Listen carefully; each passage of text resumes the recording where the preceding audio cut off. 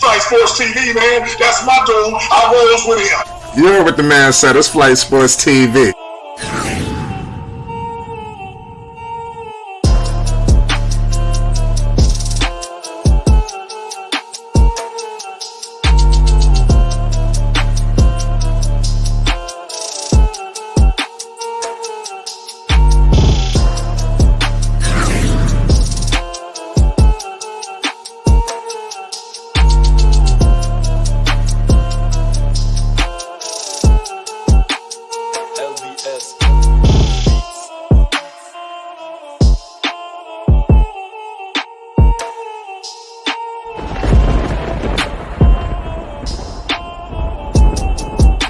Like I said, Flight Sports TV, that's where it's at. Flight Sports TV.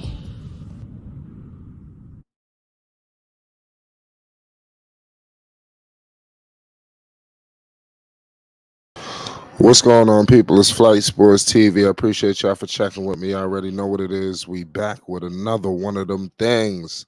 And we got ourselves playoff basketball tonight. Listen, man, listen, game 3 coverage. We got the Dallas Mavericks going up against, you already know, the Minnesota Timberwolves. Now, Minnesota, they was looking heavily favored, and now look like Dallas done slapped them upside the head. Now we're going to see what it really looked like. It don't get no better than this, ladies and gentlemen. It's playoff basketball. This is what everybody wants to see at the end of the day. We tired of the small talk. You know, this is where we're gonna find out who's better. You understand? It was a lot of speculation, but I'm here to tell you we're gonna come to a conclusion now. If Minnesota goes down 3-0, we all know what that means. Clearly, you have the Boston Celtics. The series ain't wrapped up, but clearly they're awaiting the winner of this series. Let's just fast forward out east. Boston is just gonna mollywop Indiana. They're having issues, obviously injuries with their guard and Halliburton, but nonetheless, man, it don't get no better than this. Kyrie, Irving, and company, is going down. Playoff coverage. Kyrie Irving is already on the board with 2 points. Luka Doncic already on the board with 3. Derrick Jones Jr. on the board with 3. PJ Washington has 5 points. You already know Minnesota. Anthony Edwards has vowed to come out aggressive. He has 5 points. Mike Conley has 5 points. We back underway. Dallas has the ball. We got D Live out there. Luka Doncic with the ball. Luka getting double, gives it to Lively, and Lively bangs it. You got Dallas, they up 4, 17-13, 5:45 to go in the first quarter. Here comes Mike Conley, Kyrie Irving all on him in his new signature sneakers too. I appreciate everybody who tuned into that video. Here comes Anthony Edwards. He gets blocked by D Live. Here comes Luka Doncic. Luka Doncic putting pressure on the defense. He's posting up Mike Conley. Oh, he gives it back to Lively. Lively is cooking, and he's screaming on him out there. Dallas up 6. It's going down. Shout out to my man Basil. Shout out to Daniel Sports. Salute to all y'all supporting Flight Sports TV. Here comes Karl Anthony Towns. Big Cat. He gives it out to Anthony Edwards. Anthony Edwards putting the moves on Green. He traveled. Come on, ref. Oh, the ref bailed him out with a foul. That was a clear travel. Come on, ref. We better than this. Minnesota, they look like they're going to be in a world of trouble, man. I ain't going to lie to you. We're going to find out what's going on. Lively ain't nothing to play with, man. He a rookie, but this guy, he play like he got some experience. And with this rookie being in this kind of atmosphere, is only going to heighten his level of play. He's only going to get better from this. This is why playoff basketball is so paramount, for young players. It is what it is at the end of the day. Like I said, you got the Dallas Mavericks going up against the Minnesota Timberwolves. Is going down. Put your winner down. Who you got winning this matchup? The game is basically just getting started. Kyrie Irving had taken him a nice seat. We got playoff basketball. It's Flight Sports TV is going down. Here comes the Dallas Mavericks. Luka Doncic. He kicks it out. Uh-oh. Dallas ain't playing. Here come Dallas. They miss. Here come Anthony Edwards putting pressure on the defense. He gives it to McDaniels. McDaniels in the mid range, and he scores it. Good play by McDaniels. McDaniels is cooking out there right now. Salute to everybody right now, Dallas. Here comes Luka. Luka Doncic in the pick and roll in the mid range. Luka, cash. It's 21-17, 4:20 to go in the first quarter. Luka is dealing with a little knee situation too. People ain't really pointing that out. Here comes McDaniels. McDaniels in the mid range. He scores it. Here comes the Dallas Mavericks. Luka Doncic coming up, crossing half court. Luka Doncic with the screen from Lively. Luka is fouled. It's 19-21 right now. You got the Dallas Mavericks going up against the Minnesota Timberwolves. Kyrie Irving is back in Dallas. Luka is back in Dallas. The boys are back home in Big D. Pause. Let's see if Dallas get out there and win a championship before the Cowboys. That's crazy. Dallas gonna be in the finals before Dallas in the Super Bowl. So the city of Dallas gonna celebrate right here. Here come Luka. He missed it. Here comes McDaniels. Now Minnesota, they've been here before now. This is a must-win for Minnesota. This is nothing to play with. They cannot lose tonight. Anthony Edwards in the mid-range. He missed it. Rebounded. Here comes Hardy. Hardy pushing up half court, met by Nikhil. And Hardy is fouled. Shout out Will Stumbling. Shout out Basil. Salute to everybody in the chat. You already know. We got playoff coverage going on right now. 19-21 is going down. Salute to everybody in the chat. It's Flight Sports TV 336. You got Hardy at the line for 2 free throws. Now, like I said, Minnesota can't lose. Dallas just hit the first free throws, 22-19. Minnesota lose. You know the ramifications behind that, 3-0. Ain't no team in history came back from that. So it's pivotal to win tonight. They cannot fall. Here it goes. Here comes Nikhil Alexander Walker. Picked up by Hardy. Nikhil Alexander Walker. Oh, he stripped Green, but he couldn't control it. And Green lost it too. So it's Minnesota basketball. It's coming back to Minnesota. What will Anthony Edwards do in Dallas? This crowd is raucous right now in Dallas. I'm looking at the atmosphere.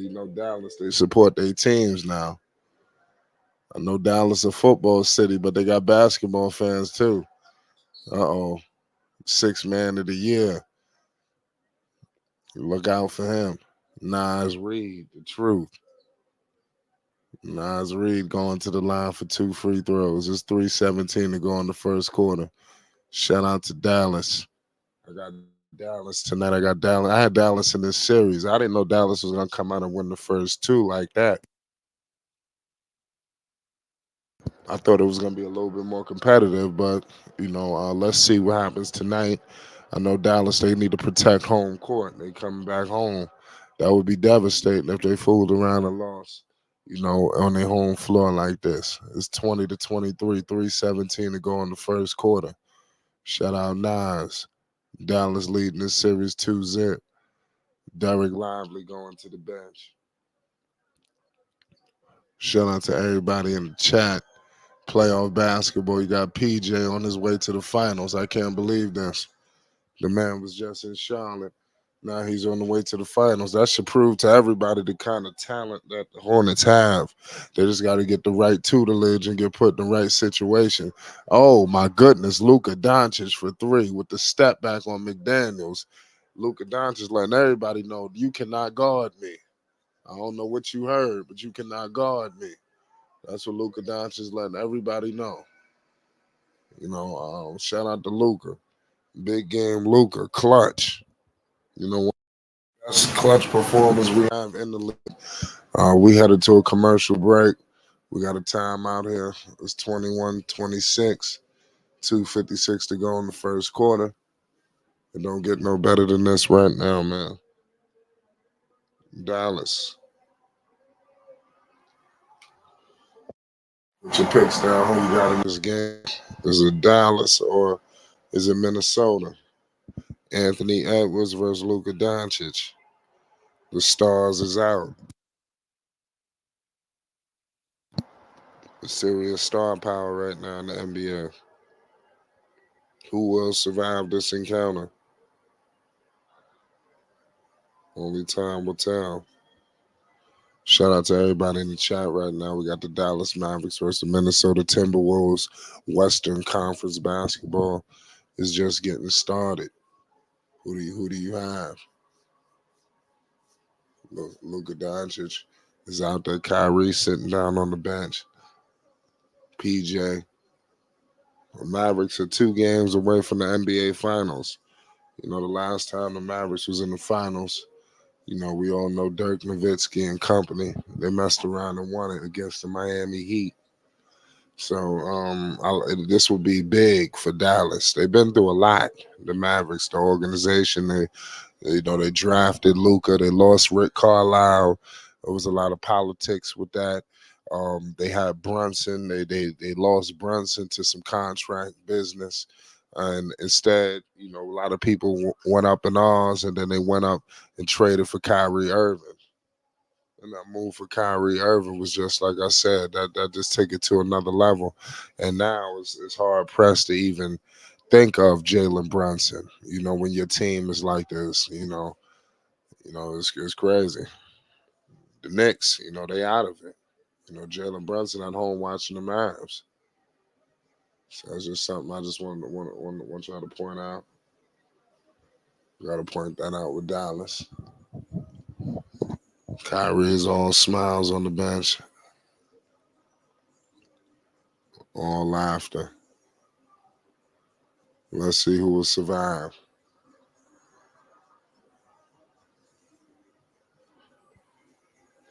Salute to everybody in the chat. It's Flight Sports TV. Kyrie Irving is live. It don't get no better than this. Dallas is up 5, 21-26, 2:56 to go in the first quarter. And they coming out. Give credit to Luka Doncic. Luka out there hitting all kind of threes, step backs, you know, making all kind of plays. Luka Doncic is he letting the world letting be known he on another level. If if he win the title, he gonna win Finals MVP. You know that's going hand in hand. So it's crazy to see the ascension of Luka. But out of all of these younger players, he is the most experienced. So it's kind of key to see him go up and mess around and maybe win his first title before all of them. Now, if they beat Minnesota, the Celtics ain't nothing to fool around with. But can Kyrie be the difference maker against Boston is going to be the question. But let's not move ahead of Minnesota. They come to kill Alexander Walker for 3. He missed, and Nas Reed soaring in there for that rebound. Nas Reed for 3. He missed it. Here comes Luka Doncic. Luka calling out plays. Luka Doncic gives it to Jones Jr. Luka Doncic got it in 3-point range, guarded by Kyle Anderson. Luka with the step back air ball. So let me find out they got a matchup with Anderson that they like. Anderson just made a floater. 3-point game. Kyle Anderson is staying with Luka. Uh-oh. Looks like the momentum is shifting. As Kyrie Irving headed back in the game. Kyrie Irving is coming back in. The momentum's starting to shift. You can't allow the tables to turn and let Minnesota start controlling things. Here comes Minnesota. Karl Anthony Towns for 3. Bricked. Here comes Kyrie. Kyrie has the basketball. Oh, Kyrie nearly loses it. You know he got handles. Kyrie all the way to the cup. Kicks out the green. Back to Kyrie for three. Cash. Kyrie Irving. Kyrie Irving is out here balling. 23-29. Dallas. I'm telling you, when things get tight, people get nervous. Kyrie is just relaxed. Here comes Minnesota. Minnesota, they look tight right now. Here come Nas Reed, sixth man of the year with the floater. He missed it. Dallas basketball. Dallas controlling things now. Look out for Kyrie Irving to calm down the offense when things get a little rattled. So I'm telling you, Dallas is just they're in prime position with these players, man. It's priceless, to have these kind of playmakers out there. Kyrie Irving, hey, he got the basketball. They doubling Kyrie. Jones Jr., he got tripped up and he's fouled. So Dallas is playing excellent. They have to protect home court. You can't allow Minnesota to come up in here and get both of these games. Now Minnesota, you don't expect them to lie down. So hell, you drop one, but you don't give up both of these games and let them tie the series. I think that'd be just devastating. So Dallas, it would be key to win tonight. I could see Minnesota fighting like hell and winning game 4 and then possibly getting closed out in game 5 or game 6. So believe it or not, with this series, I still see it being a 5 or 6 game series, because I do see a situation where Minnesota wins, game 4. They lose tonight. They win game 4. They win game 5. And Dallas close them out in game 6. I could see something like that happening. But Minnesota got to get one. Tonight, I don't know if it's going to be tonight. It's going to be key. They know they can't go down 3-0. You just on borrowed time now.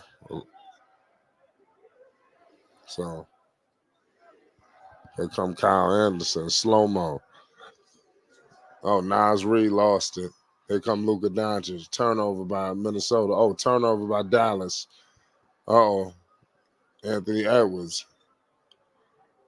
25-31. Uh-oh.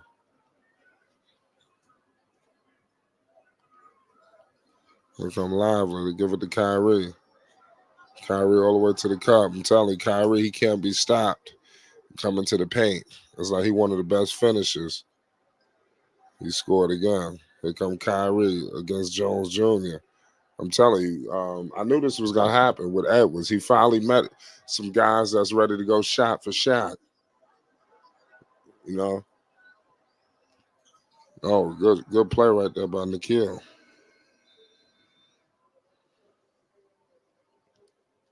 Big three. Dallas gave up a 3 at the end. It's 28-33.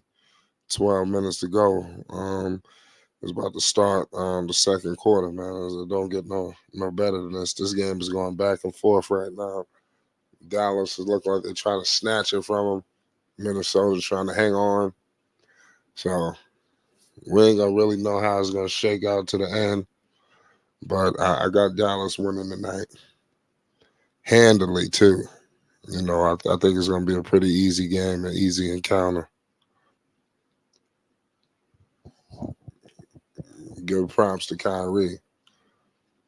Kyrie is cooking. 28-33.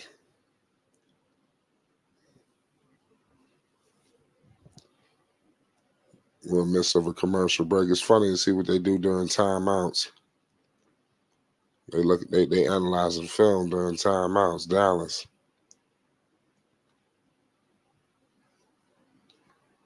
That's crazy. Nah, Dallas is up right now. We all know they got some killers on their squad. Kyrie Irving is nothing to fool around with. He will bury Minnesota.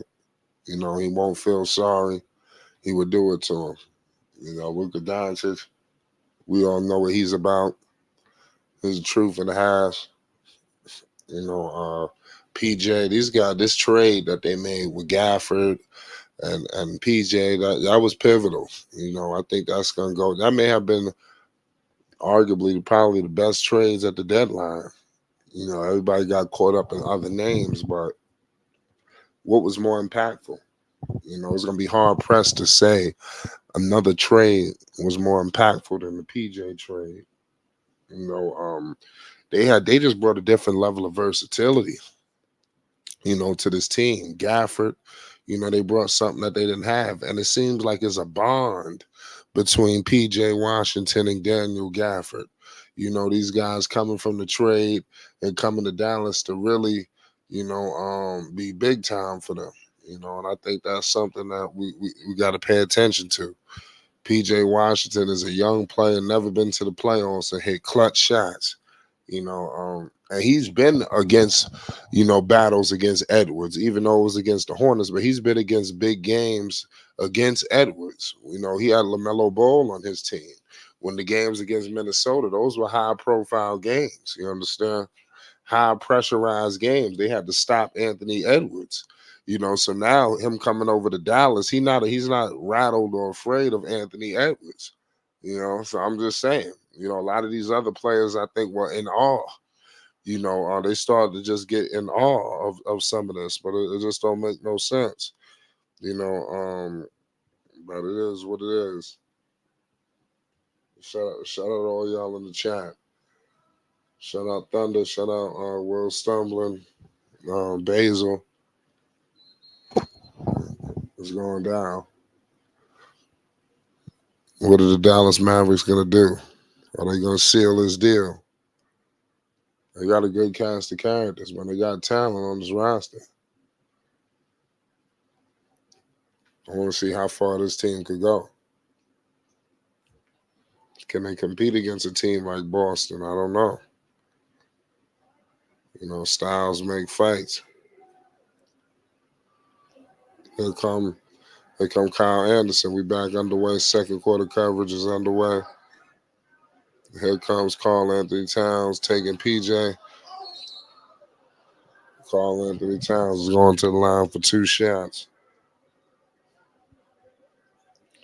Salute to everybody in the chat right now. It's Flight Sports TV. You already know the Dallas Mavericks versus the Minnesota Timberwolves. Game 3. Who will survive? Oh, we got a quick timeout. Quick timeout already.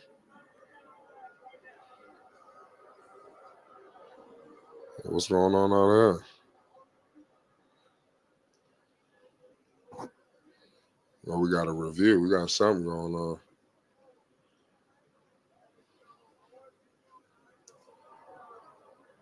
Who y'all got in this game, y'all? Let me know in the chat. Put your picks down. Do you have Minnesota or do you have Dallas? Who needs this game more? Obviously, Minnesota. That's silly to say. Well, who do you have?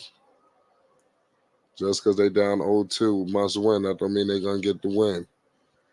Currently, Dallas is up. It's 33-28. You don't expect Dallas to hold no prisoners either.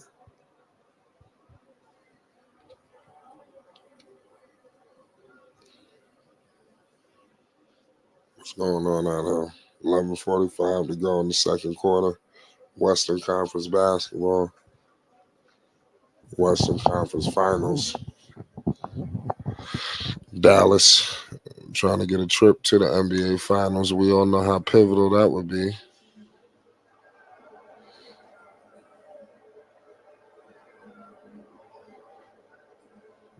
They're out there in Dallas, Texas. They got them a squad out there. And Kyrie done set up shop in Dallas, Texas. They took care of him too.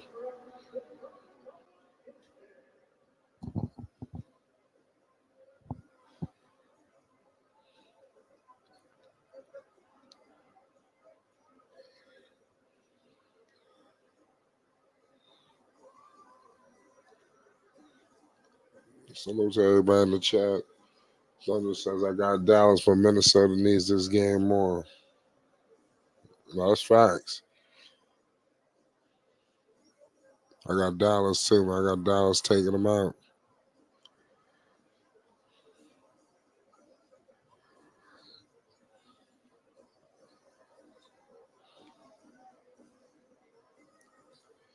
28-33.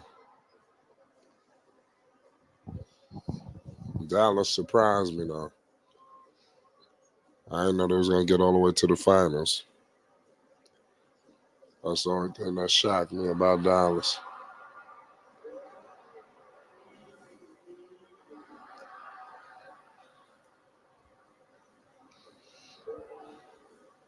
You got Jason Kidd and the officials going back and forth.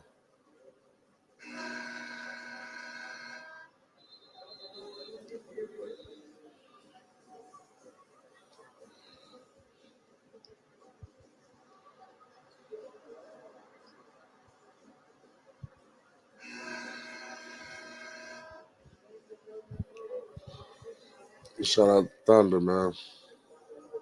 Everybody put your picks down. It's not too late. Game very close. It's 28-33. Anthony Edwards, he vowed to do his thing. He was going to be very ultra aggressive. So let's see if that bodes well for him.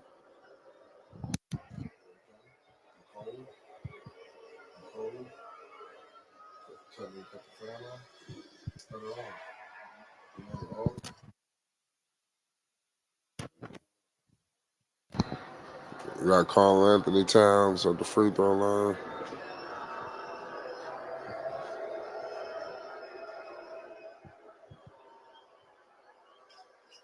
Carl Anthony Towns. He makes his second free throw. It's 29-33. Dante Exum has the basketball. He's getting double teamed. Kicks out the Lively. Kyrie Irving. Kyrie Irving shoots a corner three ball. He missed it. PJ, he tips it out to Hardy. Back to Kyrie Irving. Picked up by Kyle Anderson. Kyrie Irving. Oh, Kyrie putting the moves on. Oh, Kyrie to the basket. He kicks it out to Hardy. Hardy in the mid range, and he scores it. It's 29-35. Dallas is cooking right now. Here come Kyle Anderson. He looks like he in distress. He gives it to Conley. Dante Exum is on Conley. Kicks it out to the sixth man of the year, Nas Reed. Nas Reed scores it. 31-35. Here comes Dante Exum. People forget the hype that Dante Exum had out the draft. Here comes Kyrie Irving. Kyrie Irving putting the moves on. He gives it to Hardy. Hardy back in the mid-range. Hardy is gone. Oh, wow. What they call? They call the offensive foul. Oh, wow. Well, that was crazy. Just got to calm down, buckle down, get back on defense. Dallas playing hard right now. Look at the refs just gave Minnesota a break. Anthony Edwards is out there.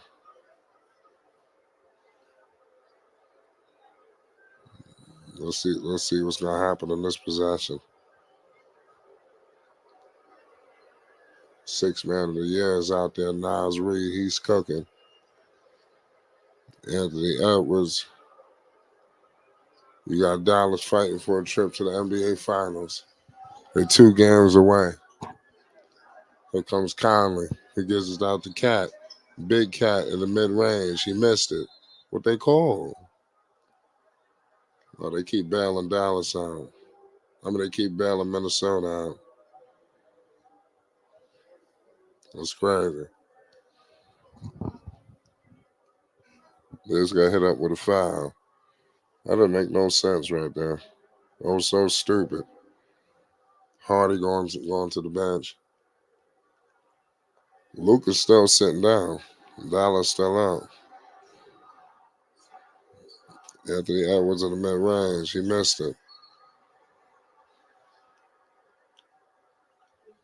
Anthony Edwards, he continues to miss in the mid-range. I don't know what's going on with the shots. The shots that was falling before is not falling.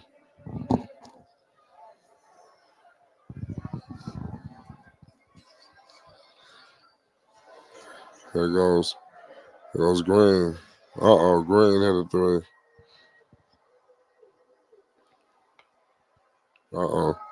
Dallas said they're trying to run it up on Minnesota. Give it back to Edwards. Edwards has it. They're doubling Edwards. PJ Lively.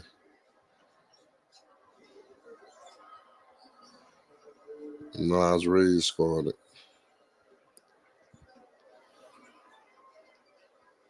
6 man of the year is cooking, man. Give him props. Oh, Jones Jr. Good play by Derrick Jones.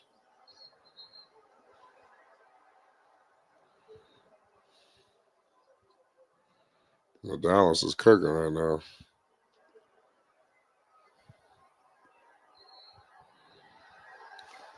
Oh, what happened?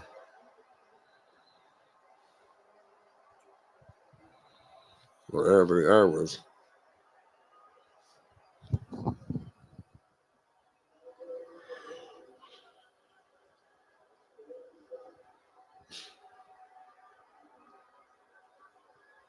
Oh, that's Kyle Anderson. You got a technical foul out there. That's the last thing you need from Minnesota. Kyrie surprisingly missed the free throw. That's not like Kyrie. Dallas getting the home crowd energy. Yeah.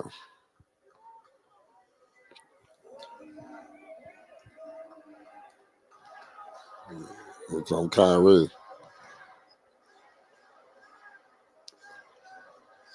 Kyrie. Oh, Kyrie. Cash. Dallas up 10. Kyrie put the moves on them in the mid range. Here comes Anthony Edwards. Anthony Edwards shaking and baking. Anthony Edwards, he nearly loses it. He kick it out. Conley, he missed it. Lively, he got hit in the back of the head. Lively is on the floor. Lively looked like he took a headshot.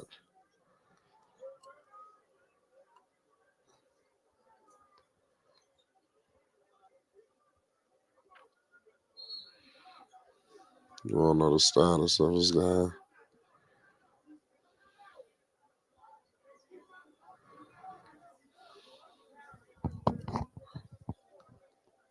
What the hell going on with Lively?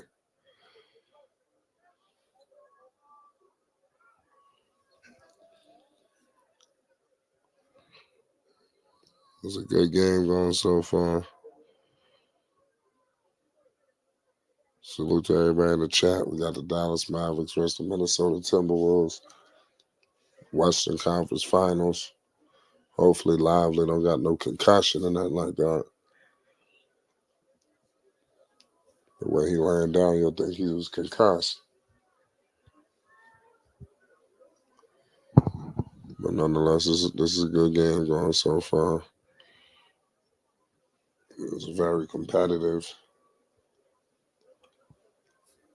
Kyrie Irving is just getting into his bag. And I said, this would be a big loss if they lost Lively. That's what I'm saying. Everything is clicking right now. That's the last thing you need is to lose a player.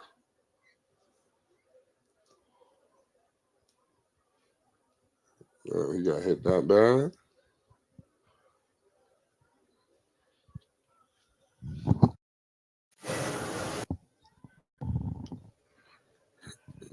Let's hope Lively can come back and play.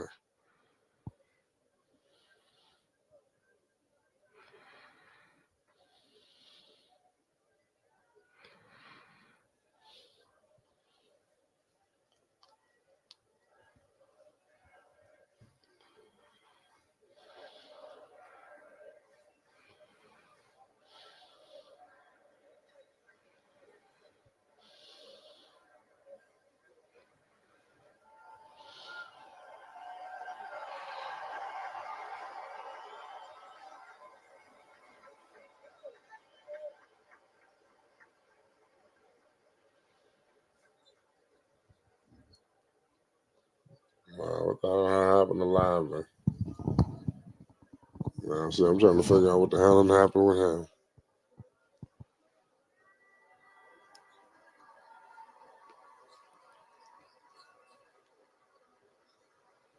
Well, hopefully he could be back. That's a big loss.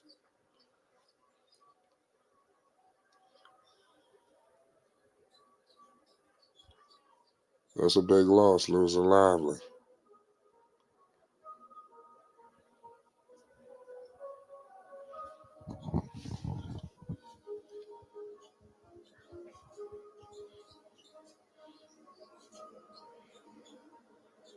They use all the people they got.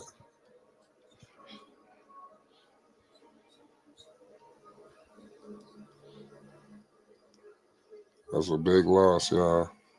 It's 33-43.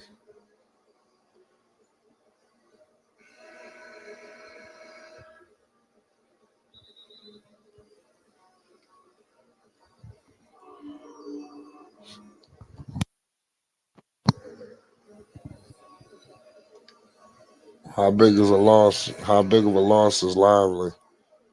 I think that's a big time loss, man. That's another body, man. He was a live threat for Luka, for Kyrie. And losing that's bad. Yeah, I hope he's good. I said, there you got the hit was that bad. Oh, man, they're gonna need guys like Gafford. Now they're gonna have to go into their bench. You know, they're gonna call on people that they don't usually call on. So let's see if Dallas can capitalize. I mean, they still got Luka and Kyrie out there, so they gotta make it work.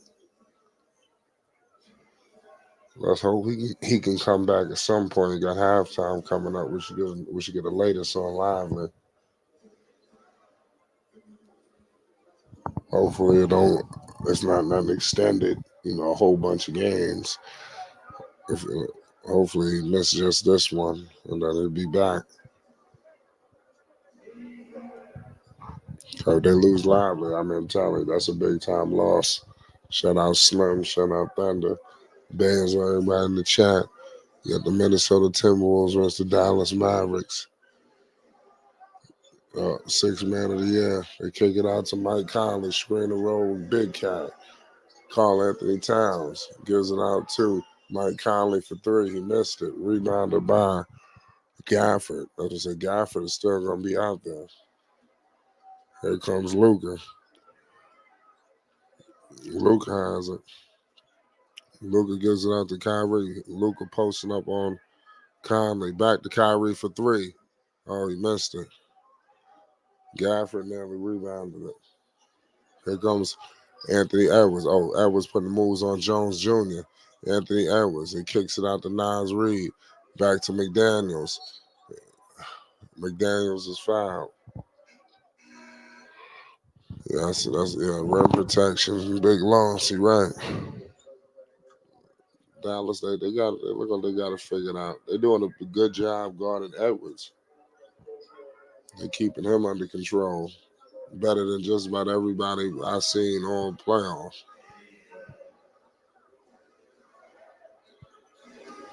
Edwards for three. He missed it.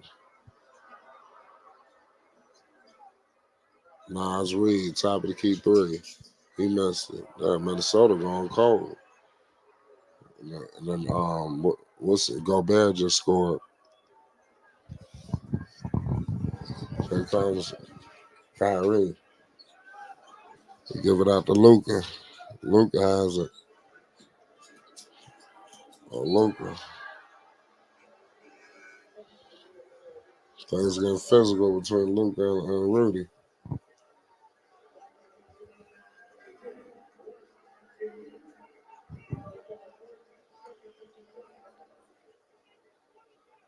Yeah, playoff basketball in Dallas.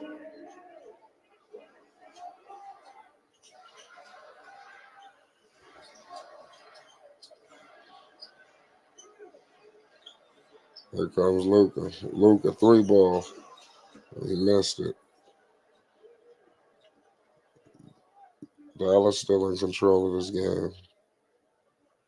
Dallas up 8, 43-35.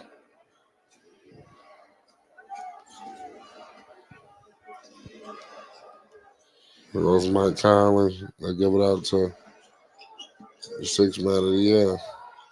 McDaniels for three. Cash. Oh, Minnesota getting back in this.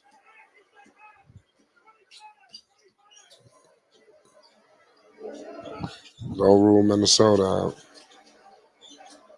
Jones Jr. Cash.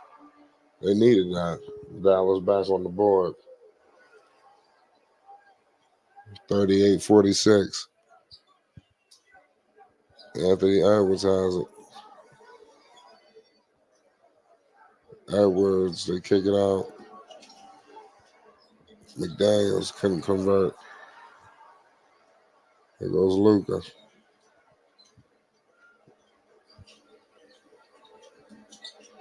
PJ, good play.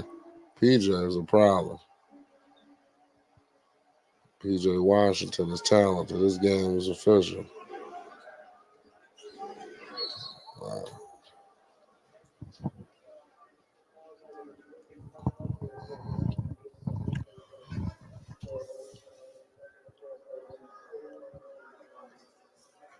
It's a wild game.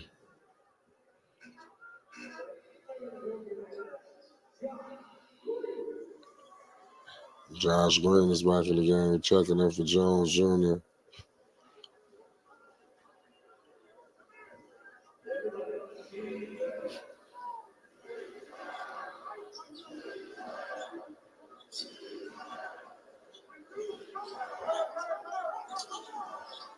Cat for three.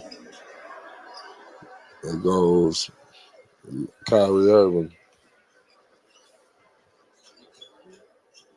Oh, Luka pump fakes a three. Luka dodges in the mid range and he's fouled.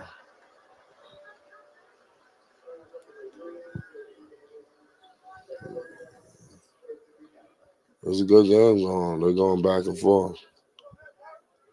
That's all you want to see.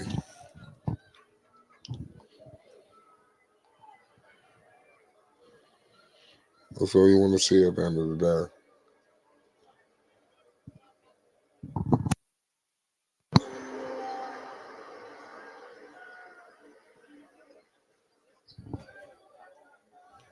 Dallas is up on them right now.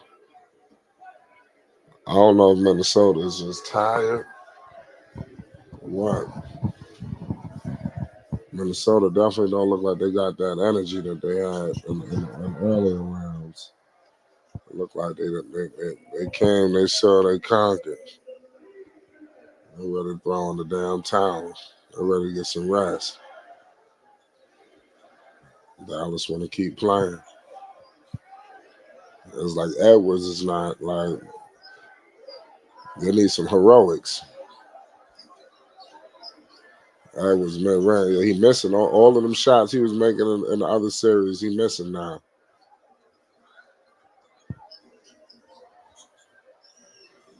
Don't call out the time. Edwards with the putback.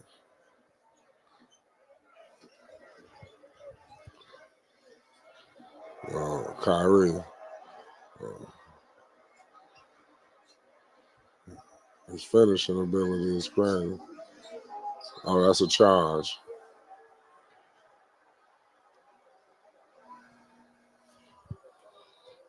We got Luka Doncic catching charges on Anthony Edwards, man. Sacrificing his body.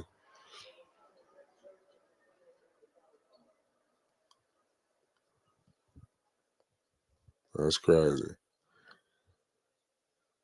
We got a 10-point game right now in Dallas.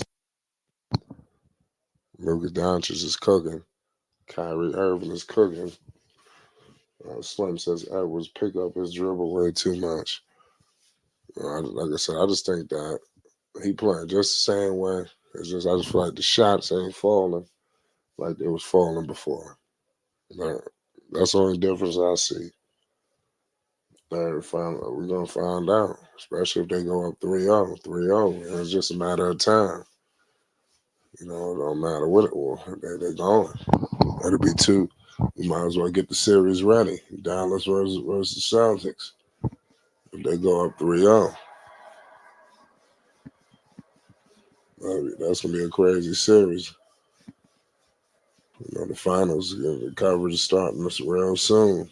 The season almost over. But it's good to see different teams, winning the championship. Because despite Kyrie, you would have arguably Jason Tatum, Brown, they finally breaking through and winning the title. Porzingis, the trip, all the health issues that he went through. And then look what you have here in Dallas. You got an amazing story, with all these players that came here.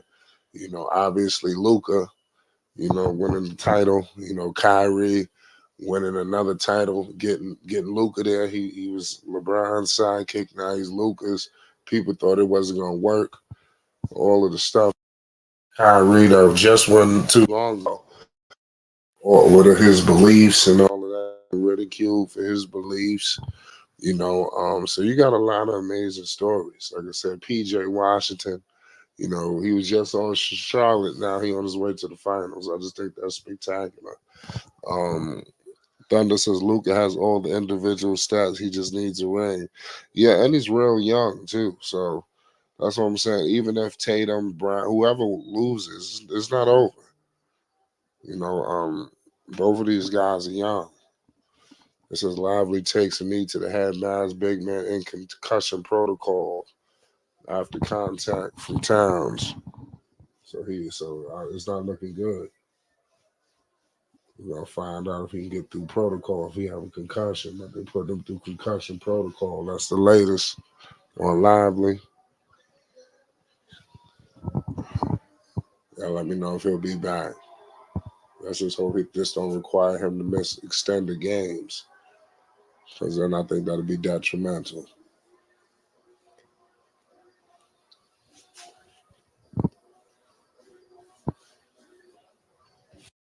That's a good game.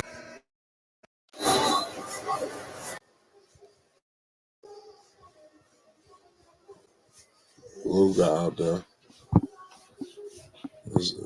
It's 40-50 right now. Dallas is out.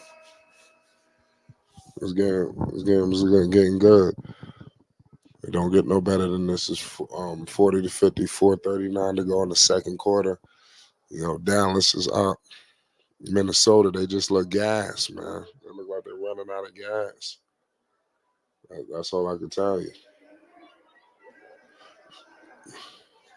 Here comes Dallas. Luka Doncic has the basketball. He kicks it out. Green has it. Kyrie about to put the moves on Edwards. Kyrie all the way to the cup, and he scored on Edwards all the way to the basket. He went straight to the basket on Edwards.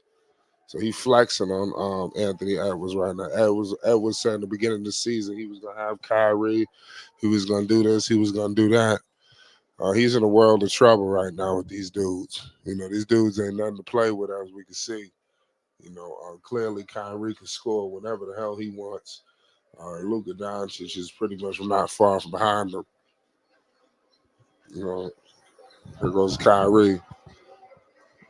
Luka Doncic from deep. Oh, he missed it.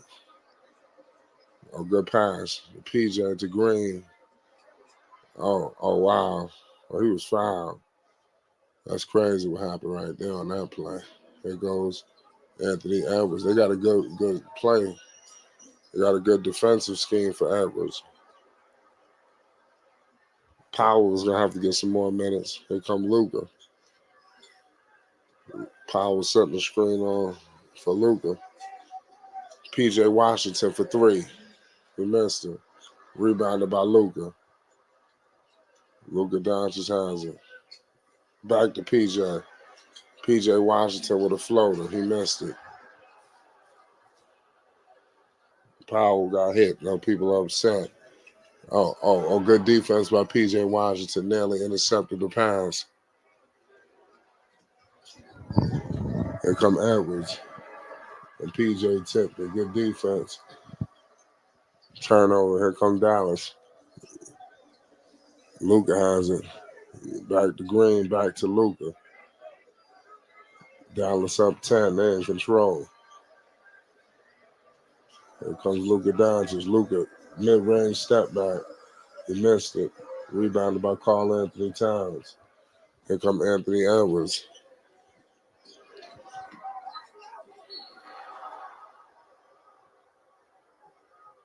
I don't know what the hell's going on with Edwards. Shit, sad. It's a 10-point game. 2:15 to go in the second quarter. It's wild. This game don't make no sense. Salute to everybody in the chat right now. You got Minnesota versus Dallas. Unbelievable matchup. Anthony Edwards and company is cooking. You don't get no better than this. He running out of gas. That's what it looked like was going on with Edwards. He's tired. You know, and a lot of the people pointed that out. Now you get the chance to see it firsthand. He running out of gas.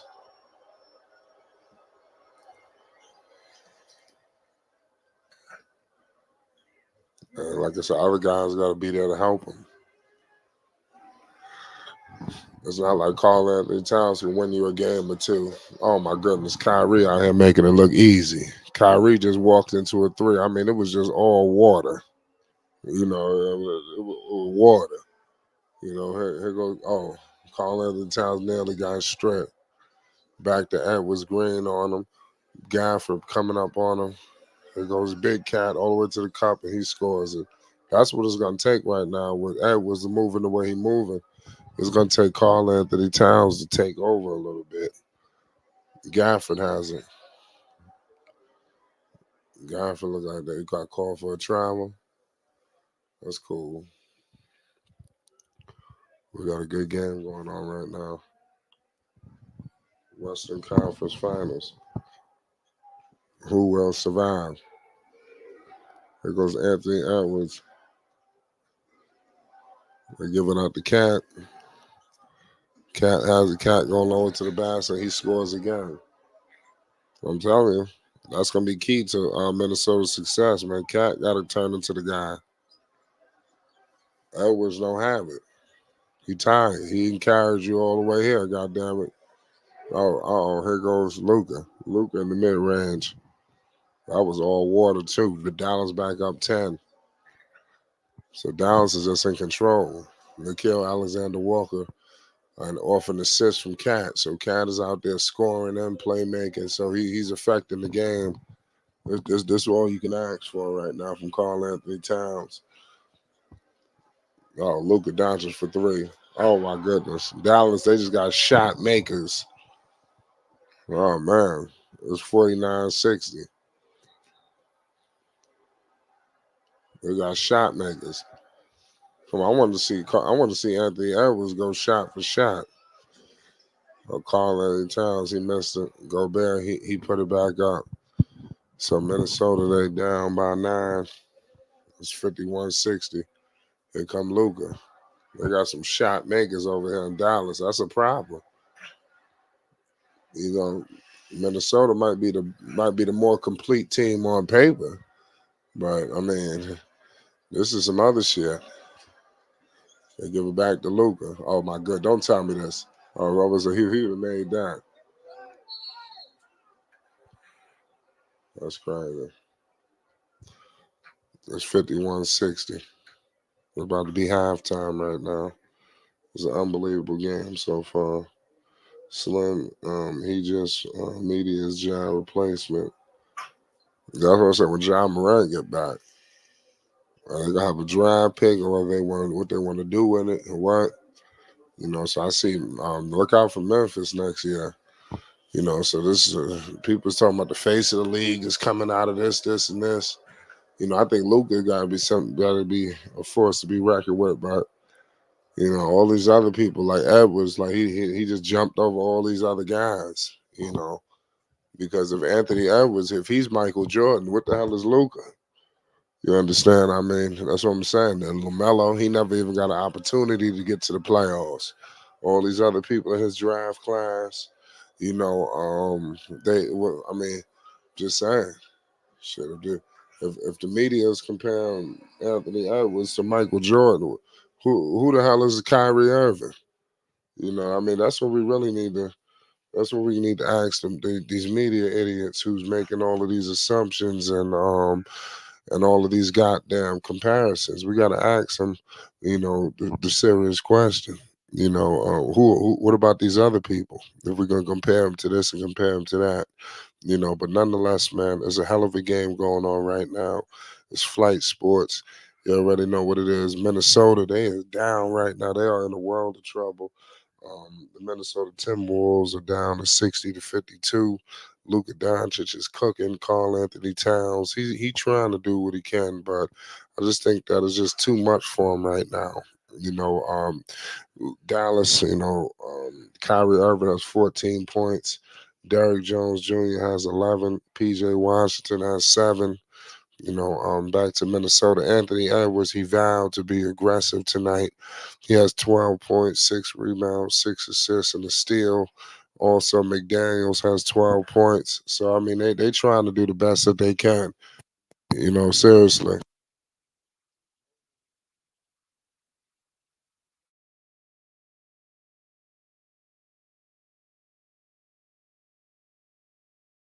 There's a crazy game going on so far right now. It's halftime. Salute to everybody in the chat. Shout out to Slim. Shout out Teston. Teston says LaMelo and Ja are the most exciting players to watch. Thunder says Ja was elite dude, 6'3", but plays 6'9". That's facts. My pick is between will be Lamelo. Listen, man. Like I said, I can't wait to see Lamelo get in there. But this series so far has definitely been pretty shocking. I thought it was going to be competitive, but what it seems to me right now is the shot making ability is just overwhelming. When you look at Kyrie Irving just shooting threes, going to the basket, he's just violating the defense. It's like they can't stay in front of him. And then you got Luka Doncic. He's just violating. He's just rubbing it in. Pause. And there's really nothing Minnesota can do because at any given second, these guys can rise up and make a shot whenever they feel like it. And Minnesota doesn't have that. You know, um, Everything seems to be hard, like very hard for them. Every possession down for them to score. You got Big Cat trying to go in traffic. You have Anthony Edwards. I mean, it's just he's just working too hard for his shots. So the Chris Finch, whatever the hell, they got to figure out a way to open up the game for guys like Anthony Edwards. So he could penetrate, open up the floor, get guys like McDaniels involved. But nonetheless, man, otherwise, Minnesota's going to fall, and this is going to be bad for them to go down 3-0, but it is what it is. It's just it's sad. Carl Anthony Towns to me is something missing, Yeah, I thought that this was his team at a point in time, but it seems like Anthony Edwards, he done snatched the reins for real. I want to see Carl Anthony Towns win a game for the Minnesota Timberwolves. I think that's what's going to be needed. To get a guy like Edwards some more rest and some gas and some air. Pardon me, because his guy's gassed. All the gas is out of the tank for Anthony Edwards. He don't have no energy, none. But it is what it is.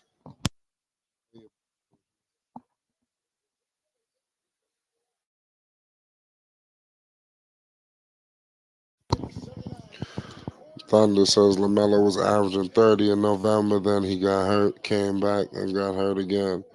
That's unfortunate that something like that happened. It's like Melo kept getting hurt, man. That sucked. Thunder says the media is scouting for an American face of the league. No, listen, Edwards is a good player, man. You know, I just think that I don't know if it's gonna happen with Minnesota with these cast of characters. Because you always gonna have that defensive liability in Gobert.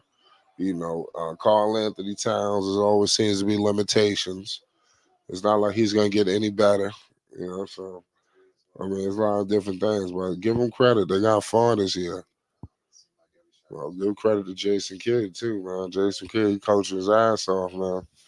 I remember when Jason Kidd was spilling water on the court, and all kind of stuff. So I mean, he came a long way, on his way to the finals. Rick Carlisle, he left. Nobody probably thought. People probably thought it was Rick Carlisle who was doing things. People thought it was, and I'm pretty sure people thought it was Luca doing things. So it was good to see both people doing well. You got Carlisle doing big things in Indy, and then you see what's going on with Dallas. They're able to sustain themselves. But like I said, Kyrie, man, is just the truth and a half, man. He can't be guarded. You know, he's spectacular. So it's crazy. Minnesota, they gotta watch their turnovers, and they gotta try to figure out a possible way to make Edwards a decoy too. Because I just think that he's working too hard. They got to use Edwards to open up the game for others. They're doubling Edwards too. They're doing a hell of a job. I haven't seen another team do a better job defending Anthony Edwards than Dallas. But I do think the ultimate equalizer what the other teams didn't have was these shot makers. When you got shot makers like this, I mean, it's gonna jump you ahead. It just is what it is. Nas Reed, Nas Reed been cooking too. So you gotta look out for Nas Reed. Shout out to Marv. Shout out to Marv's perspective. Let me know who y'all got in this game. Does Minnesota have a chance of coming back? And making this a game, or is this all she wrote? And Dallas about to run away with this thing. Cat forgot how to shoot. Cat shoot too much for me. I want to see Cat go in the post. That's what I want to see. I want to see Cat call for it in the post and back people down. All these threes, this is outrageous. Gobert's not that player that you could dump the ball. So he could go to work. Carl Anthony could do all of that stuff.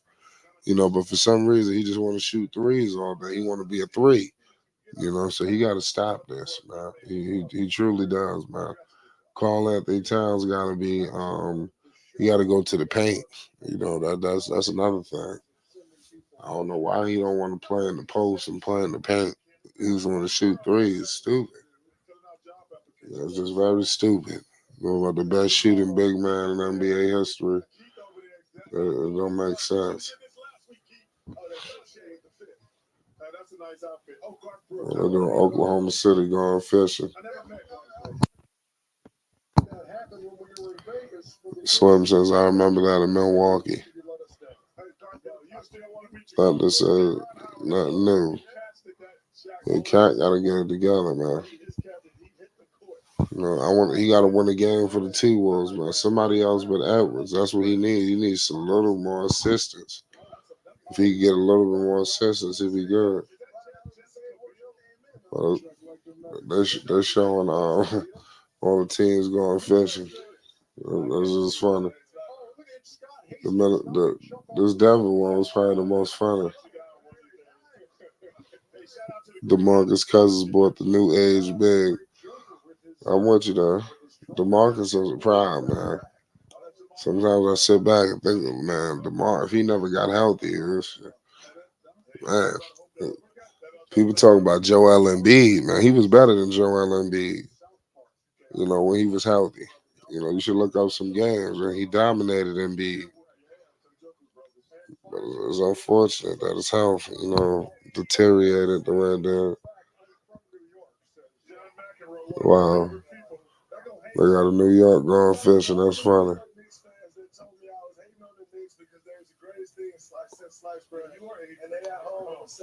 Wow. I'm trying to figure out when this guy when this fool Green Draymond Green becomes such a Knicks hater. That shit don't make sense. I don't know where all this came from or started from. But shout out to everybody, man. If you rock with the NBA playoffs, man, conference finals. You're getting ready for the NBA finals. Make sure you hit the like button and you subscribe to Flight Sports. We got an epic game going on right now between the Minnesota Timberwolves and the Dallas Mavericks. You know, Kyrie Irving is cooking. You know, he putting them in the blender right now. Kyrie Irving got he's what he got 14 if I'm not mistaken, 14 points, 1 rebound, 2 assists. Luka got 15. Derrick Jones Jr. got 11. PJ got 7. So it's definitely a spectacular game going on so far. Thunder says Draymond averages the most techs and ejections this season. I'm with you. You know, but it's crazy what's going on with Minnesota. They getting manhandled right now. You know, I don't think nobody's seen this. You know, we knew Dallas was probably the better team, but I mean, damn, it was looking crazy.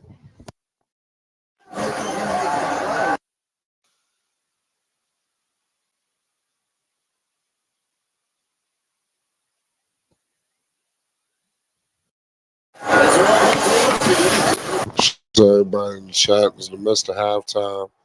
Second half about to start. If you just tuning in, Lively did go down. He's going through concussion protocols, so I'm not sure if he'll be back. But that'll be a big time loss. You know, if he can't come back, that'll be sad.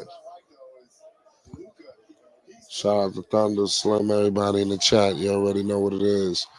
I got my man Quiz in the house, New York City. What's the deal?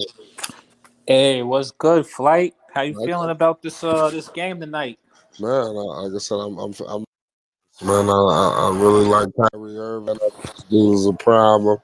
I think he's gonna be the difference maker, you know, in this series and possibly even in the fight. Well, how you feeling about it? We'll see. I think I like what I've seen from Kyrie this season. I like what I've seen from Luka this season. I think that's the dynamic duo, one of the greatest backcourts probably ever assembled. Especially, I mean, offensively at the very least, a guard, two unstoppable guards.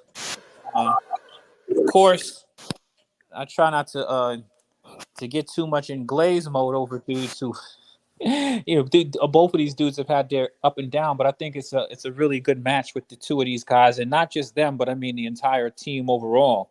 I mean, even it's good to see PJ Washington has found a home where he can contribute to actually play some meaningful basketball. Daniel Gafford, was a very valuable piece down there in Washington. It's good to see him to get some of the some some valuable minutes where he can showcase what he can do on a bigger stage. And overall, I mean, I like the Mavericks. I think that they have a good team. And conversely, um, I like Ant, of course, with the Timberwolves. But it's not easy, man. It's not easy being a professional, and there's plenty of competition out there. You follow me, my brother? Right. So, like, I hate to say it because we always like to have these. One of the things I learned in business, you have a vision in your head. It's always like 100%, but nobody really ever really is like 100%. It's always going to be a little bit short or whatever. So, I mean, if everybody could play like their greatest night, which is what we kind of like, think about in our mind about dudes, and you like, oh, these dudes can never lose, but we forget that these averages mean that sometimes people score more and produce more, and sometimes people produce a little bit less. Unfortunately, Cat been in the league too long for me to have huge expectations on him going to the finals, which is one of the reasons why I didn't really feel as though Minnesota was ready to go to finals, even though I heard a whole bunch of people talking about this Minnesota team. But I'm like, they're not experienced enough, and I can't depend on Cat. And that's just I believe that. They look So like they looked unbeatable, in the prior series, When they took out Denver, people were sold. people were sold. I wasn't. You got to remember that the postseason is about matchups. So I mean, yeah, they did it. They did a remarkable job beating the Nuggets in a series that they matched up well against them and actually played really well against them. You know what I mean? Like the thing about the Timberwolves is that they have the size, But this is the problem with the Timberwolves. I did always feel the Timberwolves were susceptible to losing to teams like this team, or there's a couple other teams out there. I feel as though teams with guards, with with explosive guard play, um, can get these guys.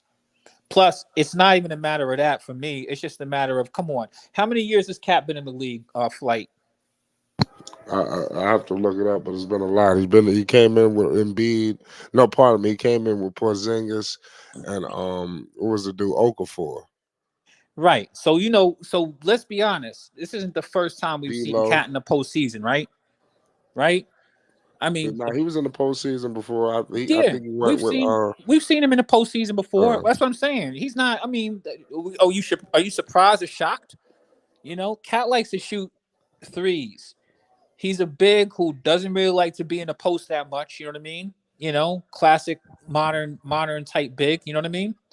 Um, Anthony Edwards is a dope player. I like their defense and stuff like that, but they're kind of, Rudy Gobert. We even before he came over here from Utah, we know that Rudy Gobert can be part of the solution as much as part of the problem, right? Because he's kind of slow-footed. You know what I mean? Cumbersome. So yeah, I just feel as though I feel as though the Timberwolves had it. I think the Timberwolves and the Thunder needed to finish first in the West this year. You follow what I'm saying, Flight? Why? Because they had never really done that before. You know what I mean? I don't think that the Denver Nuggets really had the pressure to finish first. And I feel as though the Wolves matched up good with the Nuggets. I don't know how anybody else feel. I just felt that the Wolves matched up well with them. And I thought the Wolves played a great series. But if you look at this series, what's going on with my man Anthony Edwards? We've seen him make a lot of mistakes these past couple of games. I mean, we all have two eyeballs. He's turning the ball over a lot in clutch minutes. He's said that he's tired, and he's only what? How old? He's a young dude. But he's never been this far. So this is the problem I have when you get these teams that are really relying on dudes who are young, who haven't been in that many series or whatever. Because you're gonna have these unpredictable things. But really, I can predict that Cat is not gonna come up big. I mean, I think that that's something we can all predict, and he's too valuable to their team. Any given night, pardon me, I was about to call him Cat Williams. If Cat comes out and plays like Cat's capable of doing, if Cat was a dude who could really give you 25 to 30 reliably, I think that the Timberwolves are a different team. I think they can beat anybody because he has mismatches. There's not too many people in the league who can match up with Cat, right or wrong. I mean, from a talent perspective, you know what I mean, Flight? No, that's facts. But he don't play big. Like, he's soft. You're from New York like I am. You know what I'm saying? You don't need to be a professional to understand that there's a time in the game when it's winning time. Now take a look on the other end. When you see Luka, right? People would talk about the things they don't like about Luka. He doesn't always shoot that great. His shooting percentages. There's a time in the game to win, and that guy's game for it. He understands that moment. Kyrie is the same way. You know what I mean? The Timberwolves just don't. Even when they played against Joker and Jamal Murray that last game, because they went to Game 7, right, Flight? Right. Joker and Murray showed up in that game. They both dropped over 30. The rest of the team didn't help them. You know what I mean? When nobody else helps you, you know what I mean? Like, it's hard to win a game like that. You know what I mean?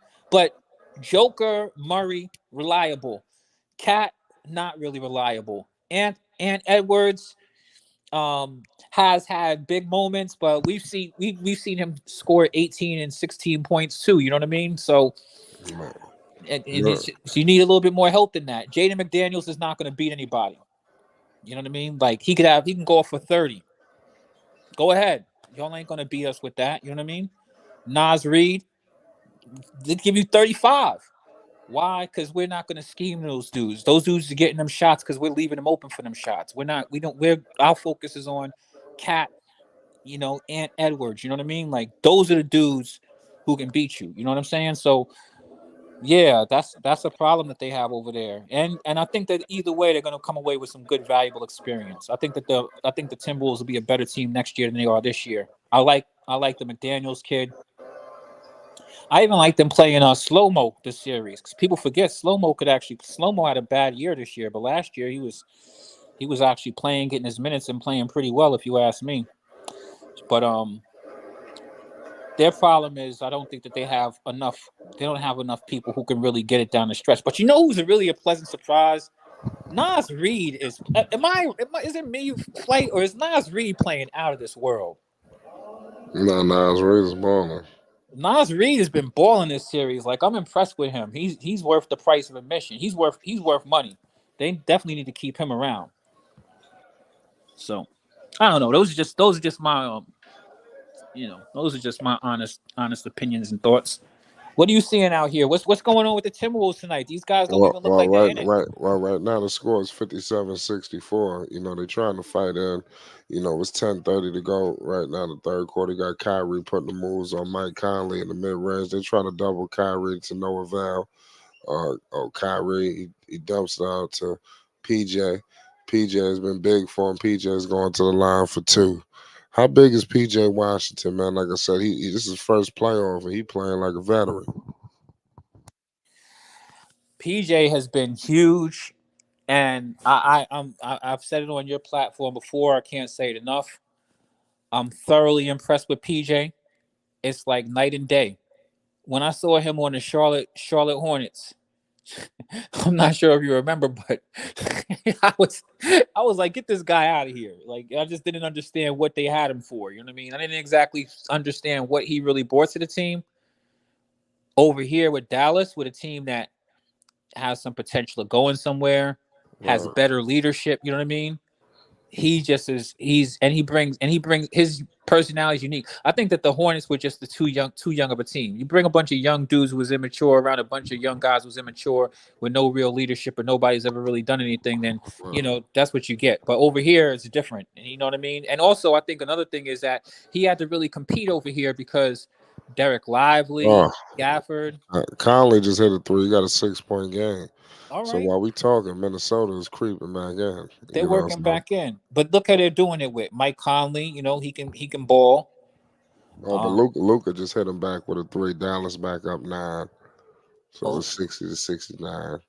That's why I love Luka, because you know you're gonna get a game out of him. And Luka's been phenomenal since he's been a pro in the postseason. I mean, take a look. He's second highest leading scorer in the postseason in NBA history behind Michael Jordan. Is that not crazy, Flight? Yeah. That's crazy. And I'm not talking about like far behind him either. Like, it's crazy what Luka's been able to do in only 6 seasons in the NBA. 5 first team All NBAs. Isn't that insane? Oh, that's crazy. He's got more first team All NBA than a lot of dudes who are in the Hall of Fame right now their whole career. It's crazy. Luka, he's a talent. He leads the postseason by a landslide in most triple doubles, 5. His averages, again, he leads his team, and he's at the top of his team in most of the statistical categories: points, rebounds, and assists. This guy's a very big contributor, and then having Kyrie there definitely doesn't hurt. Kyrie is a guy who can he can go off at any given time. You know what I mean?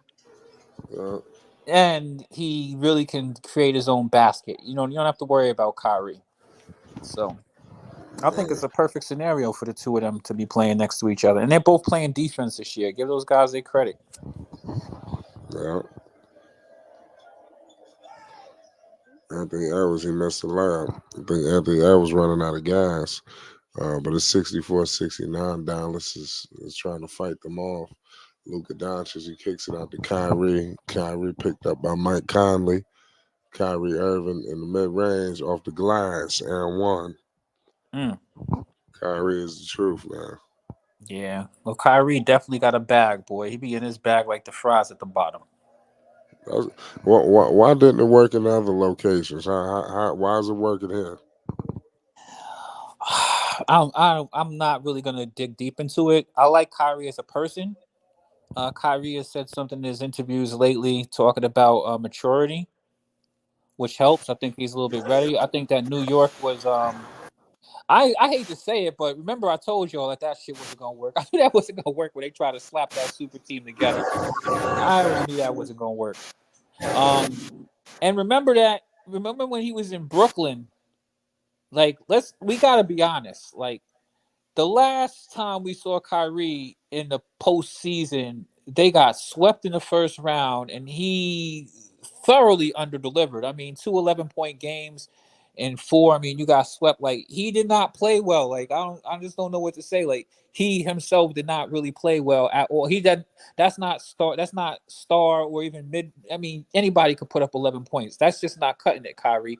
But I think that here I think it's the same thing with like the PJ Washington and stuff like that. It's a change. It's a change of environment. Mark Cuban invest in his team. You know what I mean? They have state of the art facilities. When he goes in his Ramadan, they cook meals and stuff like that for him. You know what I mean? They don't care about him and his religious beliefs and all kind of stuff like that. You follow what I'm saying? Like, no, they didn't bring him here to be the villain. You follow what I'm saying, Flight? You saw what happened over there in New York and Brooklyn. And Kyrie was responsible for some of that stuff. Now, I mean, I don't blame him for not taking a jab.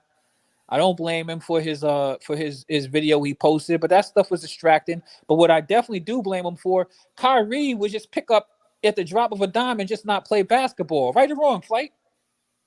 Yeah. I guess if it was for reasons that that he I wanted mean, to. Flight. When he was in the Nets, just be honest. This you would go and you'd be like, this dude isn't playing.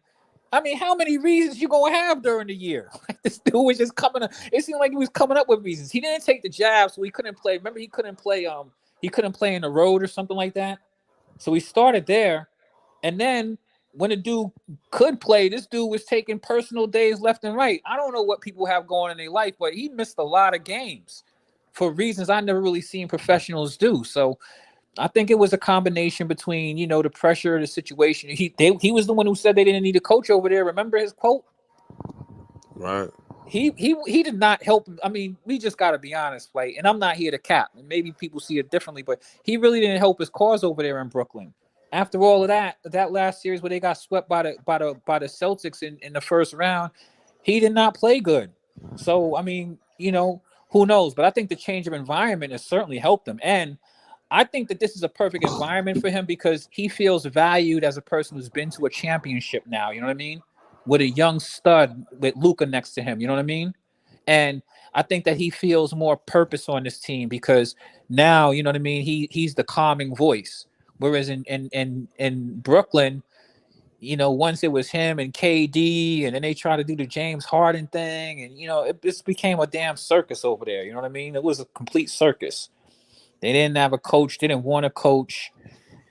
Um, I don't know. I just think it was the environment over there was just totally different. And then also remember, New York has a lot of they don't call it the Big Apple for nothing. So there's a lot of distractions in New York to begin with, right, Flight? Uh, those are just my opinions why it didn't work over there. But Well, it is what it is. Oh man, shout out Thundy to New York, man. Have beef. Man, it's 66-74 right now. We got 7:30 to go in the third. We got a moving screen here when the kill. Rap Guard Reloaded said he didn't like Nash's leadership as a head coach. They Nice. got Nash fired. They had another coach after that, at least a whole season or two. Yeah. What happened to him? Who? The next coach that they had. Who we talking about? Nash? They're in the chat talking about when Kyrie was on the Nets. What about it? I mean, the Nets were that team was that team couldn't that team was trash defensively. The only defensive player they had over there was Nick Claxton. To be honest with you, when they had that team they had over there, and they had a bunch of these shooters. Remember they had the what's the white boy's name that they had? Remember him, Flight? No. Who? I forget his name. The white boy with black hair. I don't even think he's still playing basketball no more. And he got injured or something like that. But they used to be big on him. They had the little French dude, who could shoot. Um, I don't know. That team was. Yeah, Jack Vaughn, Thunder. Jack Vaughn was the next coach. You see what happened to him. They hadn't picked that man.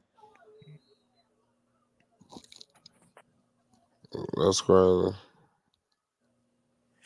Thunder, you're right. I did hate the Nets so. It wasn't even that I hated the Nets so bad. It was like when they formed that team, I was like, I can't wait to see how this ends because so many people were big on them, and I was like, this is gonna end ugly, and it did exactly what I thought it was gonna do. It really did, like literally. Thunder, you remember the debates me and Dex had on here where he was telling me, nah, Quiz, because it was an overhyped team, man. You can't just like can we see in 2024? I think we could see it clearly. Look what happened with KD over there in the Suns again. Slapping together a bunch of dudes because they can play just doesn't mean you're gonna win. Like there's only one basketball. That was one of the reasons why I knew it was gonna be a disaster in Brooklyn to begin with. That's crazy. Yeah, I mean, it's Joe Harris. There you go, my man. Rap guard reloaded. Shout out to you, Rap guard reloaded. That's exactly what I was talking about. Joe Harris. Joe Harris was good before they got those guys. The second they got all these guys who could play, and he was injured, he never really came back. Then they bought over there. Remember they bought Seth Curry, and they had who was the other dude? The little French dude.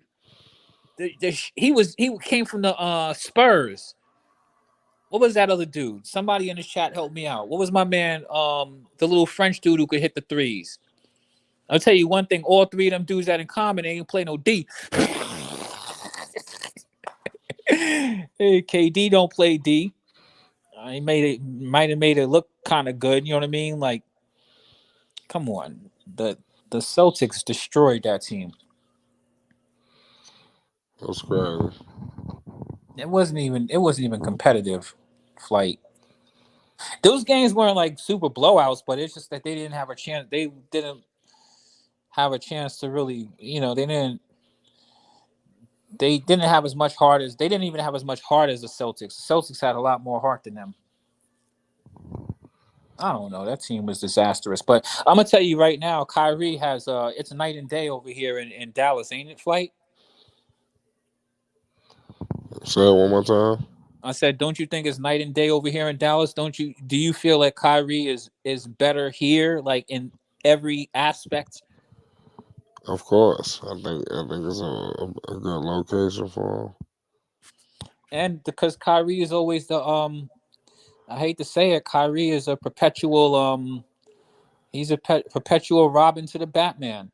He likes being he's a point guard, but he likes being the two guard, which is great when you have a dude who actually runs. Patty Mills, there you go, my man. Rap guard reloaded, man. My man is on point with it, bro. Appreciate you, Patty Mills. Them dudes couldn't play no D at all. They knew that when they got them dudes, but here Kyrie has a chance. Like Kyrie doesn't have to have all of the weight on his shoulders every single night. He has a dude that really has heart who go out there and put those buckets up. And I think it's great because really they have two different. One of the things I like about the Mavericks is um, Kyrie Irving and Luka Doncic have two totally different games. They play at two totally different paces. You follow what I'm saying? Right. So it's a good switch up. You know what I mean? It's like you have one dude who's like Kyrie can be really quick. Luca is not gonna beat anybody in no foot race. You know what I mean? And he ain't trying to. He's very deliberate, but he's probably one of the best offensive players I've seen in quite a long time in the NBA. He can play. He can score on every level. And Kyrie too. Kyrie, you're gonna if he decides to get busier, he starts cooking. He's a dude who gets hot. I mean, he can score on every level also. We all know about the legendary handles that Kyrie brings to the table. We know that he's one of the best finishers we've had in NBA history. You know what I mean? And that guy gets cooking. And when you get the two of those going, both of those dudes are unstoppable. That's the bottom line to the Mavericks. And if you notice with the Mavericks, like games aren't out of reach for these two. Like if they're down, both of those dudes have tremendous instincts for when it's time for them to pour on their points. If you watch them play basketball at all, they both have those instincts, so they're great. Exactly. Luka is hella clutch, and I don't know what Skip Bayless been talking all these years. Luka, one of the best clutch basketball players I've seen come into the league, and this is a young dude. I mean, it's crazy. Luka's going to be a first ballot Hall of Famer. I don't think that people realize the trajectory that this kid is on. I think that he's like, people always had these conversations about the face of the league. Minnesota getting back in this. All right. They, What's going on? no, they cut it. They cut it to 4, 73-77. Kyrie nearly turns it over. Green is getting harassed by Edwards. Here comes Luka. Let's see if Luka stabilized the offense. Facts. PJ Washington for 3. Oh, he missed it. So I agree with Thunder in the chat also. Thunder said he wouldn't call Kyrie exactly a number 2, but more of a 1B. He's 1B, 1-2. I mean, he's not 1A. But the thing is that when Lucas stunk it up, he put up the numbers. Kyrie can score whenever. Kyrie is a dude who could get going lightning quick. And that's what's amazing about this team, because Luka can score, and every player has their little slumps. If Kyrie's not playing great, Luka can step it up. If Luka's not playing great, Kyrie can step it up. They have a 1-2 punch that's unmatched, because both of those dudes in their respective rights are both unstoppable. So it doesn't even make a difference what we label them, how they do it. But when you look at them, and Edwards getting busy out there. Let me let you call some of these plays. It's that 2-point game.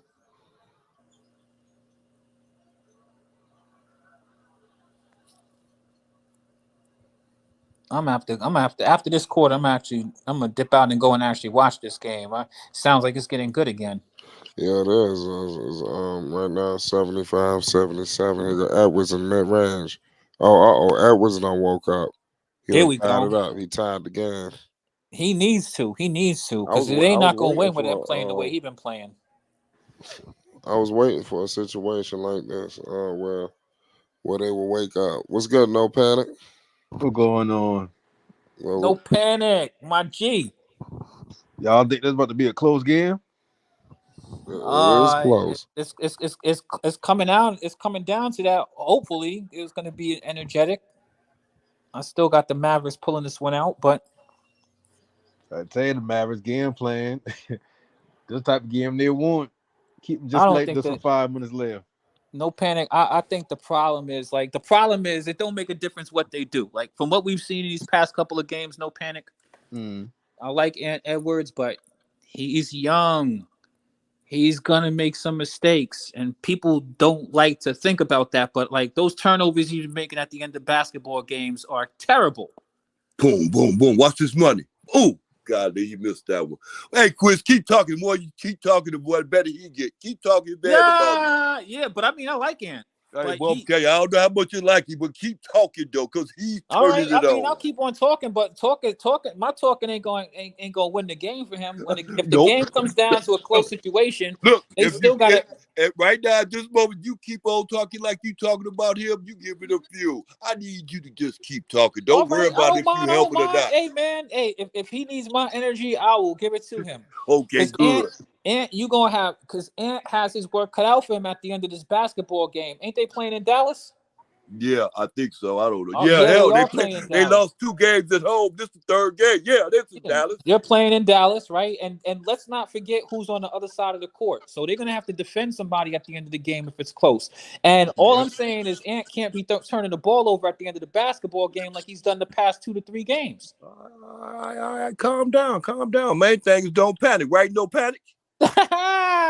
Yo, Uncle Vern, man, shout out to you, man. I appreciate you. I love you, young man. I just love you, young man. I was glad I heard your voice, because as soon as I turned on, I didn't know if flight was on you. I didn't know who was talking, but I got it. I'm telling you, I heard you. I said, y'all, I get quiz back up to absolutely. Yeah. Hey, Uncle Vern, we've been watching basketball a long time. Sometimes it be like that. When you start talking crazy, they're like, wait, hold on. Like, the universe catches you. You know what I mean? Like, hold on, let me turn it up. You already know that's how it works. Ant needs a 40 piece. I'm gonna be honest with you. You can't depend on Cat. Ant gotta be the dude, man. He gotta be the dude. Listen, Cat. Yeah, go ahead. If they want to win, they got to get rid of Cat. I have to agree. I have to agree with you because he's taking up too much money, and he ain't putting it in like. Remember, who was that? I think that was Dex that was saying something about if he get 19. No, that was Marvin. If he get 19 points, is that good or bad? Right now, that 19 ain't gonna do jack for him tonight. Yeah, and you know what it is? You know what it is, Uncle Vern? My problem, like I said, this is the reason why I was not I wasn't sold on the Wolves this year. I mean, it's nice what you do in the regular season, this postseason. See, the thing is with them is we know Cat's been in this league for long enough, and we know that Cat is soft and he does not come up big. You know what I mean? Like Cat needs to be. He is too good to be sitting around like playing meaty. Like he plays like very mid basketball. He tried to beat Luka, but he don't got situational awareness. He don't got situational awareness. You know what I mean, Uncle Vern? Like, look, he has a size advantage. He's a mismatch on every team that they play in the entire league for the most part. Mm-hmm. Yeah, well, I wouldn't say a mismatch because he's not that much of a threat. You just said about it that much of a threat. So that's what I'm saying. He makes himself not a threat because I mean the dude is what he's like a 7-footer. Who could dribble, he could shoot the three, but I don't get these dudes who are this big who are scared to go down in the paint. I just don't get it. It's like the thing that separated him and Embiid is Embiid got that low running fadeaway layup. I mean, jumping from the dunker spot too now, but he got that. Embiid gonna put his ass inside the basket too. Embiid is way different than Cat. I think Embiid is way better than Cat. In fact, Embiid is one of the stratosphere. But whether people say it or not, Embiid is one of the best. He's one of the top 3 best players in the NBA. Period. And he actually played a center position, unlike Cat. And like Cat, he like to take that little 3 and stuff like that. Act like just like taking off reps and stuff like that. I shoot a 3 down. You know what I'm saying? I can be effective all the time down low. Now I want to take my game away for himself, away from the team, and sit out there and work on my 3-pointer right now. Yeah. That don't work. He get his ass in the basket. He ain't even small 5. Small 4 or 5. He got size on him. You don't want to use that shit. Like right now, the game close right now. Well, they got a 2-point lead right now. The only thing changed is Lively out the game since the first quarter. Well, since the first half or whatever with the injury. Oh, okay. But all right, Patrick, you ahead of me. You ahead of me. I can see they just got that 2 points. That's 79. I got you. Oh yeah, well now they tied now, but I think that is Lively playing this quarter? I think that he looked like he caught a concussion in that second. Yeah, the Adam was questionable to come back. Now that's why they playing. That's why they're playing your boy who don't never play, but he been here for a long time. Powell, but Powell can't get vertical like them boy, man. Rap God Reloaded. I'm gonna tell you right now. I hear what you're saying about Ben Simmons the same way as Cat, but that's not true. I'll take Cat over Ben Simmons any day of the week and twice Sunday. Your boy Ben Simmons is offensively challenged. He's scared mentally. He can't shoot for crap. I mean, at least Cat can shoot. Yeah. You know what I mean? I think that Cat can fix a few things in this game. I don't know what Ben gonna do. I think Ben is done as far as I'm concerned. And don't Ben make more money than Ben make? Oh, he got that. Ben make about as much money as anybody in the NBA. I ain't see Ben in about 2 years, boy. That man's on a max contract. He's in a straight embarrassment. Yeah, I wouldn't see his next contract if he get one. Man, I wouldn't pay him. Would you? I would pay him no attention. How old Ben is? No attention. Yeah, matter of fact, I would get it because it is stupid to do such because they ain't gonna put no butts in the seats. Not only that, he gonna give your team a hard time because of the fact he get paid so much just to be sitting down because you ain't gonna be able to utilize it. And you don't need nobody to come in because he's a fashion statement. I mean, God, dog, I don't get it, but that's Uncle Vern, you're an OG. You've seen a lot of basketball. I have major issues with Ben Simmons because when he came in the league, he was one of these dudes I was big on when he came in the league. When he was with the Sixers in his first couple of years, he even fleeced us that he was actually a competitive dude. I remember seeing games with Ben Simmons, and his transition running up and down the court was crazy. He's attacking the rim, right? But listen, Uncle Vern, I've identified it. I learned in 2018 when they played in the playoffs with him and that bum JJ Redick. All right. Ben Simmons don't know how to win no basketball, Uncle Vern. He can't shoot at all. Right. He's not built for clutch situations, and he has no situation. That dude couldn't win a game of 21 because he does not know when to turn up, and he is scared of the moment. You follow what I'm saying, Uncle Vern? I get you. And that showed too in the playoff games and stuff when he was exposed. When as soon as they exposed him, it was all over with. He couldn't answer for that. When you ain't got it's like fighting. When you ain't got to answer for your opponent, then you got to bow down, right? Man, you couldn't pay me to take on no Ben Simmons, and especially not for the money he's making, because he's going to destroy your whole team. You ain't going nowhere with him. They say he plays defense even still. Like, I can't pay that dude. I can't pay a dude this much money to not be able to shoot it. Like, he makes it so much. The reason you're going to lose is because not only can he shoot, he doesn't even try to shoot. He is zero threat. People are playing 5-on-4 when he's on offense, especially in critical points of the game. You know what I'm saying, Uncle Vern? Yeah, I get you. Until he can prove that he can actually, and it's gonna take him a while to prove that to me. I'm done with him. I wouldn't pay him for nothing. You said gonna take him a while. What kind of contract you see him getting? Because I don't see him getting nobody signing him. Man, I'm not signing him. Because the fact that wait, listen, because this ain't what you ain't catching. You know what I'm saying? He's more or less right now petitioning, you know what I'm saying, for this mental health thing as far as you understand his career go. You know, he doing that, like, you know, so if he ain't playing so many games, you know what I'm saying, they putting that towards his understanding, you know, as far as, you know, it's a mental thing instead of a physical thing. You get me, right? Right. Okay, now if you got a crazy bitch, how long you gonna keep on your excuse my language, but if you got her on your line, how long you gonna keep her on your line? I'm just saying this, man. Then you gonna sign her back, you gonna keep her on your line or not? Answer the question. You know, she local. I'm not keeping him for nothing. You go figure out your mental health on your own time, on your own dime. I'm telling you, boy, that you get it. That's what I mean. So who you see signing the Bulls? I don't see the why. For what? There you go. That's my point. That was we your going point. Backwards, we going forward, right? You know what I mean? We going forward and we going backwards. Yeah. Any person who signed him trying to go backwards. I see that last rich contract playing out, and I don't see him playing too much more in the NBA. I think he's done. And the sad thing is, I feel like he kind of fleeced the league. Remember back in the days when the Knicks had Allen Houston, right? Yeah. Allen Houston made a lot of money on the Knicks, but he was legitimately injured. Yeah, and he was nice too. I liked him when he was playing in Tennessee. I know who you're talking about. Yeah. Listen, Uncle Vern, right? You know how much money these dudes are making to just sit there and look cute on the sideline, like, and think about it. It's supposed to be a mental health thing, dude. Right. I can pick up any given day and say that's why I was tough on Kyrie when he was back in the Nets. Me and Flight were just talking about that. He took a lot of days off for no reason, with no excuses or whatever. You know what I mean? Just randomly, I'm just gonna not play basketball. All right, that's cool, but that's part of the reason why you look kind of crazy. Ben Simmons was worse. That's part of the reason why the Nets was terrible, because Ben wasn't playing because before he played with them, all of a sudden he got a random back injury. Where'd you injure your back? Blowing out some chicks in your extracurricular activities. Then it turned into a mental health issue. You know what I mean? Who can quantify a mental health issue? I don't feel like playing, so my mental health isn't right today. There you go. That's my point. You can't quantify that. I can't take that risk on you.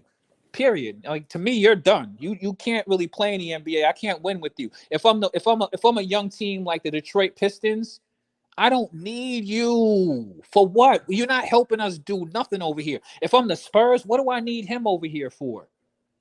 It got to be a team that really ain't going nowhere, that's trying to, like, destroy what they're doing, and he's making a lot of money to do that. So no, I agree with you, Uncle Vern. I don't see him getting another contract. No. The problem with Ben Simmons is, at his price right now, you can't justify him playing him in the role like how you will play, like how you watching we watching the Mavs, how you see Gaffin, how you see Lively, like they basically just setting picks and rolling for rolling for right. Exactly. You can make Ben that type of player, but you can't also pay him that type of money. He got to come down to at least a vet minimum type of contract or whatever, because when healthy, he is athletic, he is big and stronger than a lot of players.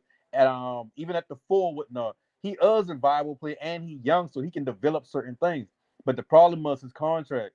And my thing with like, I feel the same way y'all feel about Ben Simmons. But the reason why I don't feel as much disdain towards him as y'all feel is because I look at it from both sides. Like, when he first come into the league, he came into the league where they just throwing darts at the board hoping they get a bunch of good players with Philly. Like their whole thing been, let's just get a bunch of high draft picks, bring them boy in, and see who pan out. And when you doing that, then with Ben, you just got Ben on the court. Ben gonna look good with a bunch of athletes, with a bunch of good players around him. But when you get to the playoffs, then you start seeing like, well, a nigga can't shoot.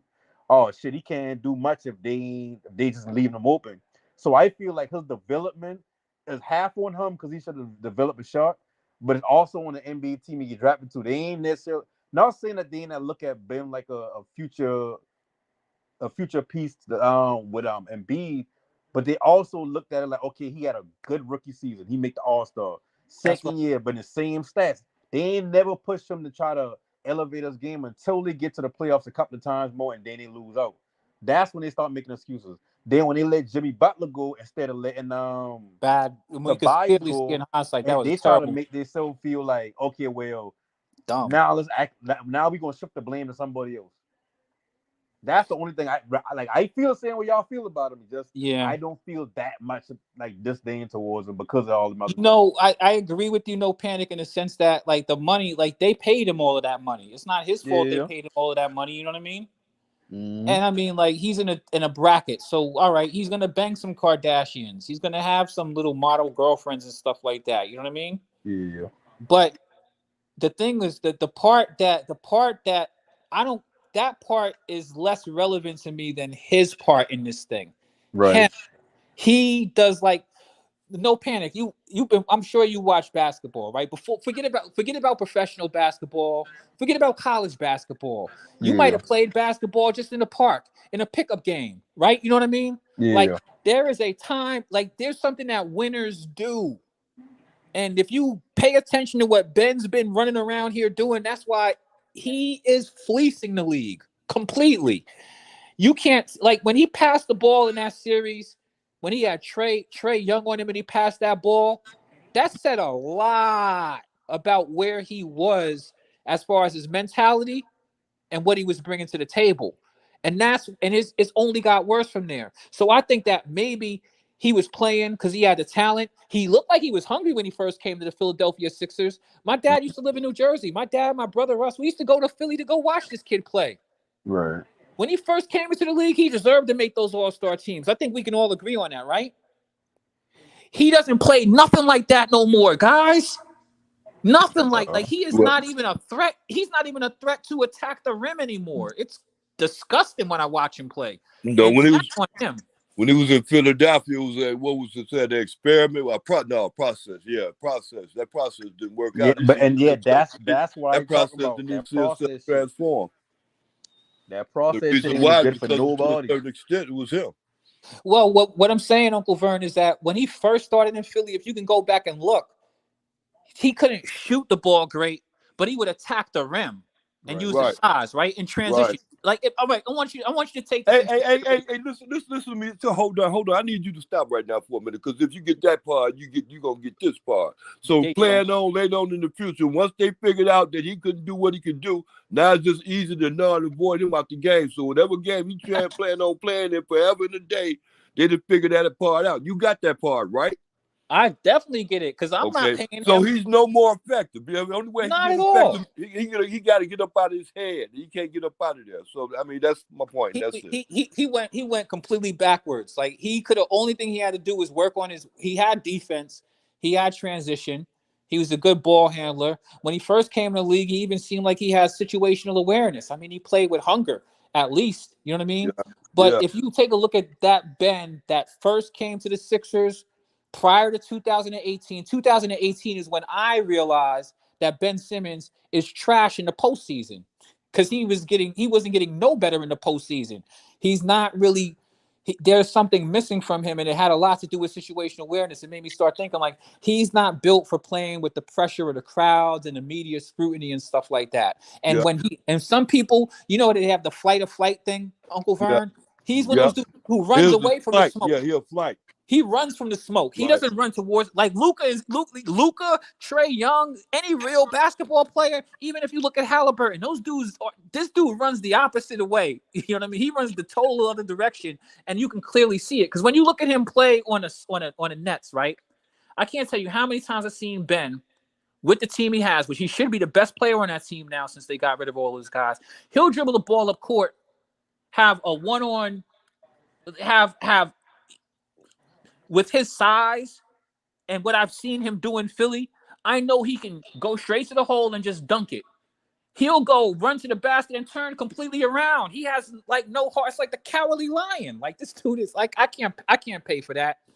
And he might need to go overseas, or he's making too much money to go to G League and develop. You know what I'm saying, Uncle Vern? Like, yeah. I mean, ain't even out of the scope of saying his career over based off of like, think about it, like when T-Mac had back injuries, when Dwight Howard had back injuries, that been kind of the end of their career. But the fact that they still been kind of in the spotlight, we just look at it like, oh, they just injured that year. Remember that year when Dwight going to LA? His first year, he been injured that year, so he been playing less than who he been. And instead of just sitting out that year, getting back surgery, coming back, and I mean, I don't know how long it take back surgery to really heal yourself to where you comfortably moving. But I don't see Ben ever being comfortably to move because, like how you said, he don't attack the basket, and that's because of the back injury. So if you can't do that, what can you do in the NBA? I'm gonna be honest with you. I think that you're. I've watched him play. I know he's had some sort of back issues, but Ben is like 6'10".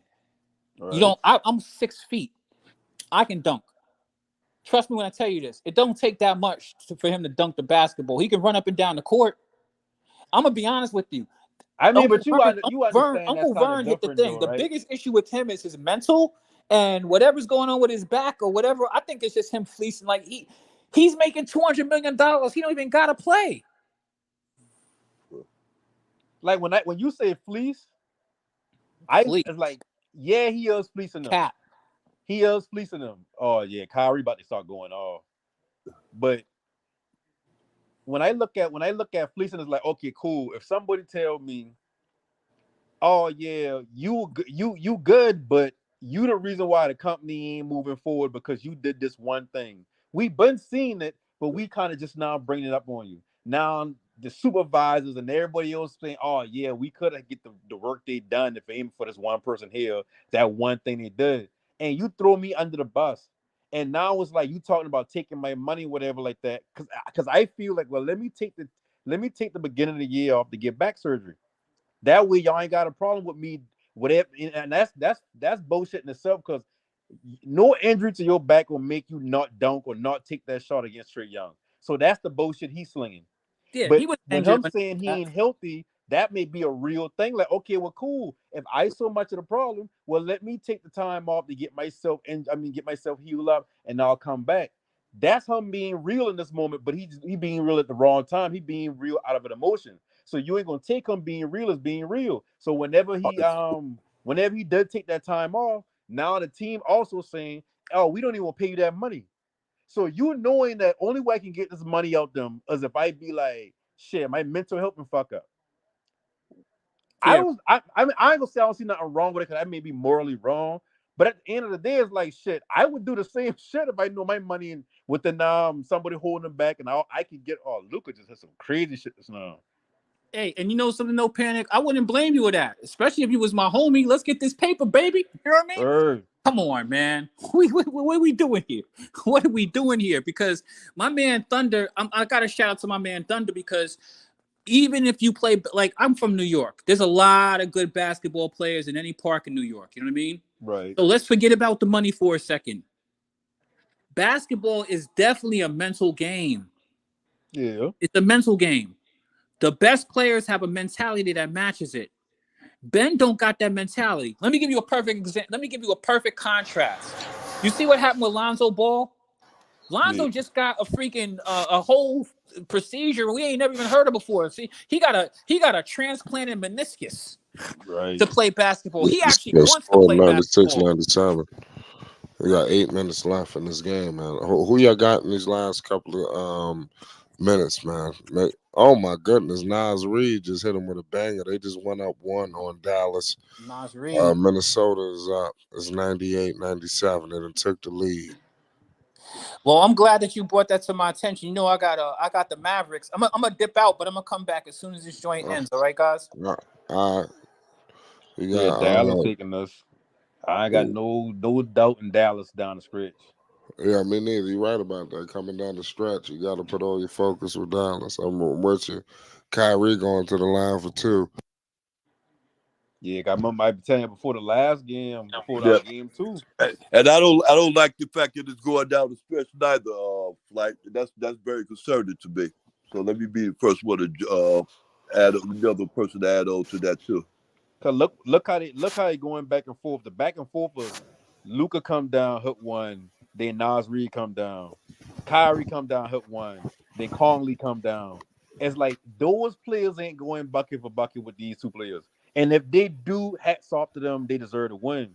But I highly doubt it. Like somebody I said the other day that I always be saying, if the game in 5 minutes or less, it's like a 90% chance the Mavs gonna win. It's like you gotta be beating them by 20.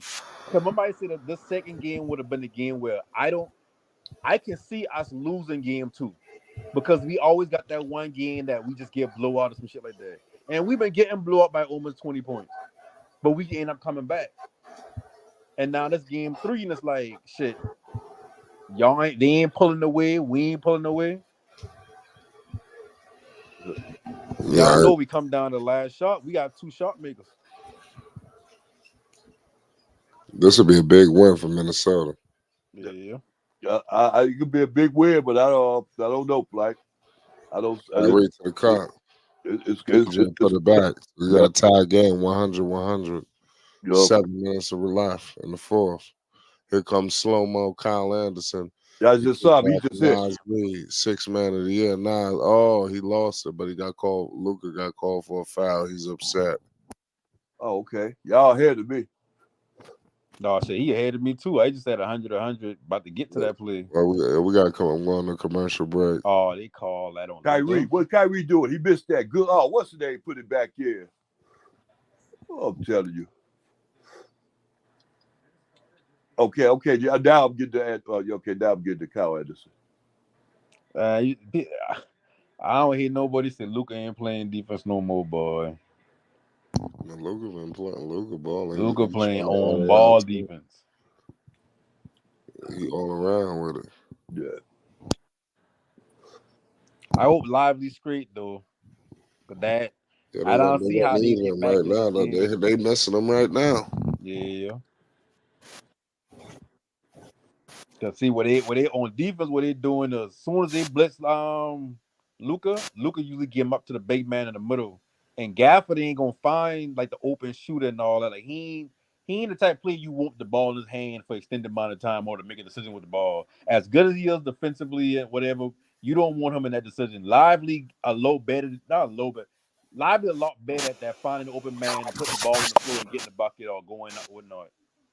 And them the plays we must Lively. And on the defensive end is like shit. I mean, Gafford doing the same thing, but then when he need a break or he need a spell or whatnot, you got Powell coming. Powell's a smart player, but Powell also he don't move as fast. He ain't bigger as them boy. He don't go up for the lobs like them. Like his defense ain't overwhelming defense. He got more so of like he gonna stay down. Like he ain't gonna fall for no pump fix or nothing like that. But he ain't changing no shots in the hole.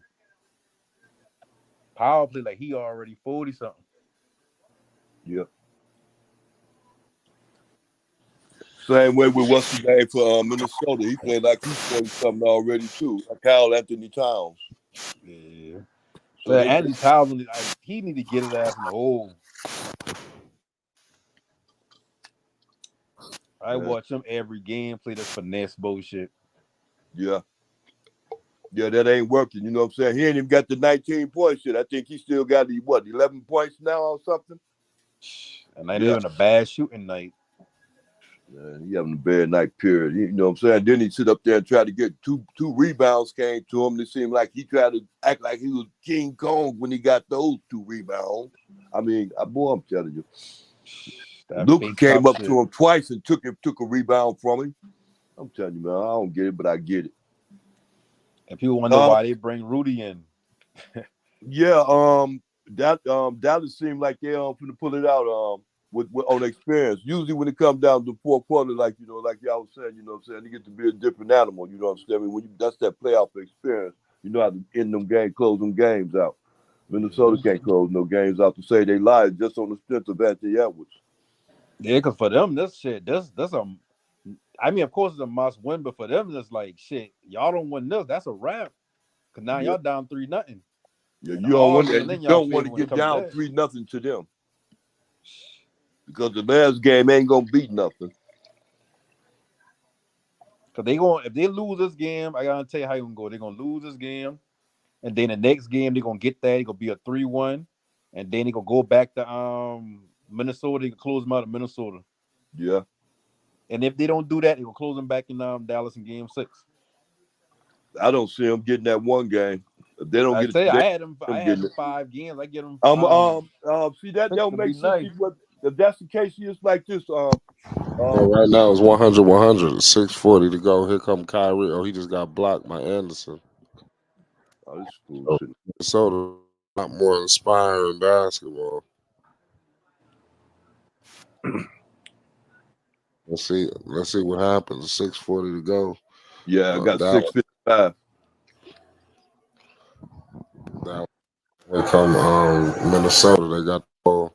Yeah, he just jabbed. He's crossing half court. Anderson gives it to Carl Anthony Towns. PJ Washington picking him up. Here comes turnover. Minnesota just turned it over. Minnesota turned it back over. They just got the ball. That's experience. I'm telling you. Yeah, it is. Luka Doncic got Nas Reed on him. Luka Doncic about to put the moves on Nas. Luka with the step back. Cash. Same results. So it looked like they sitting Gobert. Gobert not gonna play at the end of the stretch. Man, them boy gonna fuck around. Oh, Edwards came back and hit him again. 102-102, tied up. They're going back and forth right now. Here come Luka Doncic. Anderson picking up Luka. Look like he won a screen. Luka has it. Luka just hit him. Luka Doncic, they double teaming Luka. They give it to Gafford. They kick it out to Jones Jr. Jones Jr. all the way to the cup, and Minnesota rebounded. They give it to Conley. Conley has it. PJ on. They give it back to Edwards. Edwards, they give it to Cat. Call it any time. Oh, Gafford blocked Cat. Gafford just swatted Cat. That was crazy. Good. Uh-oh. Minnesota still got possession. Cat is a weak ass man. That nigga begging weak. But see, this is what I like about it. The fact that right now he getting exposed right now for what he really is. His next contract ain't gonna be all that great with Minnesota too. You understand me? On Nas Reed, they giving it. Oh, here come Anthony Edwards. Edwards. Oh wow, Kyle Anderson hit a mid range. So it's 104-102. Minnesota fighting. Here come Dallas. Oh, that's an ugly ass mud range, but get him. Luka nearly lost it. Gafford has it. PJ Washington. They give it to Kyrie Irving. Kyrie all the way to the cup and he scores it. Oh, okay. Tie game. 104-104. Hey. Okay. That's crazy. This dude Kyrie can't be stopped. It's Kyrie, man. And then he do these shit so efficient. Like he's still shooting 50%. Yeah. It's like when he do shoot, he's scoring. Yeah, very efficient. Very.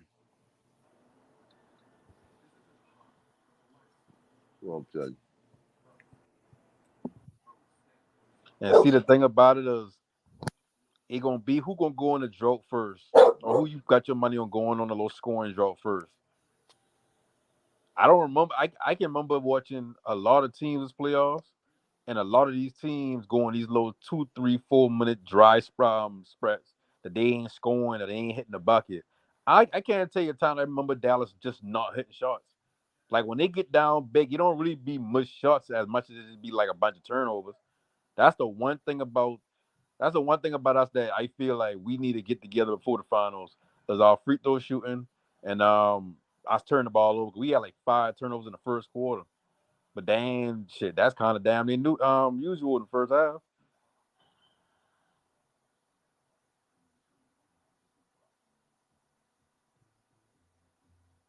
Yeah, I mean, all these games been close lately.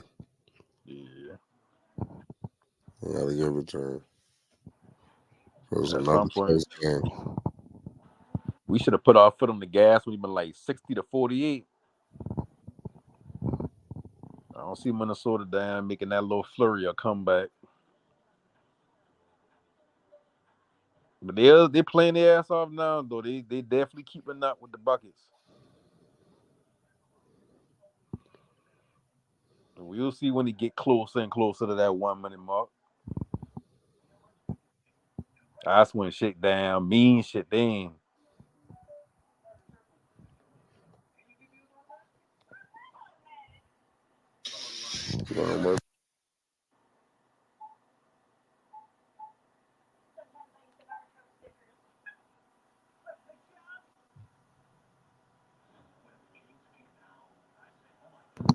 That's crazy. We got a tie game. 104-104. Who will survive?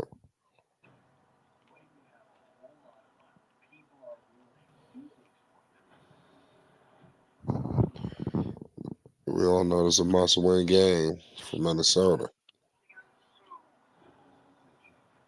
Shit, low key, like they ain't a must win, but he getting up there for Dallas too, because he like shit.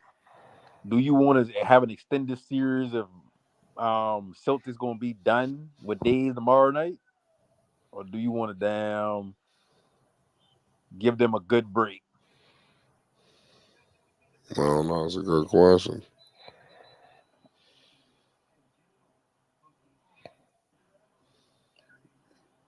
Let's do Anthony Edwards. He couldn't get up now. He just threw it on this nigga Gaffin.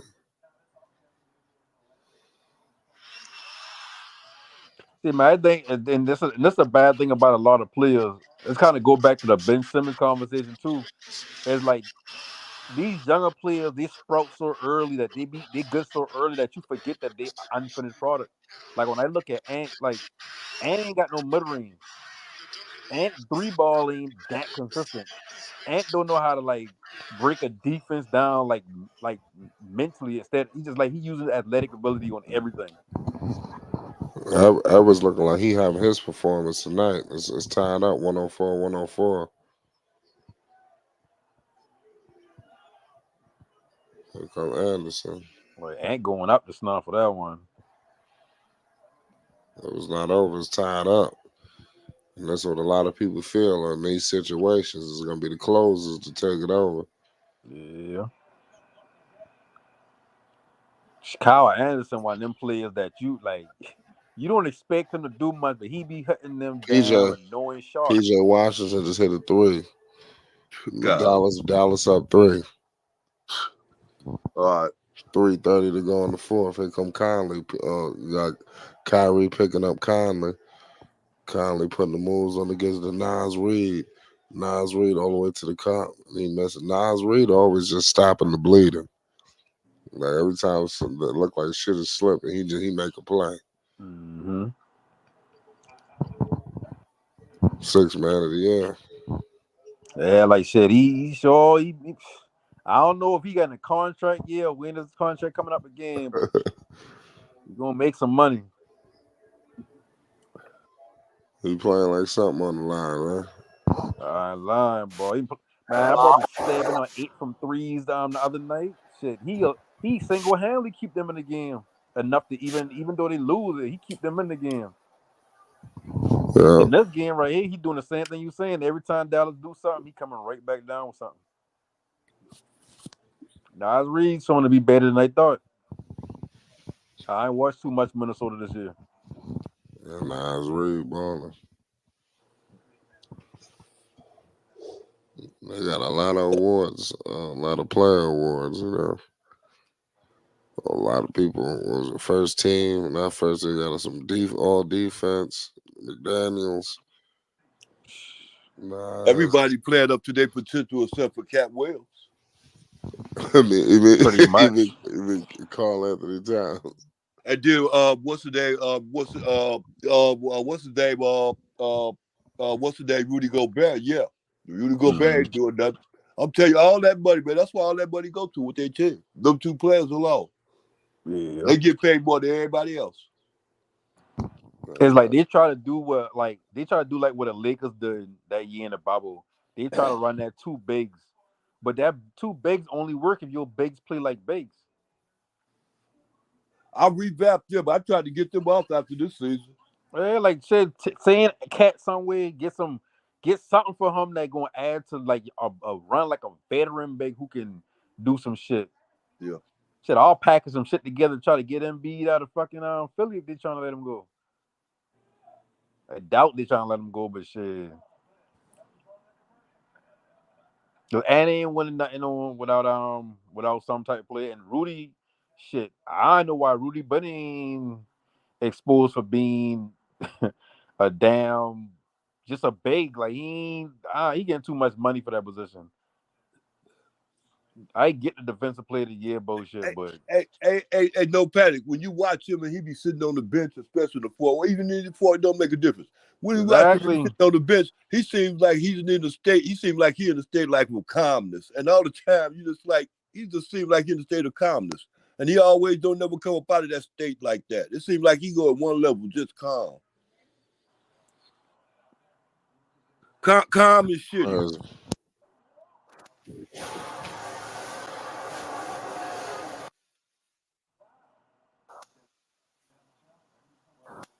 So I don't know what he said about Conley, but you got 105, 107, 307 to go in the fourth. Dallas is holding on to a 2-point lead. Kyrie Irving and the closers. We all know Luka Doncic ready to seal the deal if necessary. Minnesota, they're gonna have to hold it down, man. I'm telling you, every game is gonna go like this throughout. And this is why people are picking Dallas. They're going to a 2-point lead. Something tells me when things are getting, nerve rattling, palms get sweaty, Kyrie Irving is going to deliver the dagger.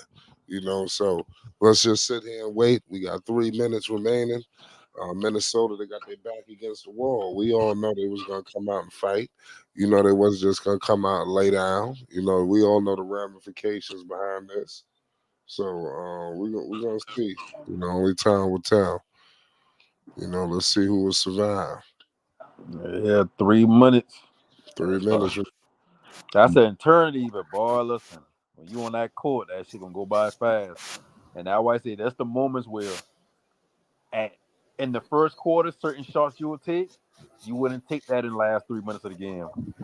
So now you come down and no, take them down. Shit, take them down. Like they call Luka for a damn. You got McDaniels with it. McDaniels gives the Conley back to McDaniels. McDaniels gives it back to Conley. Got time running. Conley launched a three. He missed it. Rebounded by Luka Doncic. McDaniels getting real physical there with Luka. Here comes Luka Doncic. 105, 107, 230 to go on the floor. Luka wants a screen with Gaffer. He gets it. Luka Doncic didn't get the switch. Luka Doncic going to the cup, step back. Oh my goodness. Turn around in the mid range. He scored it. He was looking for a foul. 105, 109. I'm telling you, these shot makers, they're causing a problem. Luka Doncic cooking. Here comes Anthony. Ooh, I just see that shot. Anthony Edwards could give those heroics. Oh, he just missed a layup. Oh wow. But Minnesota somehow got possession of the ball. It was a jump ball. That Luka Doncic went and got it from Anthony Edwards. So this game is going back and forth right now. And then think about Ant got 2 dunks this series, and both of them come this game.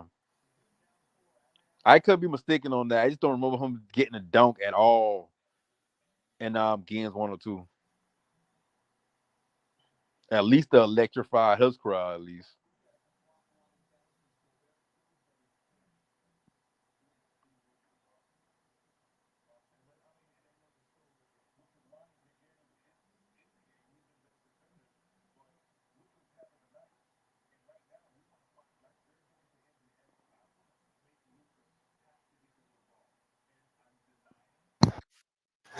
Minnesota just messed it again. So they clearly Shit, issues here. Here comes Luka Doncic, McDaniels on Luka. Screen coming with Gafford. They trying to hunt down that switch with Gobert. They trying to get Gobert on Luka. mm-hmm. Oh man, Luka just turned it over. God damn it, he just threw the ball right to Karl Anthony Towns. Here comes Cat. Oh, Cat step back 3 ball. He missed it. Rebounded by Luka. Kyrie Irving has the ball in his hands. About to see this cat play now. He better do something. That was on Kyrie. They double teaming Kyrie. Kyrie step back mid range. Cash. 111, 105. That's game. These shot makers, man. Yeah, man. That's all you can call it. That's all it is. Like, motherfuckers just making shots, bro. And, like, how could you beat that when you know you play an entire game with all your energy just to know, damn, 5 minutes left and shit, we got to hit. We can't go on no drought. We got to hit everything. That shit demoralizing. Anytime they feel like it. Because, like, not only you got to deal with fourth quarter Kyrie, you got to deal with Luka. It's Dallas ball. Stop it. This series effectively over, man. I give them 6. I say Mavs and 6 just to be nice. Mavs might sweep this shit out. I said that. I think Irving finally met his match. Mm-hmm. You know, you go shot for shot with these dudes. They ready. Yep. They're See, Cat supposed to be the one that supposed to even ready. things out. They're ready for that. This nigga Luka took over the goddamn game. Yeah. Look at that. That quick, isn't it? That quick. Oh my goodness. Showtime in Dallas. Luka threw it up to Gafford with the alley. Oh, it's over. Yeah. It's 3-0 Dallas. And listen, if Dallas you going watch to Dallas, the finals. they're running the same shit. You know Kyrie is undefeated in his career in closeouts, right? Yep. He's undefeated. So every time he's had a team back against the wall, they never survive. So I guess it's about to be a sweep. I ain't trying to tell you, boy. Like, and that's the 3rd series in the row. Everybody had the team against Dallas. We've been the underdog every series this playoffs. Yeah. People didn't think y'all was gonna get through the Clippers. Exactly. And that's the only team that actually make me a little nervous is the Clippers. Just because I know they got more veterans and they well coached. That's why they went in there and took out the Clippers.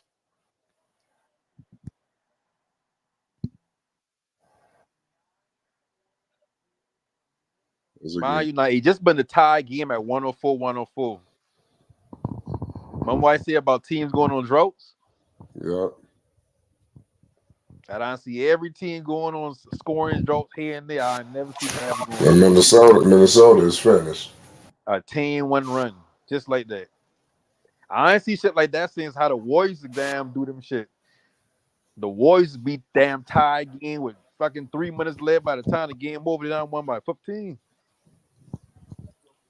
Yeah, trying to figure out what the hell happened. Yeah, And this was sad. How I say like shit. When I look at the Mavericks, I ain't trying to say the Mavericks better than any team in the playoffs. I just know when it come to clutch time, they ain't no team better. I don't care. We walk in that motherfucker team down by a team with 5 minutes left. When we've been down by 17 the other night, I promise you I had no concern.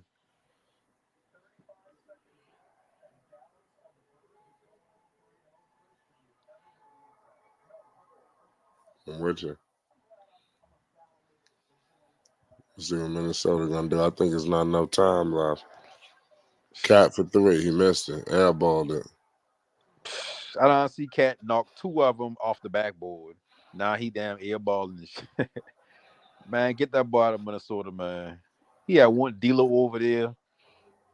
Yeah, they fouled Kyrie. It was over. Yeah. 27 seconds, like shit. Dallas going to the finals against Boston. Man. Hey, listen to that. I feel like that's gonna be the series. That's gonna be box office. Kyrie gonna drop 40 a couple of games. I'm telling you, he gonna have to. That's Boston too. He gonna have to set the tone. Yeah, I'm telling you, he gonna put up 40 a couple of games. You know he gonna get heckled in the crowd. Listen, I'm Dallas. They gonna win game 1. I got them winning game 1. Cause we're gonna punch them in the mouth. We're gonna punch them in the mouth game 1. Man, I want to see if Porzingis coming back. Could you imagine Porzingis versus Luke? Oh man. Yeah. That's why I say like it's a lot going on because Kyrie got to get back on Boston. Luka got to let them know like y'all riding with a loser in Porzingis. Shit. Well, we might get Maxi Kleber back by the championship. Porzingis could decide the championship. They don't have Lively. Well, we don't know. Oh, Lively gonna be back. He might not play next game because like we can close him out, but he gonna be back. Maxi Kleber, if we can get Maxi Kleber back, I got Mavs in 6. That's crazy. Without him, shit, we going 7.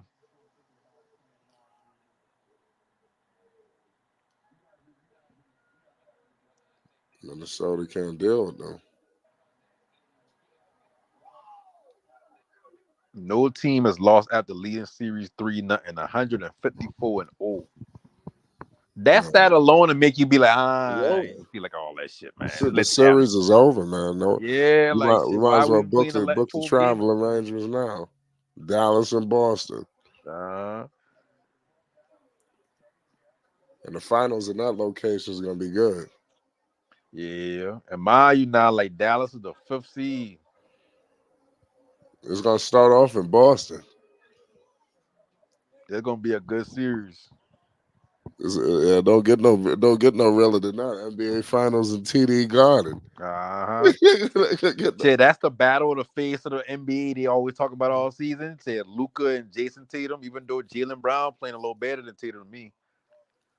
Said they're gonna be a good series. Good coaching going towards each other. What's up with Edwards now? I mean, I thought Edwards was. I thought he was gonna take over, man. He can't deal with these dudes. But I mean, shit. I don't see him getting this far next year. Me neither. I think teams gonna retool. Mm-hmm. And what I was gonna say was, to me it's looking like Luka Doncic is just on another level. It don't look like Edwards is on Luka's level. What you think? At all. Man, it's like is another tier. It's like there's another tier. Yeah, ain't got a lot to work on in this game. Like I've been saying about Ben Simmons. Ben Simmons been so good so early that you missed out on things that he actually need to work on because you just seen him like with Ja Morant. Ja Morant using raw talent to succeed in the NBA right now. But Ja Morant ain't breaking defenses down with his mind. Ja Morant ain't pulling out from 3 like consistently. Ja Morant don't got a consistent mid-range. Ja Morant got so much flaws in this game, but you don't see it because his team winning, and he exciting you as he winning. Same thing with Ant. Ant overachieved. This entire team, including Ant, overachieved. Pacers overachieved. They're supposed to be Boston and Knicks, and the Knicks supposed to be giving them trouble, even though they still gonna lose. That's how the playoffs supposed to go in the East. The Bucks supposed to be in the mix. The Celtics had an easy run to the East. Not taking nothing away from them because they still a good team. But shit. They ain't battle tested like damn. The Mavericks and battle tested all. I got Damn Dallas winning the championship because I just think that the Celtics, they just cakewalked all the way to their spot. You know, they ain't really faced no competition. And Dallas, they've been in war after war after war, and it's tougher teams out west. I don't give a damn what nobody got to say.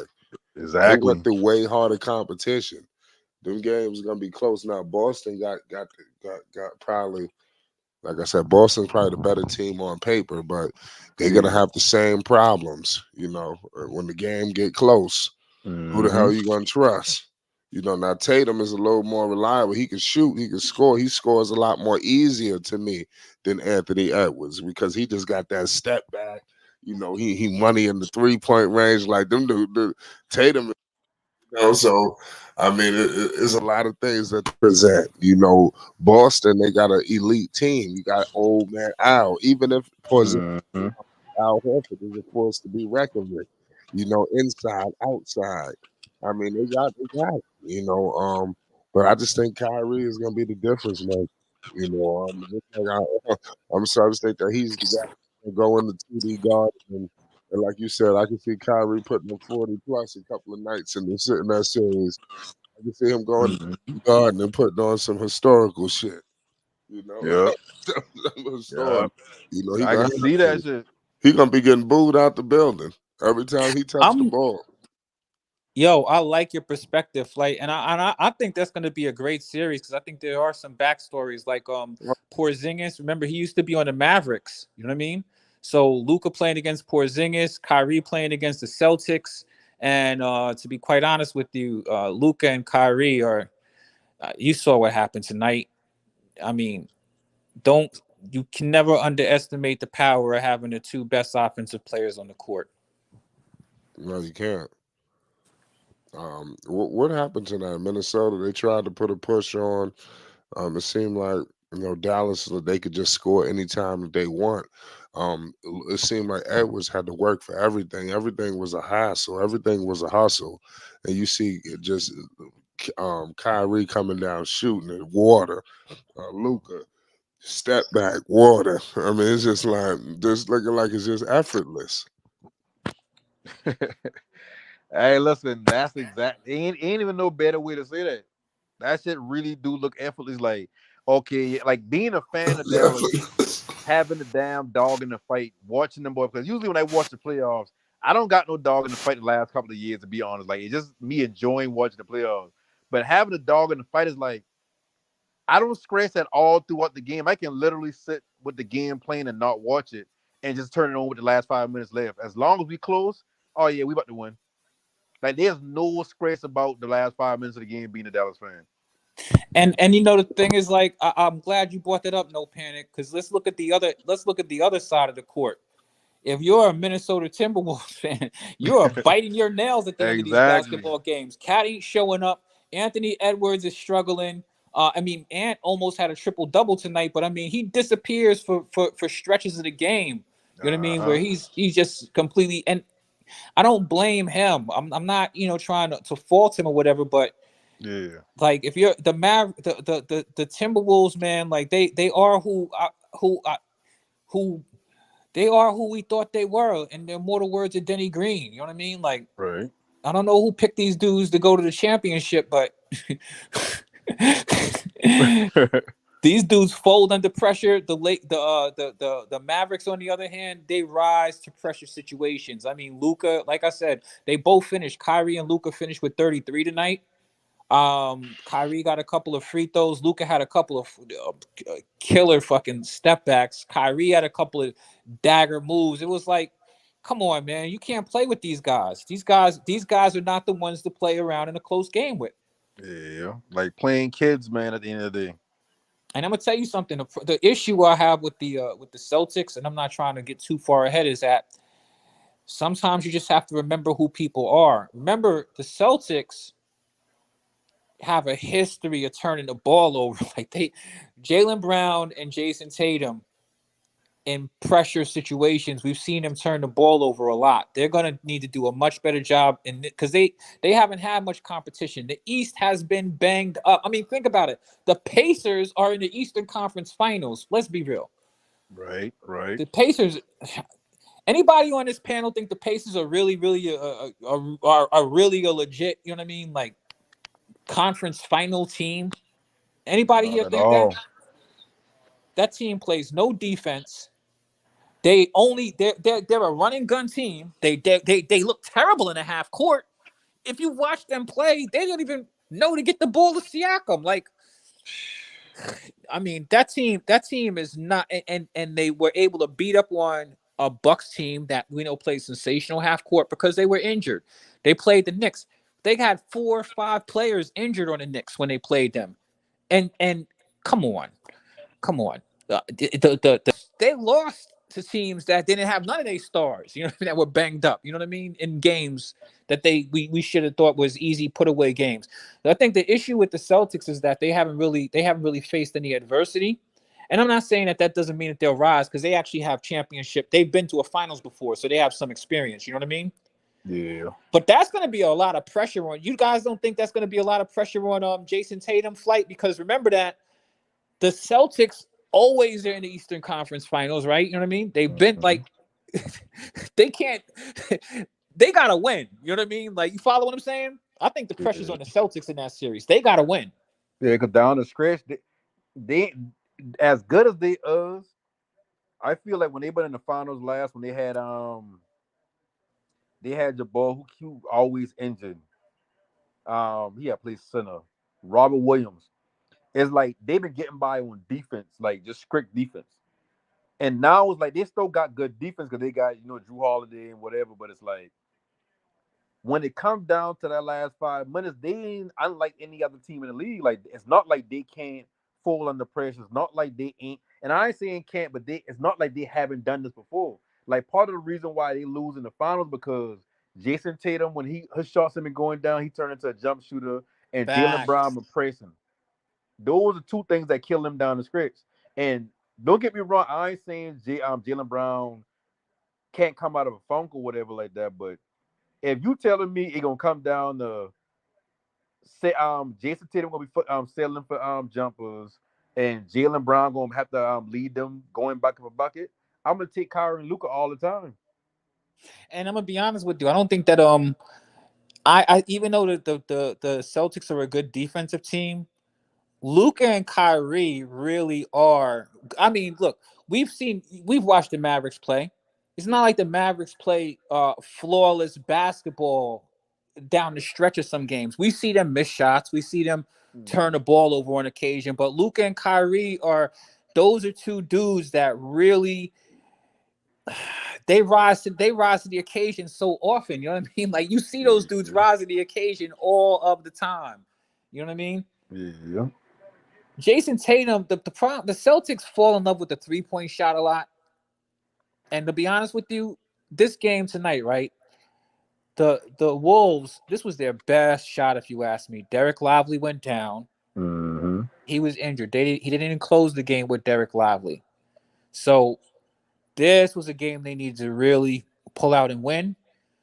I honestly think that's going to be an issue with that Celtics game. I don't even think more so than Luka and Kyrie. I think that PJ Washington, Daniel Gafford, you've seen his defensive presence down the stretch, right? Mm-hmm. Derek Lively, those dudes attack the rim. They have a lot more bigs that, you follow what I'm saying? Those bigs will put pressure on. They only have one real defender out there. Al Horford ain't defending nobody in the paint. You know what I mean? Yeah. And remember, Kyrie and Luka, they don't just score. They also throwing a lob. We've seen them down the stretch of these games. That's the problem, I think, that one of the things to pay attention to in the Celtics series, because we don't know how healthy Porzingis really is. And he's not going to be guarding just one person. There's like 3 dudes he got to worry about who really will attack the paint on them at any given time for them backdoor lobs. Yeah. And they don't have anything else back there other than that, right or wrong.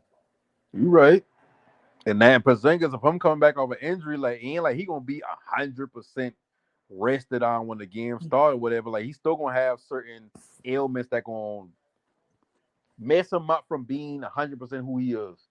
So it's not like they getting some well-oiled machine. He had all this break or all this rest or whatever. Just like if we get Maxi Kleber back, it's like he ain't like he gonna come back and just be the same Maxi Kleber, but Shit, we only asked Maxey to be a jump shooter and defend. They asking Porzingis to be like a defender, protector, a shot maker. yup. Like Rim protector, rebounder, scorer. They need him to do. And to be honest with you, I'm like how you broke that down. No panic, because I see things the same way. I think that Porzingis is the piece. He can be for them to win a championship. He's critical. We've seen what the rest of those dudes do. You know what I mean? Problem with Porzingis is we both know he's fragile. Yep. I mean, it's not like it's a new thing. You know what I mean? So I think that Jaylen Brown, I like Jaylen Brown's aggression. But I've seen this team before for the most part. You know what I mean? Like, I know that they have to pay careful attention to protecting the basketball. I think that the Celtics as a team are better than the team a couple of years ago, but I think that they're not as good in the coaching department. I think Udoka added a lot more toughness to this team that they don't have anymore. Right.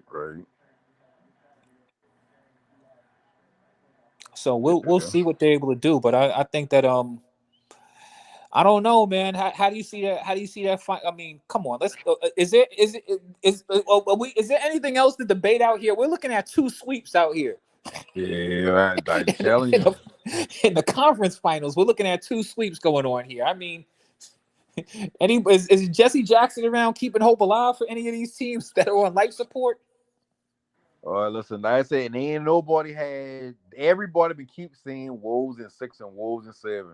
And I couldn't for life, and why I'm saying is like when you look at, and that's why I kind of don't pay attention to like mainstream media or whatever. It's because they'll say something that I can clearly see and be like, well, no, I don't think y'all watching the Mavericks if y'all saying defensively that's the liability. Like I don't think y'all it's like they'll say things that like it'll be narratives from like 2 seasons ago about the team.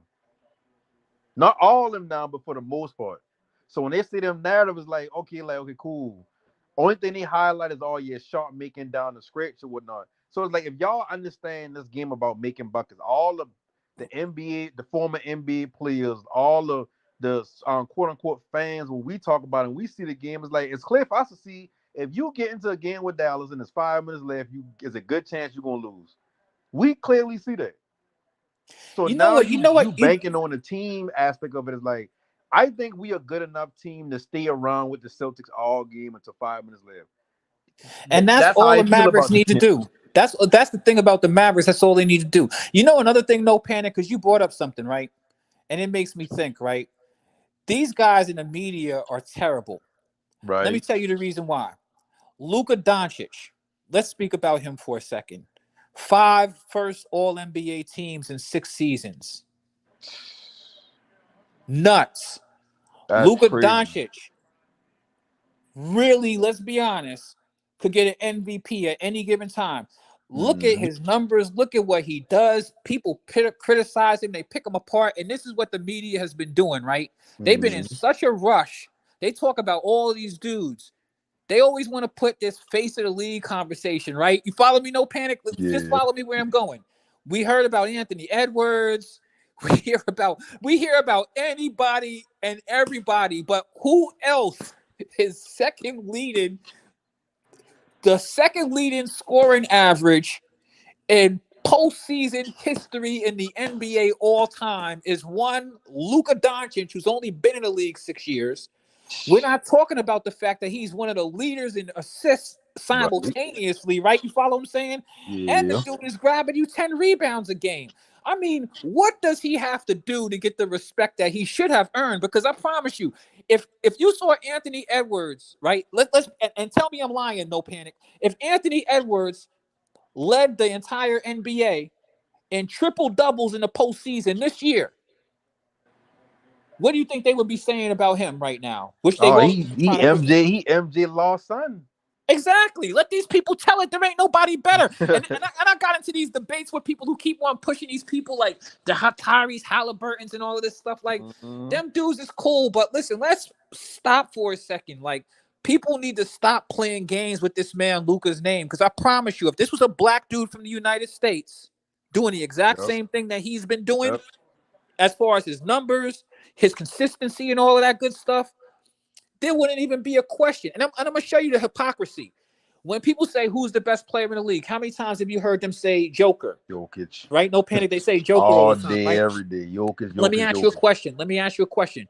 There's only a very few minuscule differences between Joker and Luka, because I'm going to tell you something about both of them. They don't play defense. So that's been a tag of them, right? Mm-hmm. So people need to stop lying about the reason why they don't say Luka as one of the best players in the league, because this dude has been one of the best players in the league since I've been watching him in the league. And he's been impressive from day one, unlike a lot of these other dudes. You know what? We've seen what Luka does in the postseason year in and year out with nobody. This dude is a bucket. He is a gamer. He's a scorer. He'll put you under pressure by himself. So what do you think was going to happen when you put Kyrie next to him and then you get them the center and the lob threats that they need and PJ Washington, and now you got Kleber can go back to being a backup power forward because he ain't never should have been a center to begin with. You follow what I'm saying? Like, come on, man. What are we talking about? This dude, you got to put respect on this dude's name, bro. And you know the thing that was genius about them getting Kyrie is because people spend so much time being enamored by Kyrie scoring. You know what the most important thing that Kyrie brought to that team? The confidence that we can win a championship, because Kyrie has a ring. You follow what I'm saying? And I think he was looking for a place where he could actually, because Kyrie has a little bit of narcissism in him. You know what I mean? He didn't want to be the shadow to LeBron. Remember all of those statements that he said back in the days? He doesn't really want to lead a team per se. You know what I mean?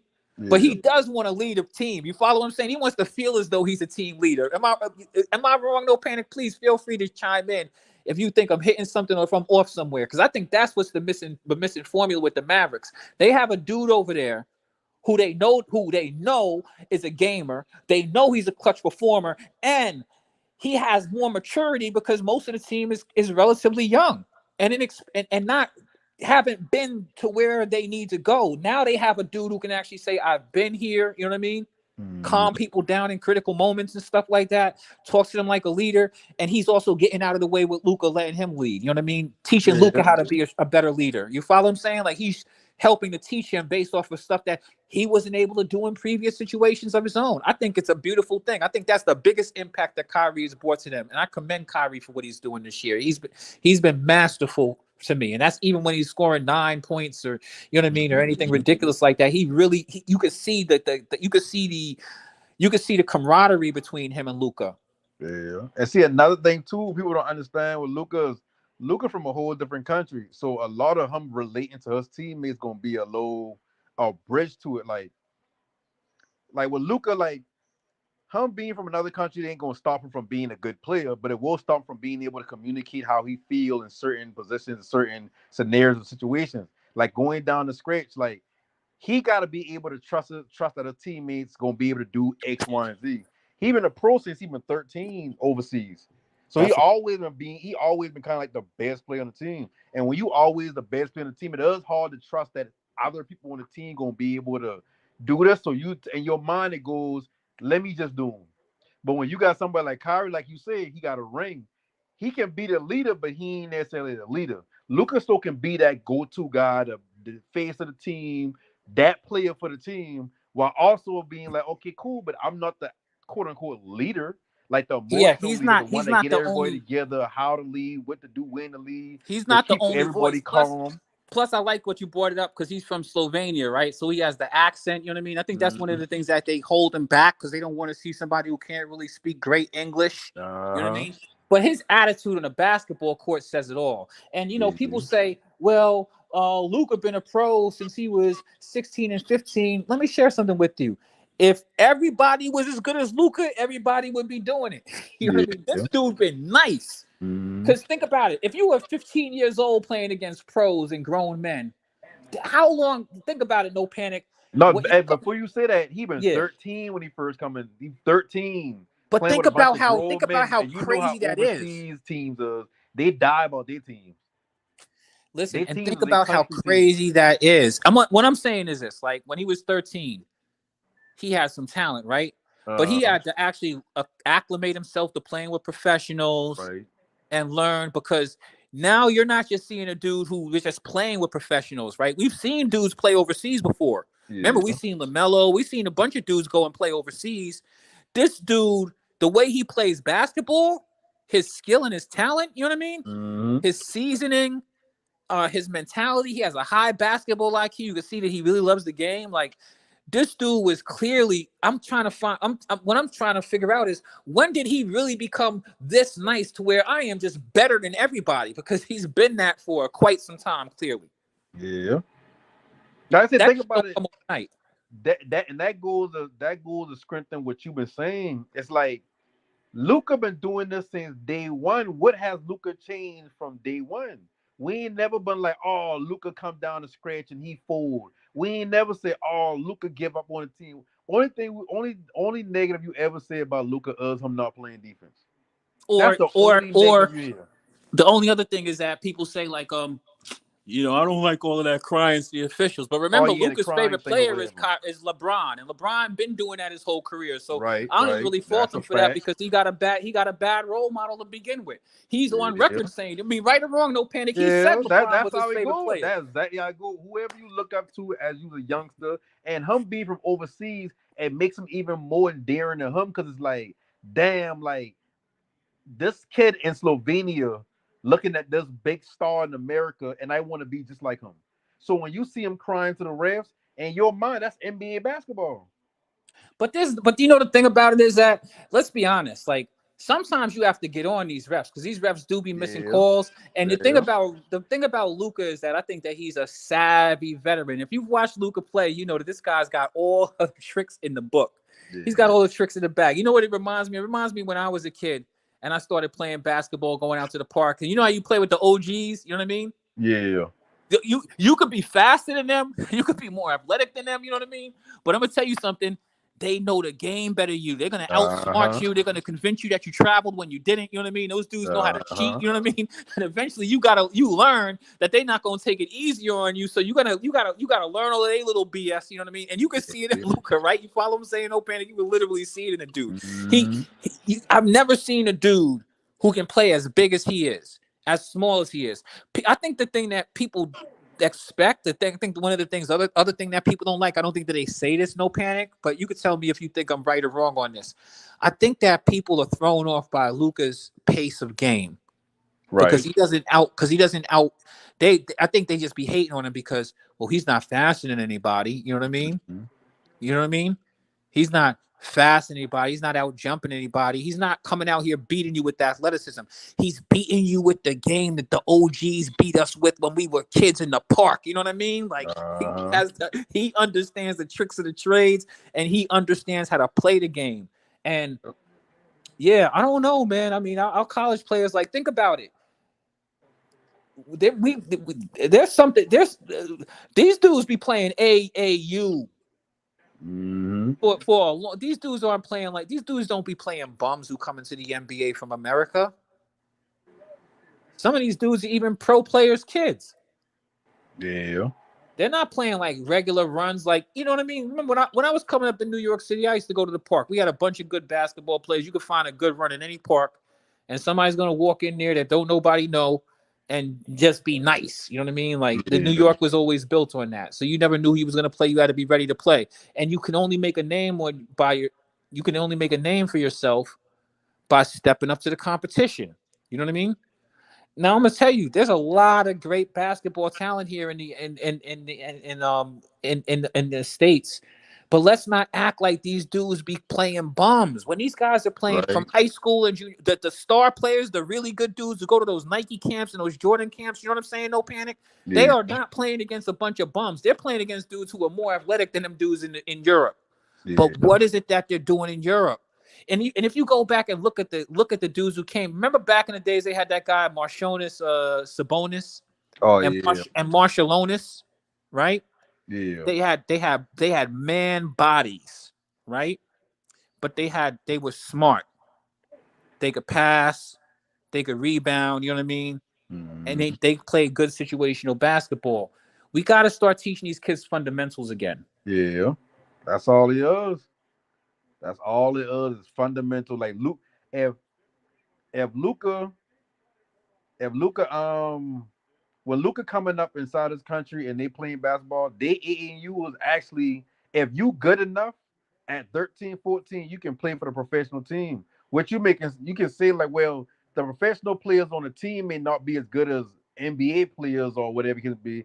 But what you gotta think about it, if everybody in my country who got this talent for basketball that's easily seen at a young age, and now he's a prodigy, or we putting him in the school, or we just having him play basketball the entire life.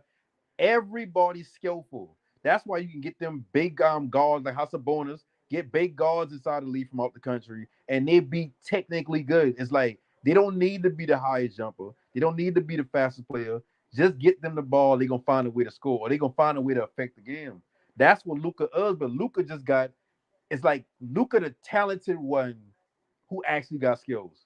It's like if He it's really like with is talented. J.R. Smith. If He J.R. really Smith is. built his actual basic basketball knowledge and his basic basketball skills, along with the athletic ability he got, he'll be Kobe. He'll be damn near like Kobe because he had all the athletic ability in the world. He just couldn't put the ball on the floor. You know, And that's the difference. I think about when I was a young player. I used to try to use my athleticism, right? You know what I mean? Yeah. I didn't learn how to start using my body until I got to college. And that's how a lot of players be good. And you be like, well, damn, why this shit didn't work out? Because they learn certain shit later on in life. That's why I always say it's a benefit to having a father that played in the league, or even just a father around to teach you certain shit about ball that know about ball too. Because if, like somebody said the other day, you got to actually build the skills before the athleticism kick in. That's true. Because the athleticism will take over. But if you got the skills already before that kick in, you will always play with the mindset of skill first, then athleticism. But a lot of players nowadays come to the league, like Ant just been athletic as fuck. He's still athletic as fuck. But he don't have those basic skills like the mid-range or consistent three or just breaking down the defense like how you see Luka look in the corner and throw the ball directly in the paint for an easy dunk. Because he now uses eyes to move cat over to the corner because he thinking exactly. He's a veteran, man. He's crafty, man, and he's crafty in a way a lot of these guys aren't. And I think this is a really good conversation because I'm gonna tell you, I didn't really start learning how to use my body. I remember I went to college. I was playing basketball in the court. My uncles came out one day, and my uncle was telling me, yeah, you know what I mean? Like you're tall. I'm 6 feet. Just walking in. He's like, but you always like to crouch and you're a guard. But I was coming from New York playing against a bunch of, it was guard heavy in New York. You know what I mean? Like you had to be able to dribble and have handles and all kind of stuff like that. So I learned how to use my quickness. But then he put the seed in my head, like, you know what I mean? Hey, you need to, if you should start playing with your height a little bit more because you're not a little dude anymore. Like you're one of the taller dudes on the court at a certain point, right? Then I started playing basketball just recreationally with my college dudes in my dorm, and I started playing the intramurals and stuff like that. And then what happened was you needed somebody. Like I was always a jumper. I always had the jumping ability, but I also played tough. You know what I mean? Right. I also played tough. So what ended up happening is that I started learning, you know what I mean, how to, like, one of my moves I used to do is the Sean Kemp down in the post. I used to be able to do those spin moves. I use my quickness, throw you off guard if you were physical with me. Throw you off, and then you could catch me for the alley-oop, man. I'll bang it on you. You know what I mean? And that was always a good play for me. But you can't pull that off when you play against people who do certain things. So what happened was after I got out of college, and this was years later. Now I'm talking about, I'm like maybe 26 years old. When one of my mans I used to work with, my man Felix, was like, he's seen it, and he was like, yeah, you know what you need to do? He said, you know how you be down there in the post? He's like, yeah, you forget about ball handling, you know what I mean? Just go get down there. And these dudes used to pump me up, like, yeah, go down there and eat these dudes up in the paint, you know what I mean? And then that's when I started really using my body, you know what I mean? Mm-hmm. When I started really learning how to use my body, and then you start thinking about it like, dang, if I could have learned that when I was like 15. And that's the thing people don't understand about Luka, because Luka's not beating you with quickness. When you play physical with him, he's going to out-physical you, you know what I mean? I'm going to score the bucket, and I'm going to get the physical contact. You know the reason why? Because I know how to put my shoulder between me, you, and the basketball. You're not getting to this basketball when I lay it up. You know what I mean? Yeah. And I can lean into you. I can use my body to bump you off, you know what I mean? And stuff like that, you know what I mean? So, and he also times things. If he knows he's got a high jumper, part of the reason why he slows down a little bit, you know what I mean? Because they're timing the block, you know what I mean? He knows how to throw off their timing for the jump with those moves. Have you paid attention to him? He does that all of the time. It's crazy. Yeah. He gets these dudes in the paint and barbecues them. Tiny things. Because they're used to playing at a certain pace. And that's one of the reasons why the Mavericks are dope, because Kyrie and him play at 2 different paces. You know what I mean? Yeah. Now, I like what you said, No Panic, about these dudes learning things. People don't know that. I think it's his uncle or his godfather. Rod Strickland has some relation with Kyrie. Yeah, I think it's his godfather. Rod Strickland was one of the best ball handlers in the NBA. Yeah. This dude was nice back when he used to play with the Knicks. Remember Rod Strickland from back in the days? Mm-hmm. Go take a look at Rod Strickland. Rod Strickland was a phenomenal finisher with either hand. He had phenomenal dribbles, and you can literally look at it and you could see a lot of Kyrie. So I think that Rod Strickland spent a lot of time teaching him how to build up his point guard, because this is a legendary point guard, you know what I mean, that you had, who had a unique game. And you can see all of the craftiness that Rod Strickland had, then some. It looks like Rod Strickland invested a lot of time in teaching Kyrie, you know what I mean, how to really, you know, the drills that he needed to do to become an elite ball handler, you know what I mean? Mm-hmm. And Kyrie learns, you see Kyrie doing things where he's doing balance and stuff like that, you know what I mean? Like, he does a whole bunch of stuff that's exceptional that you could say, oh, all right, when you take a look at it, you could see the reason why he got it. So I think it's like what you said, No Panic. These dudes, both these guys have accumulated a bunch of skills and come to the NBA, man. And now it's just like, I just get to unload on these dudes. You know what I mean? I'm not fazed by situations because I've been in them all to get here. Yeah. That's what I look at when I look at Kyrie, man. Like, before I ever see this, a little video Kyrie been talking about like his handles or whatever. I used to always look at his game and say, yeah, the handle is nice, but it's like, well, where that shit coming from? And it's like, look at his feet. Like, it's like his body will make you truly believe he going somewhere that he ain't. Right. Because he got his footwork so damn good. It's like you really don't know which way he going. And then he got counters for every counter. People think Kyrie's be out there just doing fancy shit. When it's like, no, if he did that, he had to do that because the person that does. But since they did that, oh yeah, I doing this. It's like he playing chess as he playing. And then another thing with Kyrie is, when you watch him drive to the basket, and that's kind of like how you were saying where you had to learn to use your body, and you went like, well, damn, when I've been 15, if I had known that shit, I'd have been. That's how I feel about like. That's how I feel about driving to the basket. I always been I'll settle for a jumper before I sit there and take it to the lane. And I about your height too, so it ain't like I've been just some small player. So it's like, but I notice whenever I get to the lane, it's like I only using basically holding the ball until I actually take the shot, instead of using my offhand when I ain't, you know what I mean? Like just using little tiny nuances like that to get more space for a layup, as opposed to just trying to go up over somebody or try to go up and make a tough layup. It's like certain shit like that I have in my head too. I'll be like, damn, boy, if I didn't know that motherfucking shit when I've been 12, 13, I'd have been fucking. Yo, but if you look at like you know what you should do, No Panic. I mean, I'm serious. I challenge you to do this. Go back and take a look at some Rod Strickland. Rod Strickland, you can literally see his game in Kyrie. You know why? When you see Kyrie, now I like how you said, forget about the dribbling, right? Kyrie's probably the second greatest finisher I've seen around the rim to Michael Jordan. Right. Him and Michael Jordan are the two dudes that I've seen who you would just have no clue, but you know when the ball goes up, it's probably going in. Yeah. They know how to use jelly off of the backboard to get the ball going from crazy angles. They know how to position their body and then spin some English crazy, you know what I mean? And get out of really tight jams and situations, you know what I mean? And they can both use either hand to finish with, you know what I mean? Now, when you take a look at Rod Strickland was one of those dudes who had either hand. You could see him use the glass to spin the ball off of the left or the right. And you see Kyrie does that all of the time. It's so crazy because you can actually literally see the evolution. If you take a look at Rod Strickland, you can see Rod Strickland was a phenomenal ball handler and he was a phenomenal finisher. You can see it in Kyrie, but then you can also see where, think about it. If you had a professional who was as good as Rod Strickland, who was actually really spending time with you, really saying, hey, you know something, do this, giving you the blueprint on what you need to do, you know what I mean? Yeah. You can see it. You can see it. So Kyrie, you know what I mean? Rod Strickland ain't been playing him forever, but Kyrie does all of the balance things. Like you were talking about the ball misdirection. I used to call it the kinetic motion drills, where I learned how to do like the sham god and stuff like that, like how you could position the ball and put it on a spin. Like I could dribble the ball to my left, but spin it back to my right. You know what I mean? Yeah. And it looks like I'm going to my left, but I spun the ball back to my right. They're gonna go left. The defender's gonna go left, but I already know he's cooked when I make the move before I make it, because he don't know I'm coming back right. You know what I mean? Before I make that move, you start learning all of this stuff, like how the momentum of the ball moves. When you get to like, you know, when you have to have a more sophisticated mindset. When you're young, you're just using athleticism and just playing. Like you know what I used to have. My dad taught me the first move. My dad taught me when I was a kid. He taught me the blow-by move. And I'm going to tell you something. My blow-by move was immaculate.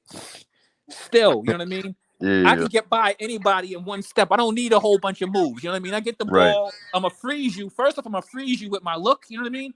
And then boom, my first step, I'm already past you. I had got so good at that by the time I was like 13, 14. You know what I mean? Like, I could do that on anybody. You know what I mean? But I didn't have the package to finish with either hand. You know what I mean? You know what I mean? I didn't have the how to absorb the contact. You know what I mean? I only knew how to play at one speed. Right. Me and Luca don't play at one speed. You know what I mean? That's what's dope about when you see a professional. So that's the thing that some of these dudes have to learn. For example, I used to have these conversations with Zen, and he don't really get what I'm saying. Like, he spent so much time glazing this dude Halliburton. I think that Halliburton's a good player, but here's the problem with him.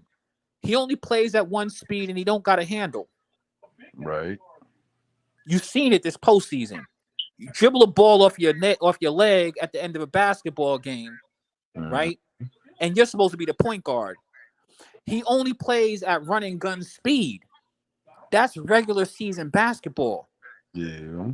In the postseason, you know the game slows down, and the problem I have with the Pacers is they don't look like they have a clue what to do in the half court. And I hold Halliburton accountable for that. You know the reason why? Because he's the point guard. You're supposed to know. Listen, Luka knows where the players on his team like the ball.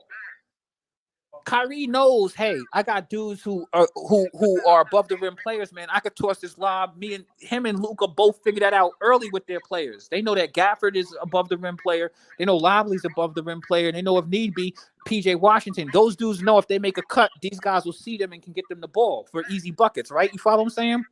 Yeah.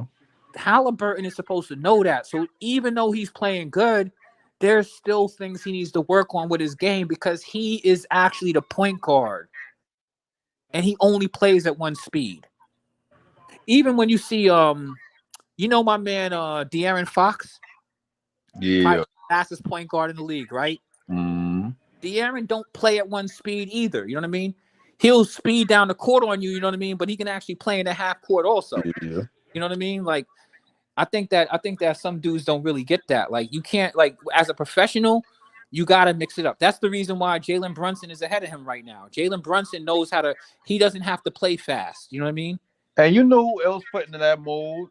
That, I mean, you may or may not agree with this, but I feel like LaMelo fit in that mold where he only play at one speed, but not because like he incapable of doing it.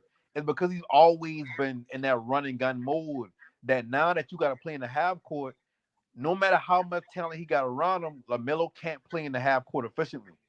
And that's the thing. Like whenever I be saying LaMelo is not a winning player, he don't play winning basketball. It's not because I don't think he's good. It's not that I don't think he can be a superstar. It's because there's certain things in this game that he just still learning. Lonzo had to learn how to play half court basketball because he only know how to put the ball in my hand and I'm gonna pass the ball up court and we're gonna give damn fast breaks all day. But you gotta know how to play half court basketball, especially if you're the point guard. And if you can't play it or you ain't playing it efficiently enough or whatever, then you got to get slid over. And that's why Lonzo have his best season where he playing pseudo point guard more so than every single play down at a point guard. You know, so I like what you brought. You know what Lonzo's learned? Lonzo's learned how to play without the basketball in his hand, right? Yeah. I think that Halliburton is more on a trajectory for Lonzo, But the big difference is Lonzo's still better than him because Lonzo plays defense. Yeah. And I'm gonna be with you, Halliburton. And hold on, before you finish that, if you say that in front of any other crowd, I say any other crowd, but that's a fact. Like Lonzo is better than Halliburton. Like, I don't get me wrong. I know he injured right now or whatever the case would be, but the last iteration of Lonzo Ball I see was better than Halliburton. But people ain't gonna give me that. I'm not even like, the thing is with me, like, I'm not even like, I'm just saying that. I'm not even saying that Lonzo is better than Halliburton. Like, people can debate that if they really want, but I'm just saying that we're talking about the conversation we're having is on a deeper level. So let's understand that. No panic. I'm saying that Lonzo is more evolved because Lonzo can play without the basketball, right? Mm-hmm. Lonzo can actually control. He can actually ball handle better than freaking Halliburton, right? These are things that we just say he can do better than him, right? Mm-hmm. He doesn't have to dominate the ball. He doesn't think that he doesn't think he needs to be the leading scorer all the time. You know what I mean? Mm-hmm. He doesn't just sit around and just chuck threes, just for the sake of chucking them, just because, you know what I mean? Like, he doesn't really know any other way to play. And then another thing that that Lonzo does is between the defense, I just think he's a better offensive coordinator at this particular point.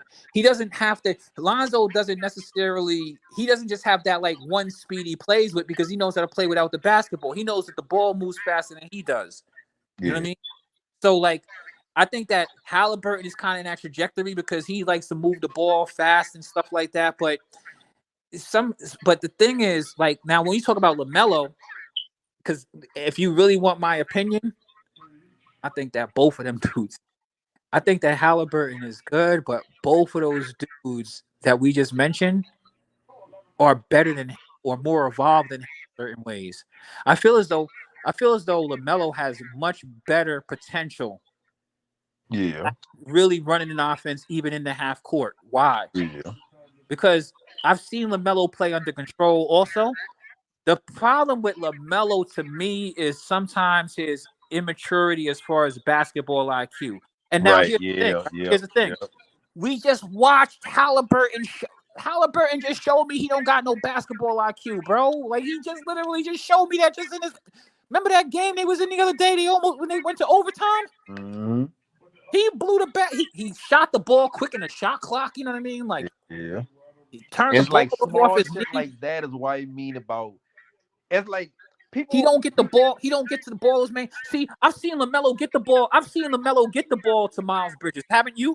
Yeah. You've seen LaMelo get the ball to Miles Bridges. Like, you know what I mean? Hey, get in your spot. Let me get you to your spot. Get the ball, and I'm going to go and hang it. You know what I mean? And create the space to let you operate your play.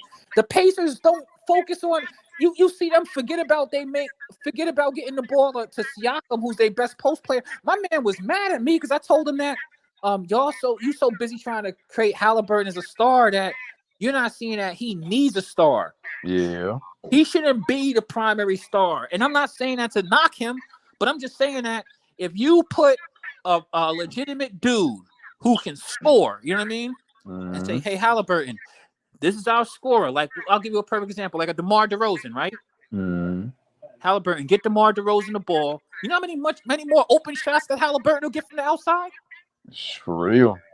And aside from that, when y'all are playing in a half court, when things get tough, y'all look clueless. The Pacers look completely clueless. I don't take that team serious. Some dude just got finished telling me, yeah, next year the Pacers going to be a serious contender. I'm like, because the Pacers aren't better than the Celtics. They're not better than the healthy Knicks. They're not better than a healthy who's my boys? The Bucks. Why? Because we know what the Bucks do in a half court. We know what they could do in the postseason, and they play defense, right?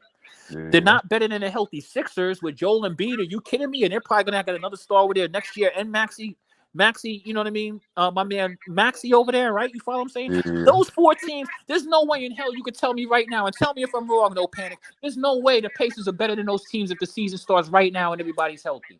Do you see them being in the top 4? Now, I haven't even talked about the Cavs, right? Who we don't know what they're going to do, right? Yeah, I know. The Cavs might blow it up, man. The Cavs might, but we don't know what's going to happen with the Cavs, right? Yeah. I haven't talked about them. I haven't talked about the Heat. You know what I mean? Yeah, and I haven't even talked about the Magic, who's on the come up. You know what I mean? Yeah.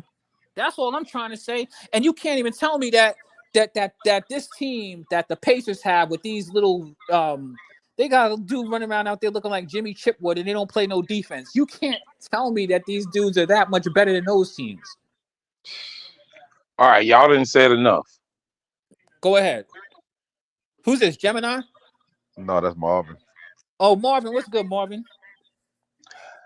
That's all good. What's going on, fellas? First of all, I want to hit both of y'all to something. Y'all talking about a first-year play in the playoff in Halliburton, and you ain't giving him his props. I give Halliburton. So let me talk. Funny or great. I hear y'all talking about Halliburton. I say again, you talking about a first-time playoff guy that's struggling. I want to ask both of y'all.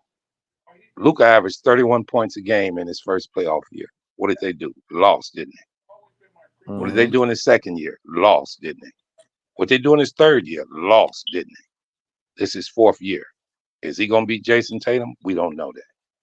But for you guys to be riding on Halliburton because he in the playoffs for 1 year for his first time, and the team is playing well over what they're supposed to be doing, I think you jumping the gun because you don't know who in Indiana going to get in the offseason. You don't know how well that team is going to be. Neither one of us. I'm not bragging on. I don't like Indiana, but I don't think you're giving Halliburton a share of fake, a share of take. Because I say again, Kyrie's first year in the playoffs. What did he do? Luka's first year in the playoffs. What did he do? Jason Tatum. Yeah, but what supporting cast did he have? What supporting cast did he have? You're right. Even LeBron, but I mean, I get it. But okay, so be quiet. Let me finish. He was not the main focus of the team, for one. But he been dropping 30 points. And then, hold on. All right, okay. All right, well, let me say this. LeBron's first year in the playoffs, what did he do? What did LeBron do? He didn't win no damn finals. He didn't do very well, and everybody talked about it. Everybody talked about Luka his first year. Everybody talked about them all. Tatum his first year. What did he do the first year? He didn't win it either. I'm not mad at you guys, but you got to get a man a chance. Y'all making it seem like he been there 5 times. No, he hasn't. And his team ain't half the team of the Mavericks or the Celtics. Y'all all know that. They and Minnesota too. Go ahead. Yeah, Marvin. Right, I'm not. Let me finish. I'm not missing no point. Right, I was listening. I've been listening to y'all for the whole damn time. I've been listening to y'all for the whole time. The whole time. I did not cut in. I didn't stop y'all. I let y'all spit y'all lips. Get to a point. Say what you gotta say. Get to your point. I just did. That y'all ain't giving them a fair share. You heard me.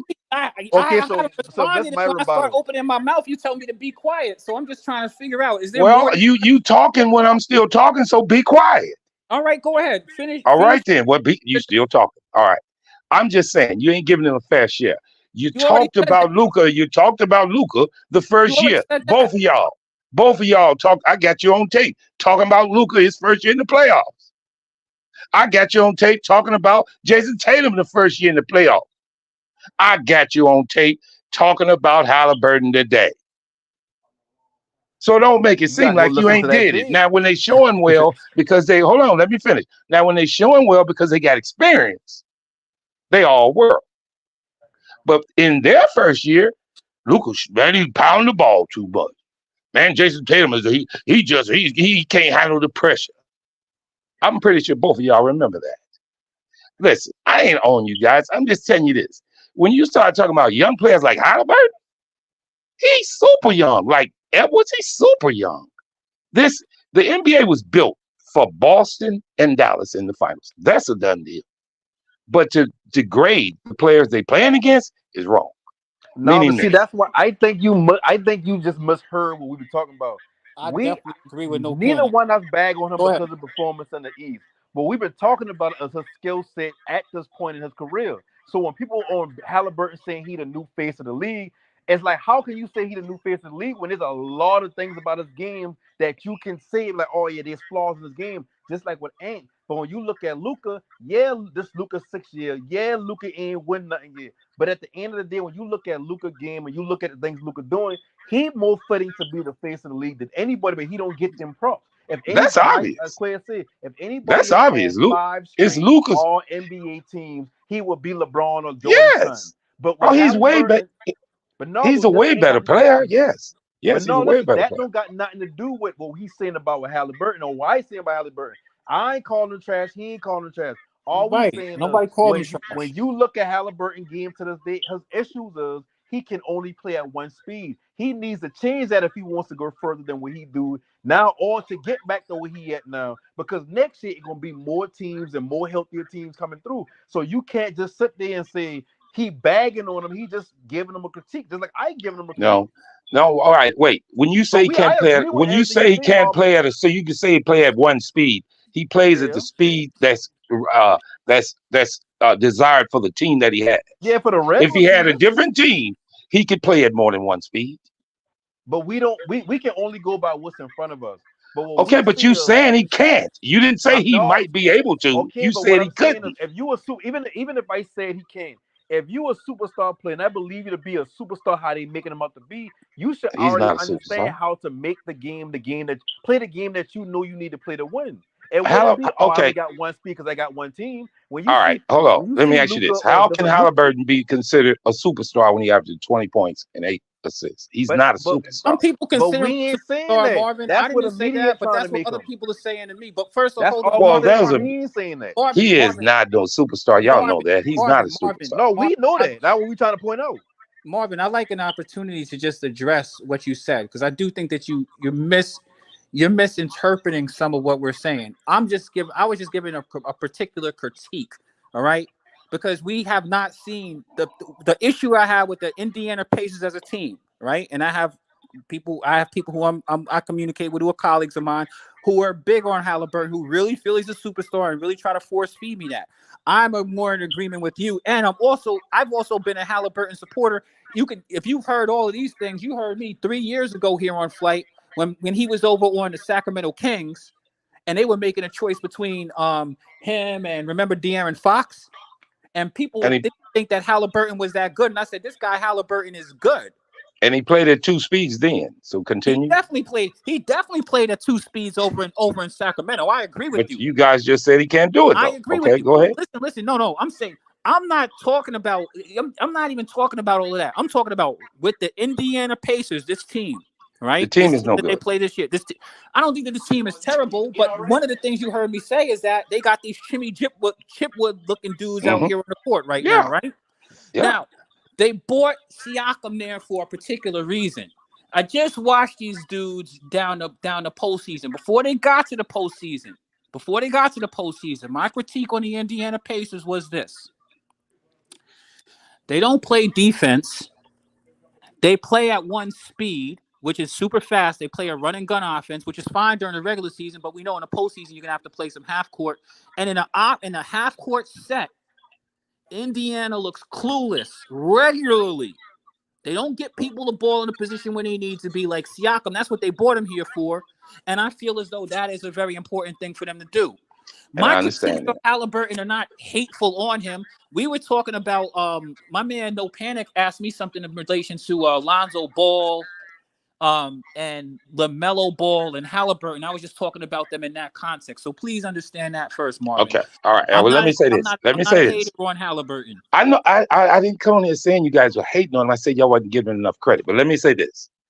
I think everybody would be talking about Indiana differently if they had game 1-1. Now they didn't win it, and they just had game 3 in their hands too. And y'all acting like Indiana ain't nothing. You acting like the team is terrible. And if I can get an answer from both of you guys, should they have won game 1? Well, here's my thing. There's a reason why they don't. Just a yes or no answer. First off, they shouldn't even have got to the. There's a reason. But they were there. And they had game 1 in their hand. And listen, and I don't think that they're terrible. They showed that they were around a 6 seed team in the East, which was good for them. Their first time. And before the season, like I was telling my man who was glazing and all of this good stuff early in the season, not any of you guys, but I believe that, just like what you were talking about, because I think that what you said was very credible, Marvin, when you talked about Luka came in and he got a chance to get to the playoffs and he had to prove that he could win some games, and John Moran and Jason Tatum and all these All dudes. of them. This is a natural progression. This was the step that I said that I needed to see from Halliburton. I need to see him get to the postseason. I said they need to get some experience with getting some wins under them, and now they can see certain things they need to improve on. They have to be, if they're going to be taken serious as a championship team, no matter who they pick up or whatever, because we don't know what these teams are going to look like next year. I agree with you on that also. They're going to have to be better in the post, and the Pacers have shown that they can also win with or without Halliburton, because they actually have a bunch of dudes like the Nembhard dude. I like Nembhard. Now these guys don't play a bunch of great defense, but they have a couple of dudes in this team who actually play with some heart. So I actually give the Pacers credit, but I also am very realistic. There's a reason why I knew that Minnesota. I didn't feel as Minnesota was ready for no championship, and it's not because I'm hating on Anthony Edwards. I think Anthony Edwards is phenomenal. I don't trust Cat. He's been in the league long enough. I don't trust him. And not only that, you with young players like Edwards and Halliburton, they're gonna make mistakes. And all players make mistakes. And you can see Anthony Edwards made a couple of mistakes down the stretch today. But I mentioned that last statement, and I say it again. And I ain't with Indiana. I ain't with Boston either. But if Indiana wins game 1, and they lost game 2, 126-110, they lost that outright.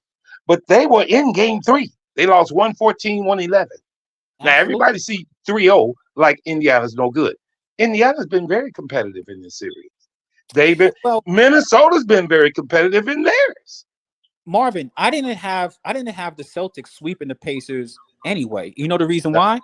Because if you take a look in this postseason, the teams that the Celtics lost to, in fact, if you were listening, me and No Panic spoke about this earlier about the concerns I have for the Celtics. Because the Celtics are exactly who we thought they were. I think they were tougher under Udoka.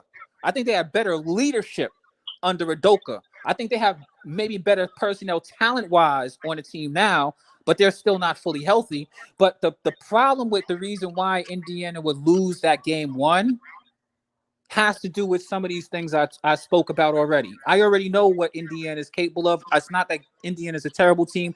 They're making the best of their circumstances, and this is all good for them.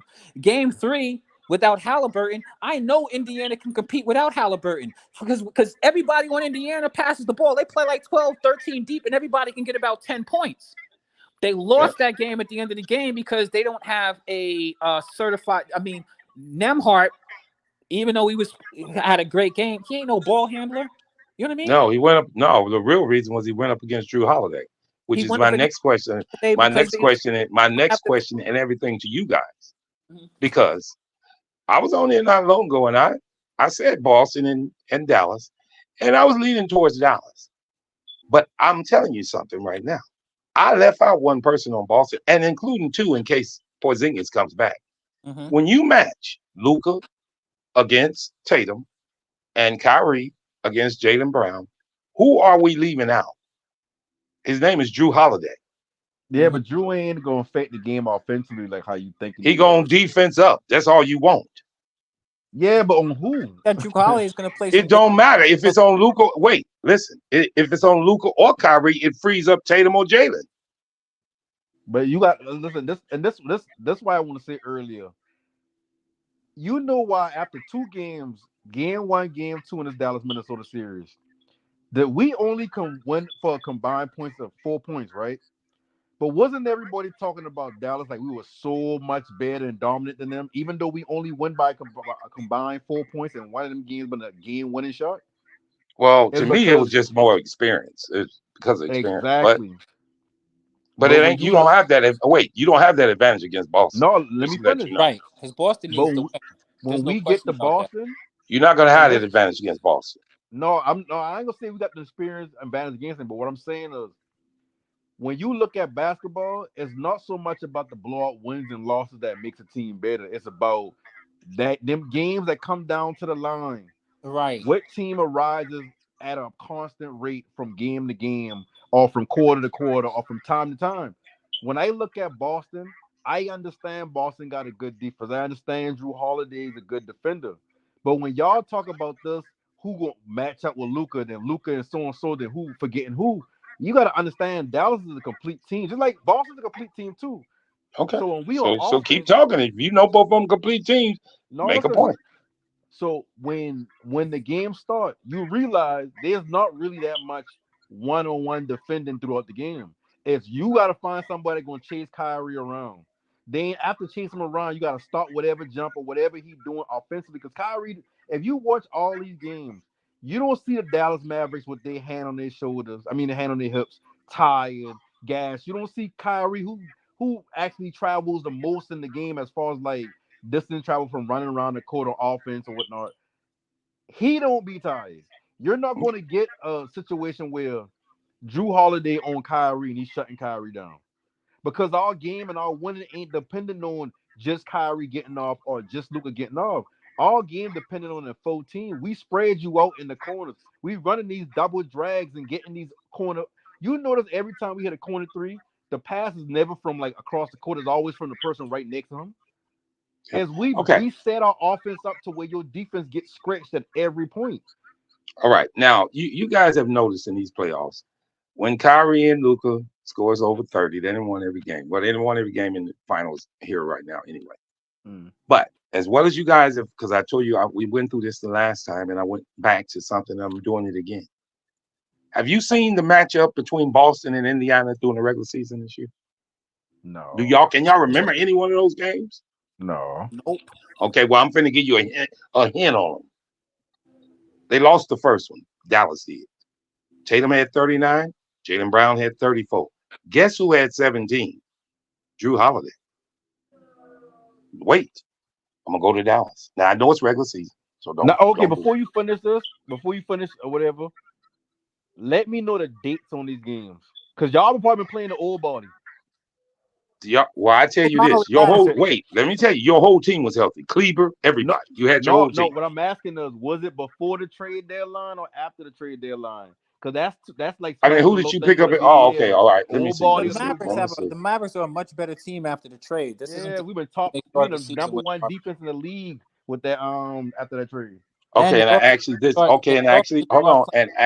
was the first game that they played, so you know it wasn't. They hadn't made the trade, right? And no, they didn't have twice. But they had but here's the deal. You leaving out Maxi Kleber. You leaving out Kleber.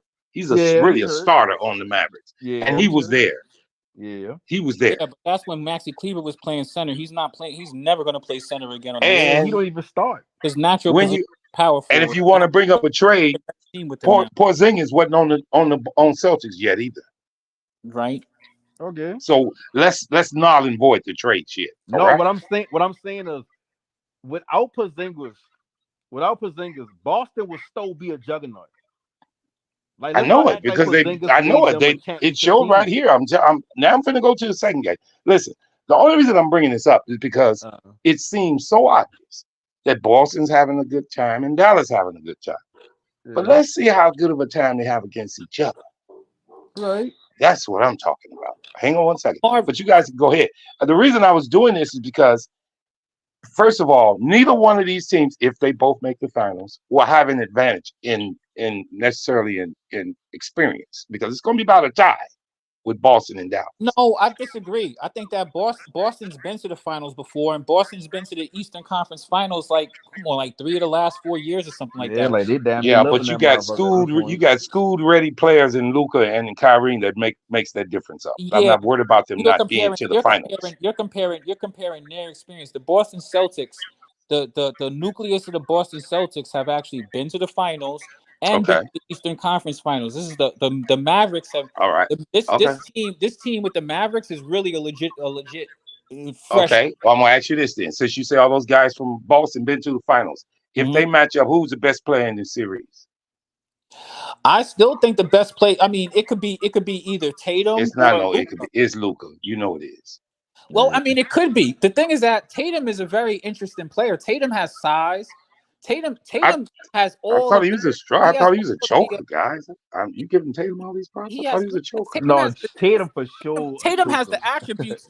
Tatum has some phenomenal attributes. The problem with here, let me get into this for you real quick, Marvin, because I like the fact that you create these nice debate situations. And you know what else I like about you, Marvin? Because you're a logical dude, and I appreciate your approach. So let me just hit you with this, right? I like the I'm one. Oh wait, let me just not even say that. That's incorrect. I'm not a Celtics fan, and I'm not a Celtics fan. I don't like the And you're Celtics. not a Boston. You're not a Dallas fan either, are you? A Celtics fan. I like the Mavericks, but I'm not a Celtics fan. I've never been a Celtics fan. I'm from New York. There's only a handful of Celtics teams I actually even really liked. You know what I mean? But I'm also not a hater. Also, I'm objective. I think the Celtics are a very good team, right? So the issues that I have with the Celtics are a couple of issues with the Celtics, because the Celtics they're not like they're not like something, there's not anything new that's going to unfold with the Celtics that we haven't seen before. The Celtics team, as they're constructed right now, with Al Horford, and we're hoping we're going to see a healthy Porzingis. They're going to see a newfangled Dallas Mavericks where your boy, what you call it? Gafford. Kleber. Yeah, Maxi Kleber, Gafford, Powell. Listen, hold on. Kleber is not going to be playing. Period. He's done for the season. So he's not. Don't even got to factor. No, he ain't done for the season. He's not out. He'll be back for the finals. He will be back for the finals. Yeah, they say is that confirmed? I haven't heard that. No, well, he won't be in game one. Going 5 or 6, he would have played. Yeah, if he goes 5 or 6, he should be ready to come back. Kleber might come back, but I'm gonna leave him out. But I'm pretty sure. That's good to do. Porzingis is ready. I think that Porzingis was actually ready to come back this last game. I don't think he's gonna play until the finals. So I'm pretty sure Porzingis is ready to go. Now, here's the thing. Even I'm not going to factor in Kleber because I don't know if he's really going to play and maybe not play till later. But here's the thing. I think this is a really, really interesting and decent matchup for a couple of reasons. The Celtics have really one rim protector on your entire team, which is Porzingis. Al Horford, he can protect the rim a little bit, but we know he's a little bit older and a little bit lost a step. The Mavericks with Gafford, with Lively, and with PJ Washington, PJ Washington will attack the rim, they have the capability to lob. Okay. So in the paint, they're going to have some. They're going to be an interesting matchup for the Celtics because nobody's attacked that team like this in this postseason. Okay. And I played healthy teams. I totally agree. No panic. You want to say something about that? Because I got one more thing to say, and I want you guys to hear it together collectively. Oh no, you go ahead. All right. I wasn't to done. You, no panic. To you, no panic. Done. To you, no panic. No, he ain't done. They played him another game. They played him the second game, no panic, with PJ Washington, with Gafford, with Kleber, with their full team. Boston beat them 138-110. And guess what? All right, let me say this. And guess what? Boston was healthy. Porzingis played. Yeah, he played that game. He had 24 and 6. Lively was there too, guys. He played. He was 7 for 7, but he only had 8 rebounds, and it was regular season. But here's the key. I'm gonna say it again. Kyrie Irving had. I'm gonna show you. Hang on one second. 19 points. He was 9 for 23. Guess who was guarding him? Drew Holiday. What I'm trying to tell y'all is this. All this talking we've been talking about, these pretty Batman and Robin matchups, we leaving Drew Holiday out. Who got the steal against Indiana yesterday? Drew Holiday. Listen, Drew Holiday is a big difference. Is not Nembhard. Okay, and in 2 games, listen to this. In 2 games that the Mavericks played Boston, and Drew Holiday played Kyrie Irving. He shut him down both games. See, I don't know. You saying shut down? Irving has those. If he go 9 for 23, that's a shutdown. Don't tell me it ain't. Not really. If he still give you 20 points, still give you 19 points. That's not shutting down. That may be a. You not beating Boston with Okay, so let me 19 ask you from a him question. and 37. Wait, with 19 from him and 37 from Luka, and you giving up 32 from Jason Tatum and 25 from Brown, 24 from Porzingis, and 17 from Drew. You're not gonna beat them. I get that, and but listen to what I'm saying. Remember how you other night you were saying about if Conley scored more than 10 points and if Conley scored more than 10 points, I keep telling you it don't matter. His points don't matter in the bigger scheme of things. He can score 20, he can score 3. It don't matter. And look what happened. He scored more than 10 points every game since you said that, and they still lost. Yeah, but Conley is in their Indiana scheme. He's designed to score points. The difference in him and Pritchard is not. Pritchard is just a get over man until the guys get back. Conley is there to put points on the board. That's what he's supposed to do. All I'm saying is this: the wild card in Dallas against Boston is Drew Holiday. Now, if you think I'm joking, I'm gonna tell you more than one way. I'm gonna tell you more than two ways. First way: if Drew Holiday is guard either Kyrie or Luka, it takes Jaylen Brown or Jason Tatum off of one of them. That's one thing. Second, if Drew Holiday scores 15 to 20 points, then somebody's asserting themselves on defense on Dallas. And third but not least, Drew Holiday gonna play some defense every game. Y'all know that. And when you talk about Dallas, when you talk about Dallas and Boston, who has the best slowdown game? The best what game? Slow down game. Best half court game? Dallas. Yes. Dallas by far. That's almost a toss up. It's almost a toss up. See, it ain't a toss up. It ain't. If you look what Dallas doing on offense, Dallas running plays where you either going to give up a lob or you giving up a corner three. Pick your poison. You're right. And I agree with play you. down for 3 rounds and nobody stopped it. And but what I'm saying is that's only one way we skinning cats. Okay. All right. So let me say this. So let's go to the other side. How close is Dallas to Boston in the running game? Not even close. Talking about if they just running like fast breaks. You know what I'm talking about. I just told you Dallas Boston scored 138 points on you with the team that you were talking about after the trade. Marvin, listen, Marvin, I get what you're saying about the 138 points, a major fallacy in this argument that you're making. Was it coming off a back-to-back? Was it like like I said, before I started this, I said I knew it was regular season. I said I knew it was regular season. All right, I mean, it's not going to even matter if it's back to back. When you get in the finals, it's one game, one off, one game, one off, one game, one off. So you're going to play some ball. The finals is a series, so it's going to be different than just one individual basketball game. 1, 2. Remember that. I want you to remember something about one of the reasons why I didn't have the Celtics sweeping, and I think that they are going to sweep now. But the reason I didn't have the Celtics sweeping is because the Celtics, if you've paid attention to this team, all right, the Celtics have games where the Celtics fall in love with a 3. We know that the Celtics have a tendency to fall in love with a 3. Sometimes they live by the 3, die by the 3. Celtics have tendencies to turn the ball over on occasion in critical situations. We know this. The Celtics are a supremely talented team. I mean, as far as their starting lineup, I do definitely believe the Celtics have the capacity to do these things. But them winning by 30 points or 25 points consistently is just not something that's going to happen every single night with this team. The Boston Celtics have nights where. The Boston Celtics have nights where even not even to mention that, you're not even talking about my other dude over there, Derek White, who when he's hot, he is. I'm not going to bring him up.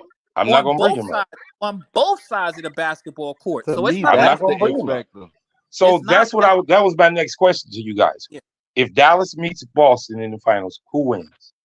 Dallas. I still think Dallas can beat that team. But I think that that's going to be an interesting series for a lot of different reasons because, there's 2 things that are going on here. One, if, there's something called teams peaking at the right time. You know what I mean? Mm-hmm. The Dallas Mavericks have some phenomenal players who consistently step up. And I'm going to be honest with you. They got a couple of X factors of their own right now, too. PJ Washington has had some incredible games. Derek Lively has played phenomenal. Like a man. Both sides of the basketball court. How bad did he get hurt tonight?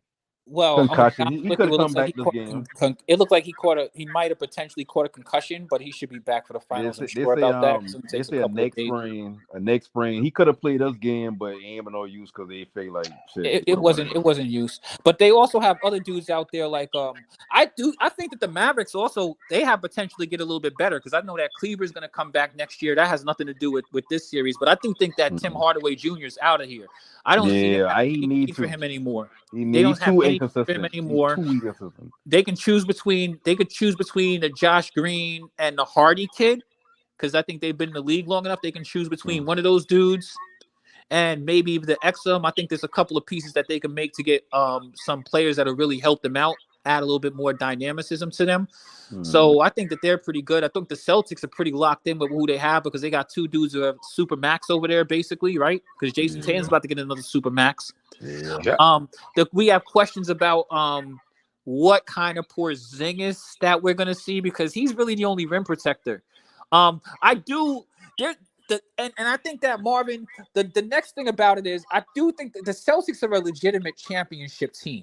Remember, Yeah, the it team is. has been constructed and been working on trying to be a championship contender for longer than Dallas has been trying to put it together. You know what I mean? As far as actually putting together pieces that really work together. So I really think that I think that there's like some pressure on the Celtics. You know what I mean? I just have to see. The thing about the Celtics is that I know, and you guys have seen basketball and seen the Celtics play before. How concerned are you with the fact that Jason Tatum and Jaylen Brown seem to end up with butterfingers at the end of some critical games when things get kind of tight on the line? I mean, I've seen them do that consistently over the years. I'm not saying that they're going to do that again this year, but I just think they got a better team this year. And I was on here, Yeah, and I mentioned, full team. I Yeah, brought up the fact that I felt like Dallas had advantage, but I hadn't looked at Drew Holiday. I'm not bringing up White because I don't want to make it uneven. I'm just bringing up Drew. Well, let me ask you because I know Drew is going to be a major factor.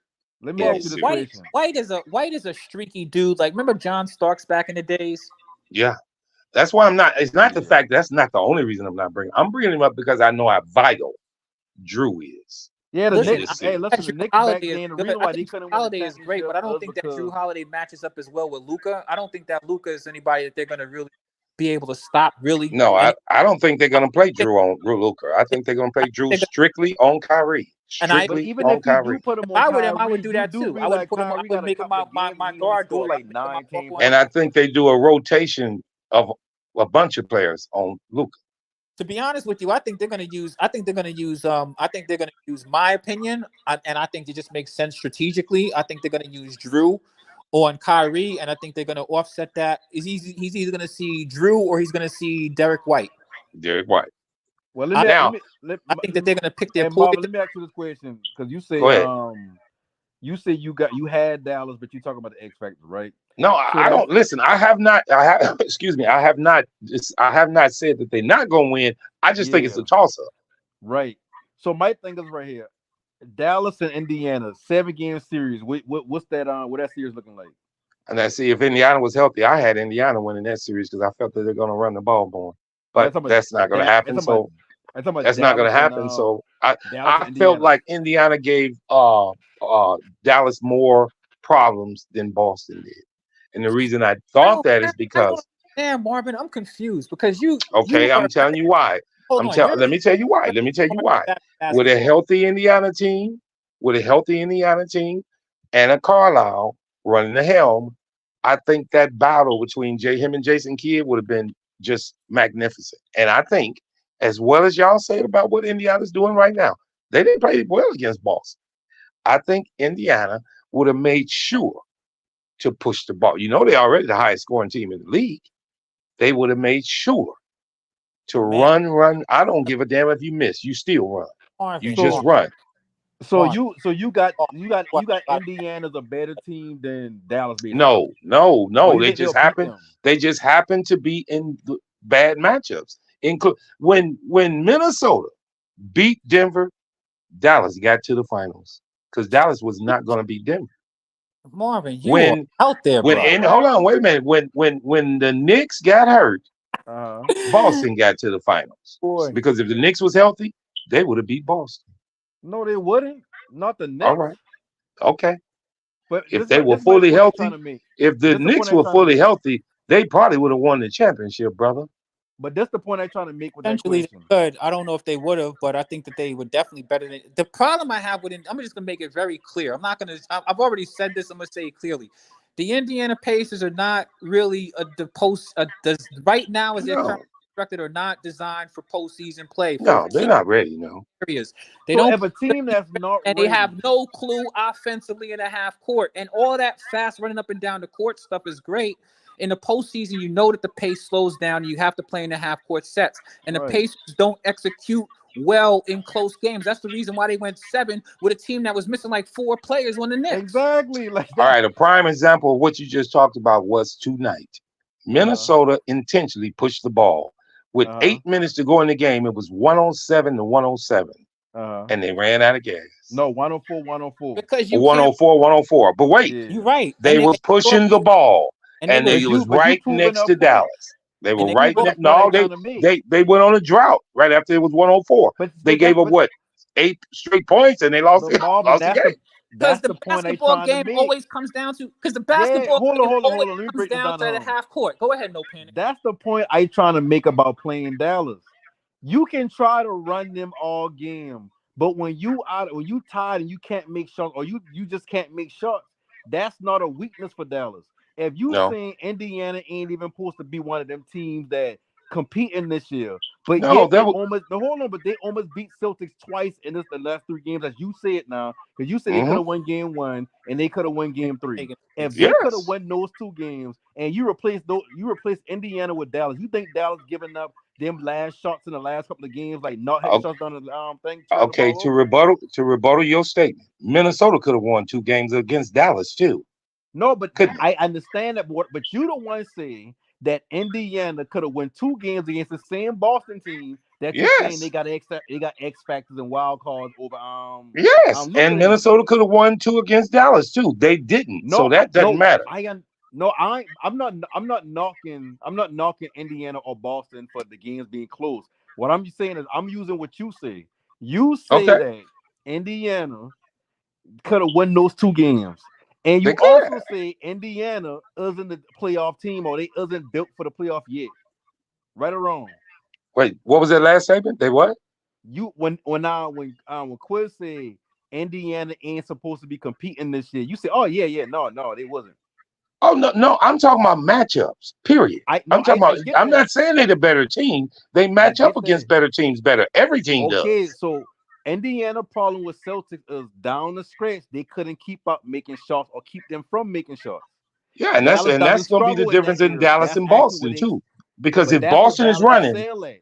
okay, because if Boston is running, they still Uh-huh. gonna make their shots down the stretch. They're And not they gonna beat all they did is Minnesota, bro. end up with a close game in the end, right? So But what I'm I'm just saying letting is you know. No, no, no. Dallas Listen, plays their best when it's If Boston is running against Dallas, uh-huh. they're not gonna break down like Minnesota, brother. They're gonna win their game.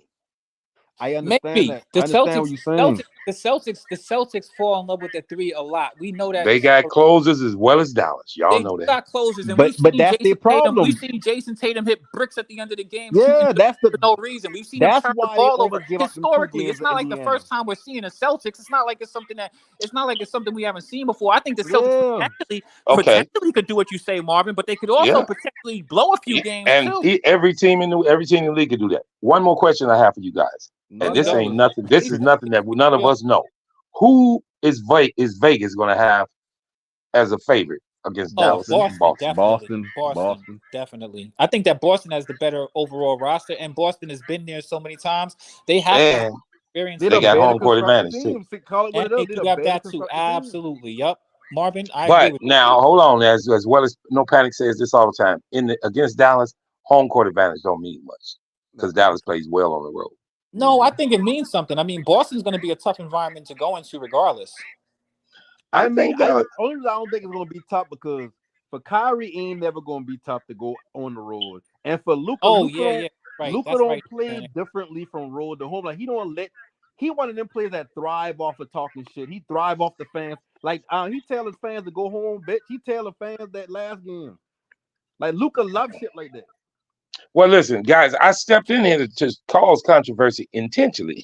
And I know you do, Marvin. Hey, Marvin, and that's why I appreciate you. But I'm gonna be honest with you. I think this is gonna be a really good. I think this is gonna be a really good finals. To be quite honest with you, I think the environments are gonna be fire, and Yeah, I think it just one of comes the down best to finals ever. One of the Marvin, best finals ever. and not to High be level shot cliche, making. That's all not it's to gonna be. be High level shot making. not to be cliche, but it's just gonna come down to one simple thing. It's gonna be called execution. Yep, and Execution both. down the stretch is what it's really gonna come down to with these All games. right, and so, Quest, for you saying that, I got a great question for you. Who executes better, Dallas or Boston? That actually, I really don't know. It's a toss-up, man. Yeah, It's it is truly a because toss-up. it is because we've seen, like, I know the Boston Celtics. I'm Kyrie. The last time he saw it, and this is the reason why I like this matchup. Let me tell you the reason why I like this matchup. You have good backstories. Porzingis used to be a member of the Mavericks. They got rid of him to get better. You know what I mean?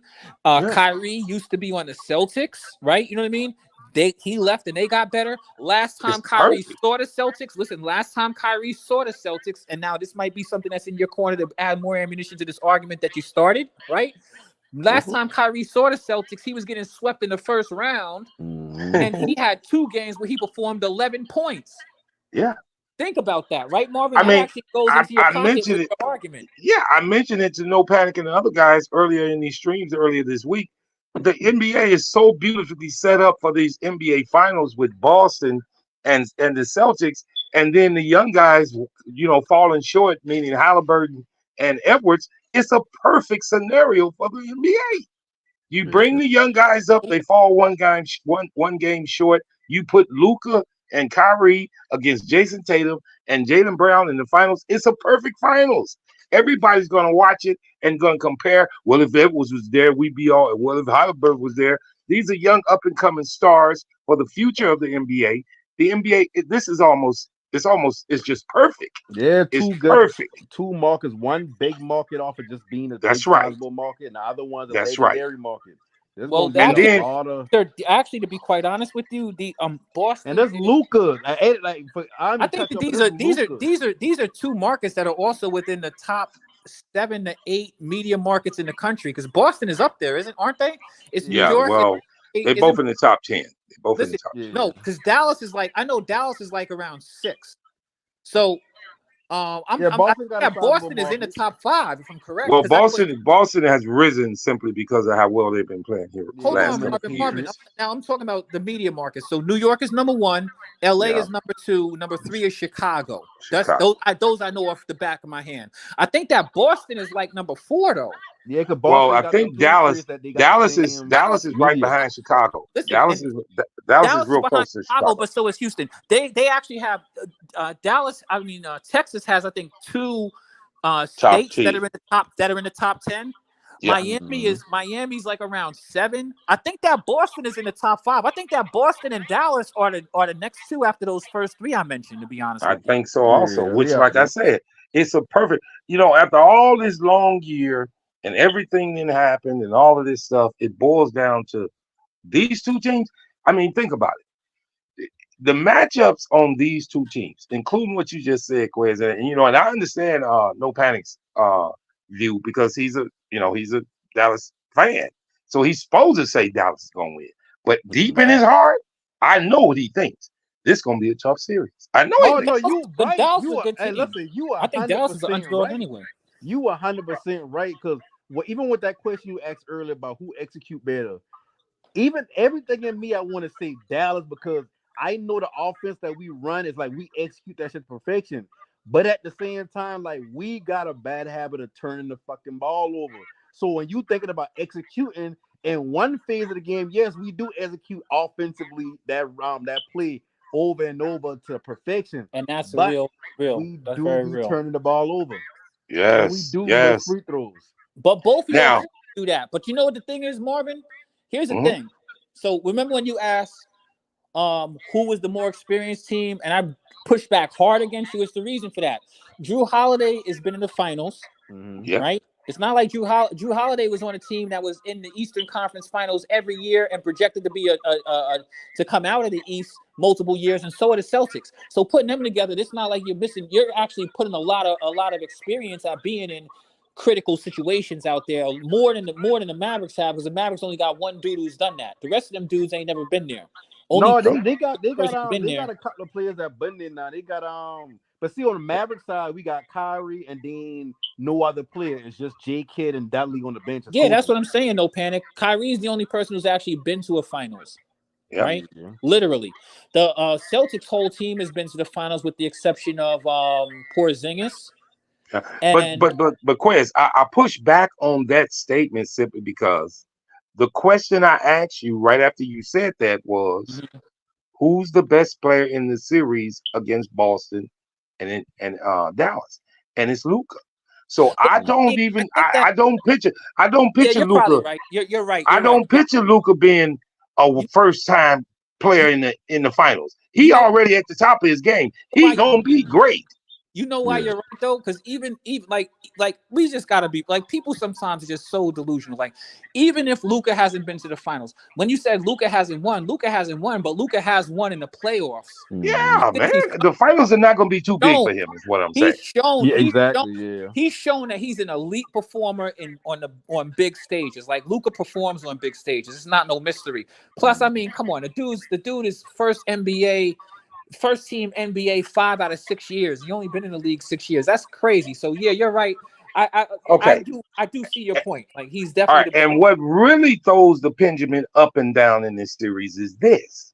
Yes, I say Drew Holiday is a kind of wild card in this series, but on the other side, Jason Kidd is a wild card for Dallas. Because he's been coaching his ass off this playoffs, boy. I think I'll take Jay season. They've been like, man, J Kidd might not be the right coach for the season. But I'm just saying, look at those scenarios, guys. Look at all of those possible scenarios in this series. But there's another. I don't even want to bring up White. I don't even want to bring up White. Marvin, there's another difference though, right? And to be honest with you, I mean, just being honest, I feel the Celtics have a better team than the Mavericks. Right. I mean, I don't want to say it, but it's the truth. That's the truth. If Porzingis comes back, they are a better team. I mean, even if Porzingis, let's say Porzingis doesn't come back. Let's say Porzingis doesn't come back. I think they get killed on the boards. If he don't come back, they get demolished on the boards. Definitely demolished on the boards, and they're probably get demolished on the boards even if he is there, to be quite honest with you. But I'm just saying that when you look at Jason Tatum, Jaylen Brown, Drew Holiday, Derek White, and remember that Al Horford actually is experienced. He was part of them. He was part of the Celtics before, came back, and still been part of them. Al Horford is actually, we've seen Al Horford block shots. We know Al Horford Al Horford gets hot sometimes. Like, Al Horford is not like some completely bum trash. The rest of them dudes on the Celtics, I don't really factor them. But when you add Porzingis with those dudes, even with or without those dudes, that is a very good roster. And it's not like they don't have like a duplication. They have they're not like a team that has, like, you know how like the Suns have redundancy where you got the same type of player 3 times over. I'll give you one better. Dallas Mavericks right now, we got Tim Hardaway, Josh Smith, and what's the other dude come off the bench? Hardy. All three. That was my next thing I was finna get to, because I was finna give No Panic some props. Another pendulum that swings Dallas' way is the bench with Lively. With the guys that Dallas got coming off of that bench, I think their bench is better than the Celtics. Yeah, maybe, but their bench has to. But Dallas needs their bench to compensate for the fact that the starting roster for the Celtics is literally constructed for a championship. Yeah, but they're not going to play the whole game.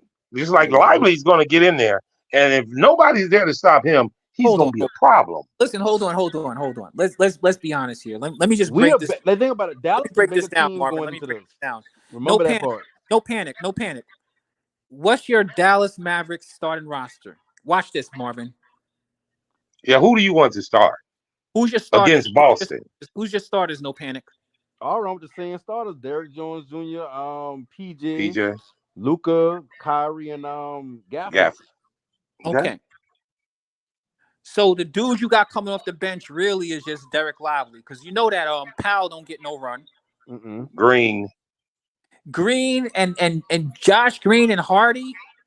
Josh Green, Hardy. Those dudes. I mean, come on. I mean, think about it. Like, I like those To X them guys, come but off I the don't bench give those guys sometimes. no huge advantage. I'm not like saying these guys are coming in like it's like these dudes is deal Okay, breakers. wait, all right. Okay, I so mean, but give on me Boston, who coming off Boston's the bench. bench? Wait, Pritchard? give me Boston's bench.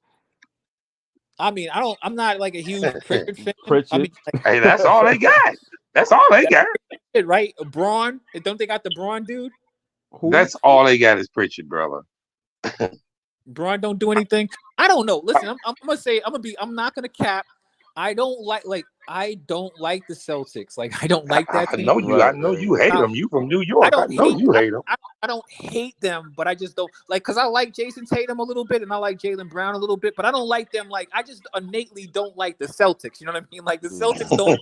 The Celtics, like, I see them, I'm like, oh, do I gotta watch this? You know what I mean? Like, there's a very few scenarios. Postseason is when I watch the Celtics. Regular season, I'm not going out of my way to go look at a bunch of. I check out every team play though, Marvin. But you know what I Yeah, mean? I mean, hold on. I understand New Yorkers. If when you say Celtics, it's just you ain't got to mention no players. You don't even like the name, I and know I exactly who understand all that. of these dudes are, right? You know what I mean? I know who these dudes are. I know what they do. We've been watching them for years, but like, Celtics isn't my first choice of teams to watch. I mean, even when they had like, shoot, I remember I couldn't stand that Paul Pierce squad. You know what made them watchable to me when they got my boy Ray Allen, because I always like Ray Allen. When they got Ray Allen, and I always like Kevin Garnett, but I couldn't stand Kevin Garnett's attitude sometimes, man. Kevin Garnett would annoy the f out of you if you know what I mean. If you wasn't a Celtics fan, that dude would annoy you. Remember when he whispered in Carmelo Anthony's ear about his wife smelled like Cheerios? Yeah, hey, but I'm gonna say this, guys.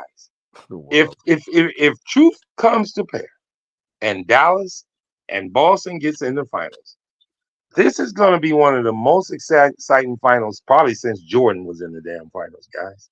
I can't remember a good matchup that's real close like this in a long time, guys. In a long time.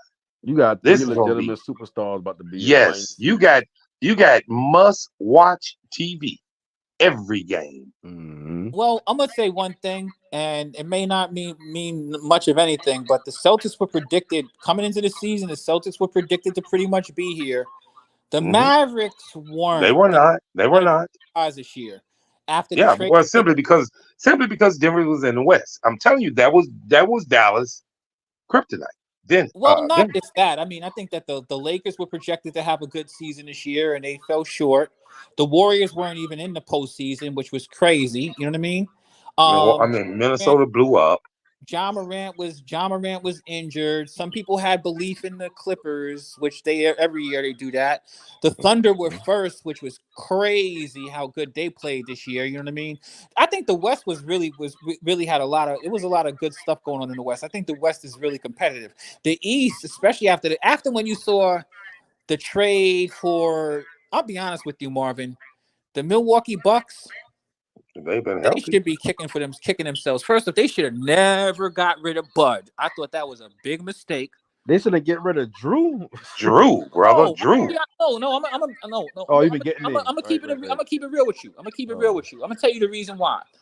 They lost to Hemi Buckets. All right, Hemi Buckets that year when the Bucks played them in that postseason in that series. I'm sorry, that's like the best basketball I ever seen Jimmy Butler play. This dude was dropping 50. Oh yeah, well And yeah, great defense. That Marvin, that's the first time. And tell me if I'm wrong, Marvin. In that series with the Bucks against the Heat, yeah. that was the first time. He played out his mind. He just played out his mind. But I want you to listen to this and tell me if I'm wrong about this. That was the Bucks were perennial favorites to go to the finals again that year, right? Remember?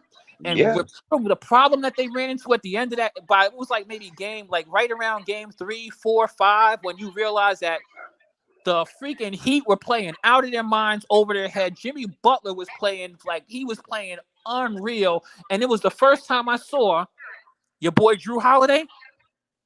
They couldn't handle it. They felt the composure that the Bucks played with at the end of some of them games, especially that game 6. He turned the ball over uncharacteristically. Like you saw the Bucks losing their composure. So what did the Bucks do in response to that? Remember, Marvin, they fired Bud. I thought that was a big mistake for them. You know the reason why? Yeah, because Bud already proved that sticking to his guns with his system, with those dudes who responded to him, that they could get what they got. They got beat by a team that was more hungry and was not playing around. I thought that was a mistake. And when they let Bud go, too. and listen, and when they let Bud go, I'm gonna show you exactly the reason why the Bucks moonwalked. They let Bud go. Drew Holiday, they let him walk off into the sunset. What else did they let go? Remember they won that championship? Remember that year DiVincenzo was injured? I always liked DiVincenzo. I knew they were making a mistake letting it go. They let DiVincenzo go. And who else did they let go? The number one three-point shooter in the NBA this year, who you wouldn't have known at the time, Grayson Allen, who plays both ends of the court, who played crazy this year for the Suns. And he played well for Milwaukee. You're right. DiVincenzo and Grayson Allen are still on the Bucks. Forget about the Drew Holiday thing. With the trade they made, if they still just had Grayson Allen and DiVincenzo this season, because remember when Chris Middleton came back, let's be honest, against the Indiana Pacers, Chris Middleton played out of his mind and Damian Lillard fell apart. Those couple of dudes on that team, still on that team, they could have won. They moved. They made moves because you get to a point. It's kind of like where the Celtics are. What I'm saying, right? You can't you can't do any. You can't go backwards. You can't go any higher than what you already are. It doesn't make any sense to fire a coach who's already proven this to you. The NBA is crazy with what they be doing with these coaches these days. Yeah, but I did want to say this to you two guys because we were mentioning the benches and we was like, Austin bench is terrible. Well, here's the key. If Porzingis comes back, no panic. Horford goes to the bench, which power boosts your bench. It's still ain't better than Lively. Yeah, but he scores more points. No, but Lively factors into the game. Lively impact on the game is almost equal to what I don't say equal to what Luka do because it's gonna be hard to put that in the measurement. But I tell you, like this rookie impacts our game. Like when we running our offense, he really does. Oh yeah, most definitely. Offense is like he's the perfect piece to our offense. But I was reading an article though. Only thing that's stopping from being a top 5 pick is he ain't showing no offensive repertoire. Yeah, not yet. He's young. But let me say you this: I was reading an article, and they addressed, and it tripped me out, no panic, because they addressed it to you. It said that Luke Cornett is going to shut down Lively. We wanted no panic to know that. Luke Cornett. Out of his mind. You know what, Derek Lively. Derek Lively's been such a big surprise, no panic, because remember that guy. Remember that guy, Dwight Powell. You guys have. He didn't get no more playing time. The Dwight Powell's game is very similar to Luke Lively, but he's not better than Luke Lively.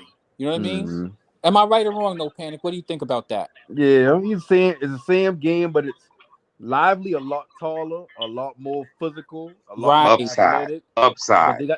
More upside and more energy. Yeah, they got the same mindset. Like you can run the same.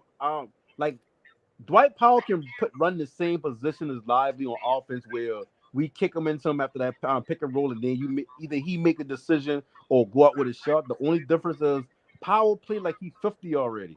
So the way he plays is not contingent on offense to go up on nobody. So they ain't have to be concerned about that. Then on the defensive end, he ain't really a shot changer or a shot blocker. So it's like we losing defensive anchorship with him being in the game. Outside of that, he is a decent player. He can kind of shoot a little better than Lively, but it's not like Lively them can't shoot at all. He just don't take threes. I don't know why, but he don't really need to. I don't think that they need them. Like I like the way the Mavericks are because him and Gafford, they don't really need to take threes.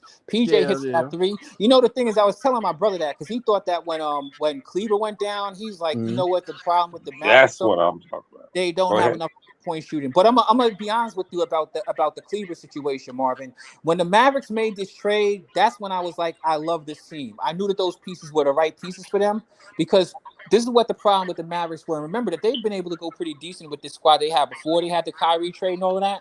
But Kleber was always playing out of position. I always knew that. Kleber is a power forward, not a center. Yeah.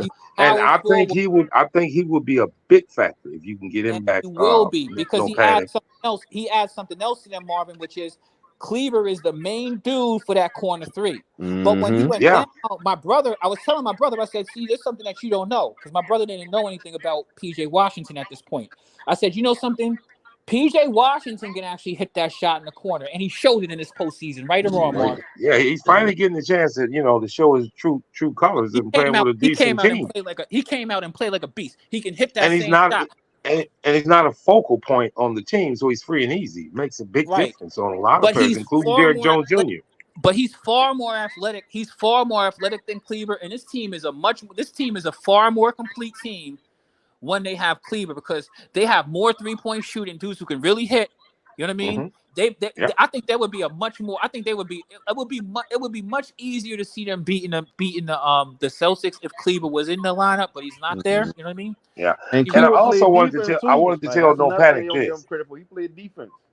I wanted to tell No Panic this also. I mentioned Drew Holiday being a factor against Dallas, right? Now, here's something that I had, because I didn't want to throw this hint to you. I thought you were going to throw it to me. And this is new for your team. You have DJJ to play against Jason Tatum. Yeah. That's going to be a key, too. Sure. Derrick Jones Jr. He can play Tatum. He can play Tatum. I'm telling you right now. Yeah.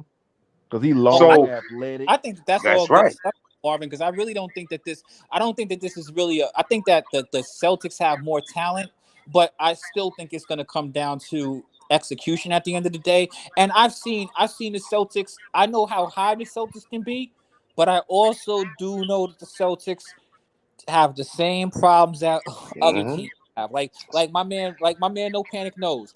The Mavericks do turn the ball over a little bit, but the Mavericks have a lot of resolve to bounce back from those things. But the Celtics do that also. The Celtics do. So I ask you one final time: who is the best executing team in this series? Well, that's the beautiful thing about the finals is that we're gonna find out. But I'm gonna tell you, I'm definitely gonna be rooting Dallas. I can't root Celtics. Out of your mind. I don't even got shamrocks in my backyard. What are you talking about? Man, listen, I wish I had put a bet down at the beginning of the season, because I always felt Mavericks gonna be in the finals. But I did feel like Boston been the best team in the East. But I ain't a betting type of person, so that ain't ever been something in my mind. Plus, Allstate ain't really. Now, I'm gonna say this. I'm gonna say this. No Panic, because I don't want you to be like Marquez. Bless his heart. I ain't trying to talk about it. No, do not jinx this Dallas team. Please don't. Hey, listen. That's why when we talk about it, I can be like, I'm gonna be honest. Like, I'm a Dallas fan on the script of Kyrie. If Kyrie on the team, that's the team I'm rooting for, because I'm ultimately rooting for him. But with Dallas, it is a little different, because I do like the team. Like, I have followed Dallas for about 2-3 years now, like, closely. So, like, it is a different feel than just me following Kyrie. But at the end of the day, I can still be real about certain deficiencies Dallas got, more so than the actual Dallas fan who love the team for the team. You know what I mean? Like, I do see certain things in Dallas that can be exploited, but I just always gonna lean back on, if we can keep the game close, I just don't see nobody beating Dallas. That's how I always feel every game. All right. I got a question for both of y'all there. Obviously, I think we all agree on this. Will Luka be the top scorer in the finals? Yeah, I think so. I think that's pretty consistent. And do you think? All right. Do you guys think Kyrie will be the number 2, or Jason Tatum, or Jaylen Brown?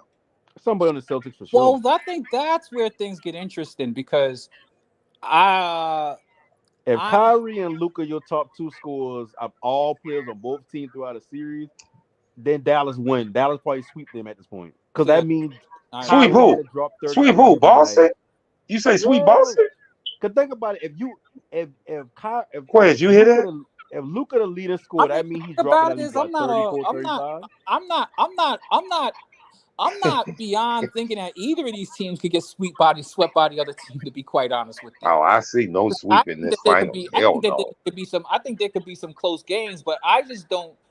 There's certain things I don't trust Boston to sweep anybody, because we've watched them in this postseason lose to teams that didn't have we've seen them lose to the B squad in the playoffs for just the weirdest reason. Like, sometimes the Celtics they sometimes just don't show up. But the Celtics, I think the Mavericks are a different team. The problem I have, the biggest X factor that I have really, Marvin, is because I feel as though the Celtics have not really faced any adversity all year long. Year long or just the playoffs? Come on now. All year long, I don't think they haven't felt any adversity all year. They led the East by a mile, and they have one of the best rosters. And other teams in the East, I want you to remember, it was Milwaukee. actually competitive at a certain time, and then Milwaukee got injured, and they made the trade for their coach. And I'm gonna be honest with you, it was his backsliding from there. Joel Embiid went down, right? You know what I mean? The Knicks finished second, and the Knicks had a great season, but it's the injuries that got the Knicks to really finish second. And also another thing, I got to give credit because, you know, I don't want you to think that I'm not giving teams credit, because I remember I was on my podcast, and my podcast partner, when I said I did this segment, the hottest team of the week. And I don't know the reason why he thought when I said the hottest team of the week, he kept on wanting me to look at the number one teams. It wasn't the number one teams. You know what I was looking at, Marvin? I know it probably was the Knicks. No, when you look at when you look at the standings, Marvin, and you look at the far right column, do you know what that column is? The last team. The last 10 games. The Cavaliers. The Cavaliers had not won. They won. They had not won, but they had 2 streaks with like 9, 10 to 11 wins in a row. 2 of them this year. And the Knicks were behind them, because the Knicks had like a 9 to 10 game winning streak, and then the Knicks had like 2 or 3 like 8 game winning streaks. You know what I mean? Those two teams I saw were they got hot as fish grease at particular points in the season. You know what I mean? Like, seriously, they were just taking whoever came. And think about where they landed at. That just showed how bad that they started. You know what I mean? Because teams got so hot. Boy, it's crazy for you just mentioning something about the adversity that Boston had to endure this season. I want you to hear this. Mm-hmm. Boston have not lost 3 games in a row. None this season, guys. Well, that's always a good sign. I agree with that. They only had 3 2-game losing streaks. Yup. Exactly. And that's so what adversity, none. You're right. They had none. They had nothing to worry about all year long. They have had nothing to put any. They have had nothing to put any real. The playoffs has been. I mean, the teams that they've had to play in the playoffs this year, and the fact that those teams were injured. Come on, it was already foregone. I don't think that even Indiana at a full strength would really be able to beat the Celtics. I was giving them a gentleman sweep in that series regardless. I didn't think that they'd sweep Indiana, because I feel as though the Celtics, what I've seen, because they haven't really faced any adversity, they just give away games sometimes. Like the games that they lost. If you look at this playoffs, Marvin, right, the games that they lost, because they didn't sweep those other teams that were not healthy at all, they lost to the B squad. You know what I mean? Like, just even the other night when they won that game, the other night, like shit, Halliburton didn't play. He even played against Neesmith. But they pull out the games they need to win. Listen, absolutely, I understand what you're saying. They do, Marvin. You're right about that. Listen, now no panic. It doesn't make a difference if you win by 50 or 1. Just right. But this is going to be easily far and away, and this is just the nature of the playoffs. I don't think that people realize that every year, because people have all these weird arguments that they make. But let me just share something with you about the NBA. Basketball is just like sports, is always a game of matchups, but the way the playoffs are designed, the competition level and the challenge gets stiffer each round that you get. Mm-hmm. Because the first round, you're messing around with some teams. The second round, now you got a team that actually just came off of winning a series, you know what I mean? That may or may not be, which may be a lot more focused and locked in on taking their franchise to the next level to get to that championship. By the time you get to the conference finals, you're playing against a team that's serious about going to the finals. You know what I mean, Marvin? Like, their team is built.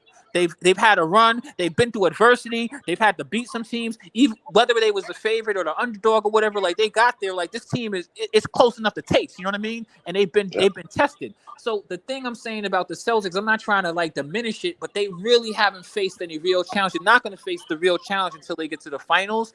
And if the Celtics are able to handily beat and to me, the Celtics have more pressure than the Mavericks, and the reason why is because Jason Tatum has been lingering around the superstar thing. He's been deep in the playoffs a lot. I think it's championship or bust with the Celtics. I don't think the Celtics can come. I don't think the Celtics can get to the finals, lose again. You know what I mean? Because remember, they was in the finals before and lost. I just don't think that's gonna translate well to a market like Boston, that's like New York and Chicago, where the media is gonna be on his ass. You know what I mean? You're right. Okay. All right. So I'm gonna address two things right here because I'm gonna do this one for no panic first. In contrast of what I just said about Boston not losing 3 games in a row all year, Dallas had three-game losing streaks. Listen to these teams, no panic, that they lost. Listen, now I know it's regular season, so don't remind me again. But I think this really does mean something, and I want you to hear this. The first 3-game losing streak that Dallas had was, hang on one second. I think I lost it. Hang on one second. Here it is. Here it was. Okay. The first 3-game losing streak, Boston was involved in 2 of them. The first one was Denver, they lost. Clippers, they lost. And then they lost at Houston. 3-game losing streak. Now they came back. The next 3-game losing streak was at the Lakers, Boston, and Phoenix. 3-game losing streak. And then the final 3-game losing streak, no panic, at Boston, Philly, and Indiana. Now, with me saying that, the reason I bring that up because Quez had brought up a great point about Boston not having any adversity all year. And if you look at that in general, you can say they ain't been pressurized. They had no pressure. They always relieved the pressure by winning a basketball game, which always made them feel like they were okay.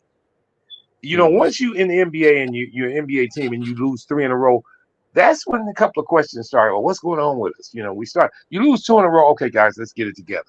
They win the next one, you forget all about it. But when you lose 3 as a good team, you start asking, man, come on now, guys. We gotta do this. Now, Boston, like I say, Dallas had 3 of these. Now, mind you, I know, panic. It could have been back-to-backs and all this, but I just said Boston did not do this, and they play as many back-to-backs as Dallas do, but they didn't have 3-game losing streaks. Now, that could be due to competition. It could be due because Boston had a better team than everybody, whatever. But I mentioned the teams that Dallas lost to, and 2 of those 3-game losing streaks, Boston was involved in them against Dallas.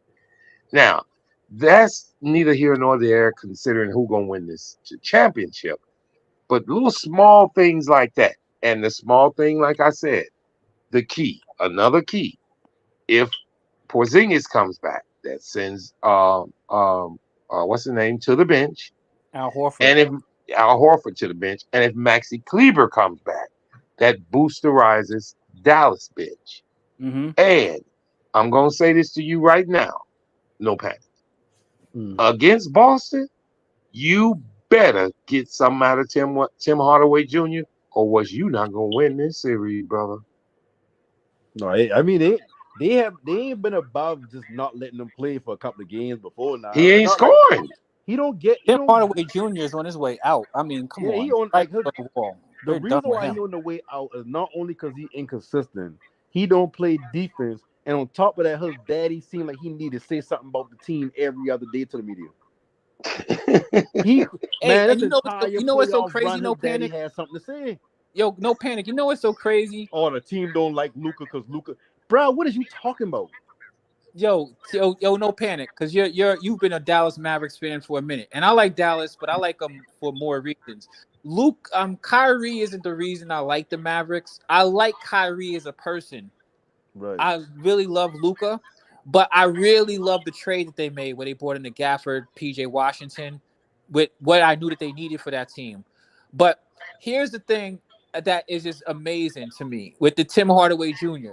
I liked the Mavericks before. I always liked Tim Hardaway Jr. And it is so funny right now. He is the most unwatchable basketball player to me. One of the most unwatchable basketball players to me the entire league. This dude is like John Starks, who just never gets hot anymore. He never gets hot, and he doesn't contribute anything. I'm like, why do y'all even give him minutes anymore? It is so clear that this dude's the writings on the wall to get him out of there. He used to be like the second best player on his team, right or wrong. Yeah, he did. And now he's nothing. Listen, I want to give a shout out to Thunder because he wrote a statement in the chat and it reads, Dallas, and I want to ask you guys this if you guys agree. Dallas is running on pure talent versus Celtics. But the Celtics have a better roster in the league. So it will be a good final. You think that's a good analogy of the finals? I mean, as far as you was gonna say, Luka. I wouldn't necessarily say that because Luka has high basketball IQ. Go ahead, no panic. No, he said that Dallas is running on pure talent. He feels that they might have pure talent. I don't think it's just pure talent. No, I don't. No. Now that I understand the question, no, I don't think they're going on pure talent. I think they're goodly built. I think they're built as good as the Celtics, but the Celtics just got more camaraderie together. Like they had their tandem together for the last damn near 6-7 years since Jason Tatum getting the league, since Brown been in the league. Like they had that same little nucleus. But Dallas is kind of throwing together team over the last couple of months, so it can't just be talent. You know what I mean? It's a team effort for them. All right, collectively, both of you guys. Overall, who has the better team, Dallas or Boston? I think the Celtics do, and I'll tell you where the Celtics had a better team. And listen, No Panic made some good points. The nucleus of the Celtics been together for a minute. They lost Marcus Smart, but think about it: Jason Tatum, Jaylen Brown, Al Horford. They already have the culture built in. Drew Holiday plugs in very easily. Why? He was a competitor. He matches their type of tenacity. He was a great replacement for Marcus Smart. They already know that they could fit him into what they're doing. And they added one of the biggest pieces this offseason when they added my man Porzingis. Porzingis is a very, very solid player. He's a rim protector, and he's a walking double-double. Is he reliable? Is he reliable? That is the big question, Marvin, because we know that he is fragile. That's the big issue that we have with Porzingis, and Porzingis has something to prove. That's why I like this matchup with them against Dallas, because I feel as though Porzingis does actually have something to prove. I'm not talking about Jason Tatum and Jaylen Brown. Porzingis has something to prove, and I think that something might activate in him seeing his former team, because Luka got that killer mentality, but Porzingis has been a unicorn since he came into this league. Right or wrong, Marvin? You're right. No Panic. What you say? I'm sorry. Oh, Celtics. Oh, the Celtics got the better roster. They built better. So are you running your theory on just because you're a Dallas fan, or are you really feeling Dallas going to beat Boston? I'm gonna say this again. When I look at Dallas, I say to myself, the game, are you good enough to stay in the game till 5 minutes left to where you ain't down 20? You only down maybe 8 to 10 points. Yes. Who was better in the last 5 minutes in the league? That was my next question, because I was just going to ask you, do you honestly believe that Dallas has a better closing game than Boston? 100%. Let me ask y'all. I'm gonna ask y'all this question first. Who do you most likely see ending their NBA career without a chip? Luka or Tatum? I think they both gonna get one. Which one is more likely from how you watch basketball? When you look at them as individual players, which one can you picture going into the Hall of Fame without a ring? And which one can you picture, I can't see his career even without a ring? I just feel they both gonna have one. Me too. Oh, I'm sorry. I didn't know you were there, Purple. How you doing? But yeah, you go ahead, Purple, and then you go after that, Quiz, if you don't mind. I'm getting ready to check out, but I wanted to shout out Purple, and I think it's a great conversation. I can't wait to see how this one ends. Purple, what's up? How you feeling about this conversation? What are your perspectives on this? Like my thing, I don't know if y'all mentioned this, like Boston's 3-point shooting. I just feel like I do trust Kyrie and Luka, by the way, and series more than I trust Brown and Tatum because I just feel like they have too many instances, even in this postseason, where they just come down 3-point shot, 3-point shot, 3-point shot. Instead of, like I said, with Tatum and Brown before, putting their head down, driving to the rim, getting to the free throw line, things like that. I don't trust Boston at all. Like if they don't. Okay, before you go any further, I want to address that because I asked a bunch of people on different podcasts the same question. Are you guys distrusting in Boston simply because they have not won a championship? Because they are good enough. Right. And I think they good enough too. But when you watch them, like we have nervous? No, not that. We have to understand. I do understand like it's a 3-point lead, right? But when you look at Tatum and Brown, we can clearly see like people like to go look at percentages, but when you actually watch Tatum and Brown, specifically Tatum, to be exact, the 3-point shot for him, it's not that I don't want him to take it, but it's just not the strength of his game. And I think Brown ain't got no business taking that 3-point shot. I think their strength is especially going to the glass. Yep, in the post. It aggravates me dearly when I see them, take those 3-point shots. I think they need people on the obviously a playmaker, but people on the floor with them that are above average 3-point shooters because that's just like, and then when they not getting to the free throw line too, it's all bad. Like it's all bad. So your trust. All right, I can ask you the question because Quiz, are you going? Yeah, I'm pretty sure he is. But I'm listening to you. Okay, guys. just hang on. All right, so we had just all three of us just put our little thoughts together, and I posed a question: who has a better team overall? Nobody hurt. Boston, Dallas. I would say Boston. Yeah. All right. If all of us feel that Boston is that all right, first before I say that, are we all coming to this consensus because Boston is a deeper team? Mm-mm. So that means I think that the Boston Celtics. I think Dallas actually deeper. No. So that means the matchup of Kyrie and Jalen and Luka and Tatum is a toss up. No, okay, that's why I feel like Boston got the better team, and based off of what Quiz said.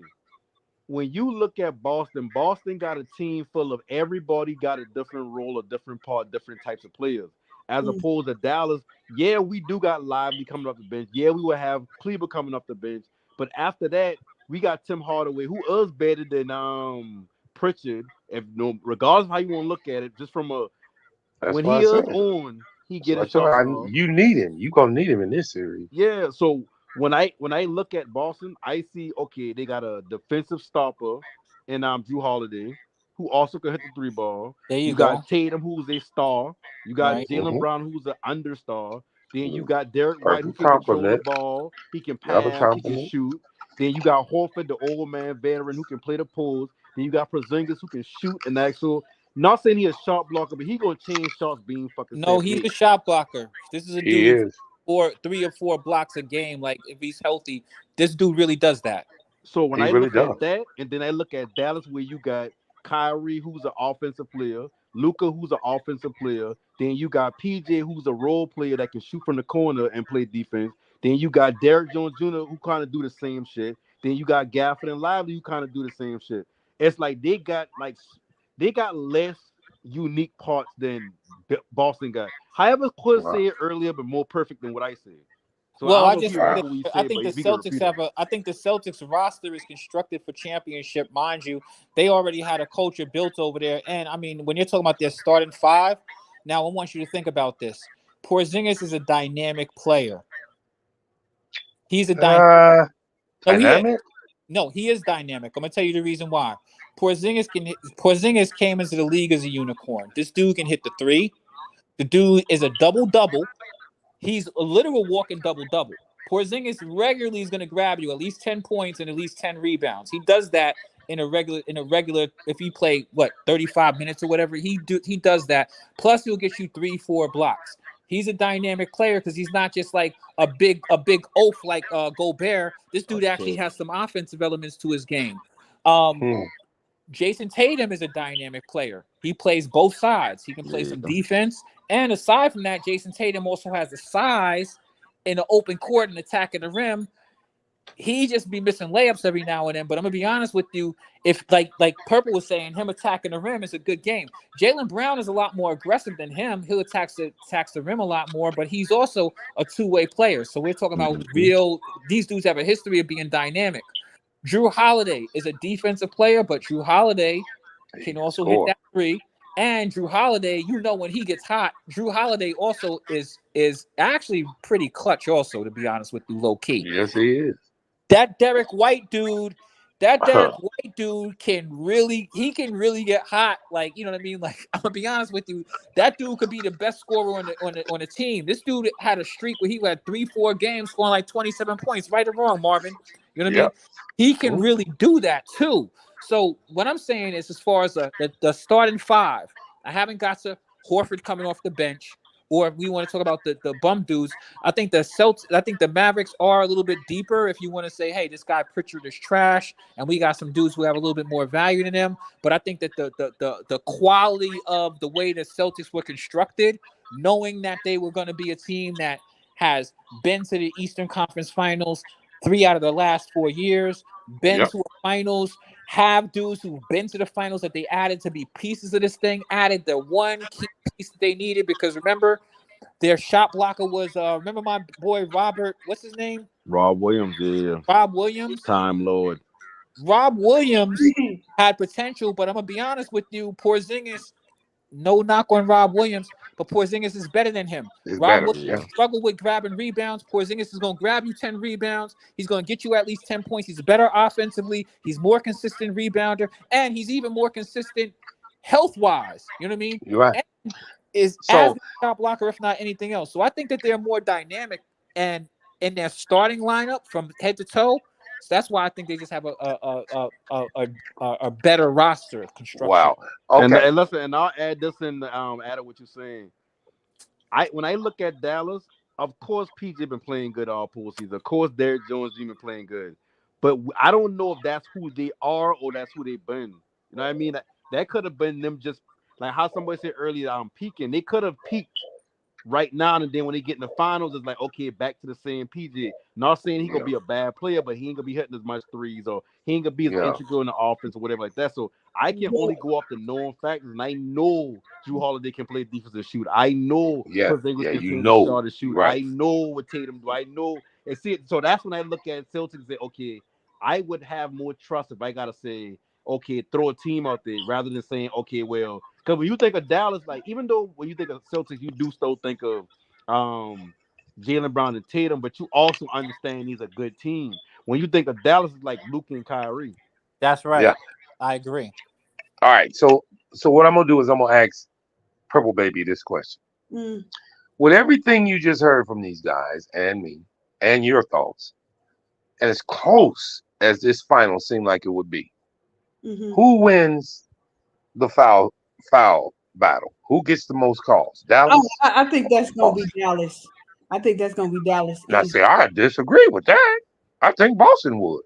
Yeah, I think they don't give Luka the calls he's supposed to get, and Kyrie don't get not even a quarter. Nope. For Kyrie to be that offensively good, Kyrie don't get the free throws. That's why Kyrie don't average 30 something a game. That's why you're right. Well, hold on. Because I want to ask Purple. Why do you feel Dallas would Purple? Because from a guard's perspective, Kyrie as a guard, his offensive game, like he's special. That's what I would say. And then Luka he know how to. I'm talking about foul calls now. Yeah, I know. That's what I'm saying. Like, okay. I would give Derek White a way better chance, as he ain't like he's impactful offensively, but Boston, to me, don't really rely on him as an offensive player as much as they do as for his defense. But it's Kyrie, like his just like his layup package alone. Like if you're not real disciplined as a defensive player, you're going to foul him. So I just think Dallas, I don't think that's in Boston to receive more foul calls because, like I said, with their two best players, which is Tatum and Brown, they just be like, when you be like, just go inside, these guys are bigger than you, or they're not trying to defend. They don't do that. Like, they'll just stand on the perimeter and shoot. Yeah, okay. And that's what, Quez, if you're still there, I want to ask you this final question before you go. Yeah. And so what I wanted to ask you was this then, Quez. Yeah. From what Purple was just stating, is this more based on simply because Brown and Tatum takes more threes, or do you think they will be going to the hole a whole lot more in the final? I think that Jason Tatum could get the foul, and I see and Jaylen Brown when he's aggressive. I like Jaylen Brown when he's aggressive, but I don't think that it's. I still think see it being kind of even, because now we have to think about it. How are the Celtics playing one, and then there's something else that nobody on this panel has talked about with the fouls. The Dallas Mavericks bigs attack the rim so much more. They throw lobs. These guys throw like freaking 10 lobs a game. Those little dudes, Gafford and freaking Lively, are gonna bang it on these dudes because they're gonna toss those toss-ups, and those are hard shots to actually block. So it's not like you just post up and just Porzingis gonna stand there, and it's not like these guys are going to some sort of post-up offense. Yes. These are just Luka and them creating space and tossing the ball up, and these guys bang it. They get a lot of their fouls on those. They get a lot of N1s, and sometimes those guys miss it. So I think that the foul thing might kind of balance out, but really, I think that Tatum could get a bunch of foul calls, depending on the type of game he plays, but it depends on how they play because the Celtics sometimes fall in love with the three, and we all know that. Yeah. So give me an answer. In your mind, does Dallas get more foul shots, and will those foul shots, and I'm pretty sure I know the answer to that, will they be a difference in one game or two? I'm gonna tell you, I'm not sure who's gonna get more foul shots, but I think that what can be the difference is rebounds, and I think that Dallas will win the rebounding battle, and I think that could be a big difference. Now, I was going to rebounding next, but see now, do they balance out on rebounding simply because Kyrie does not rebound as much as Jaylen Brown? No, Luka pulled down about 10 by himself. Yeah, Luka. Yeah, but Tatum does too. Tatum will too. Tatum will grab some rebounds, but their primary rebounder, like with it Porzingis is going to lead them in rebounding, and Tatum will grab some rebounds. But then there's other dudes upwards of 7 or 8 every game. Yeah, I got no issue grabbing like 5 by himself. I got no issue with Tatum grabbing rebounds, but you got to remember that Gafford grabs rebounds, Lively grabs rebounds, Luka grabs rebounds, PJ Washington grabs rebounds. Like, they got a bunch of dudes on the Mavericks who will go get some boards. All right, we don't give up too much of them offensive rebounds now. All right, Pace. This is each and every one of you guys. We'll start with you, Purple Baby. Pace. Who you think wins the pace, or do you think it's critical for any one of them to change the pace in this series? Purple. I think. The question again was pace. Who do you think controls the pace? And do you think pace will really, really make a difference in these finals against these two teams? Yes, and I give the pacing battle to Dallas because I just. Wow. All right, wait. Before you go on, are you saying that because you think Dallas is going to slow it down or run? I just think in the half court, I do trust in the series versus Boston. I do trust Dallas's two players more. Great answer. And continue on. It's about those threes that I just, like I said, it's more about Tatum and Brown. Not if Tatum and Brown play to their strengths, and I'm not saying like if the only thing Dallas is giving you is a three, don't take them. Just don't take them in. Like I don't know how to put it, but it's gonna come down to who's more consistent in this series too between Tatum and Luka. Whoever's more consistent and plays smarter basketball as a team is definitely gonna win this series. And I also think they're gonna have the pacing on their side too. To you, no panic. Pace, and do you think it can make a difference in the series? As far as who won in the pace, it don't even matter. To be honest, when it gets to the fourth quarter, 5 minutes left, it's like I don't care what you've been doing for the first down. Whatever. This man got confidence in that fourth 42 quarter. minutes Go of the ahead. game. That first 42 minutes of the game don't mean shit unless you up 20. You know what I Okay, I mean? That's think how I Quez look at might. it. I think Quez, you might have a. I don't know. I don't know. Maybe you have the same scenario on there. What you think about? Do you think pace will be controlled? Which team you think can control it? And do you think it make a difference in this series? Is Quez he already left?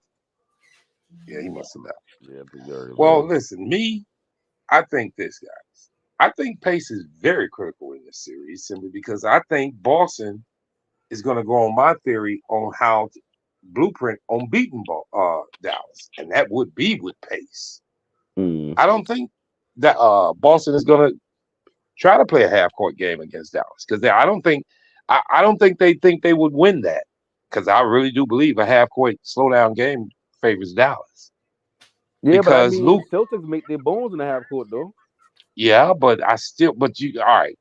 8 out of 10 shots, Luca or Tatum. Who you taking? Luka. You damn right. But if Luca, how many times I'm gonna ask you this question in no Pat, real simple.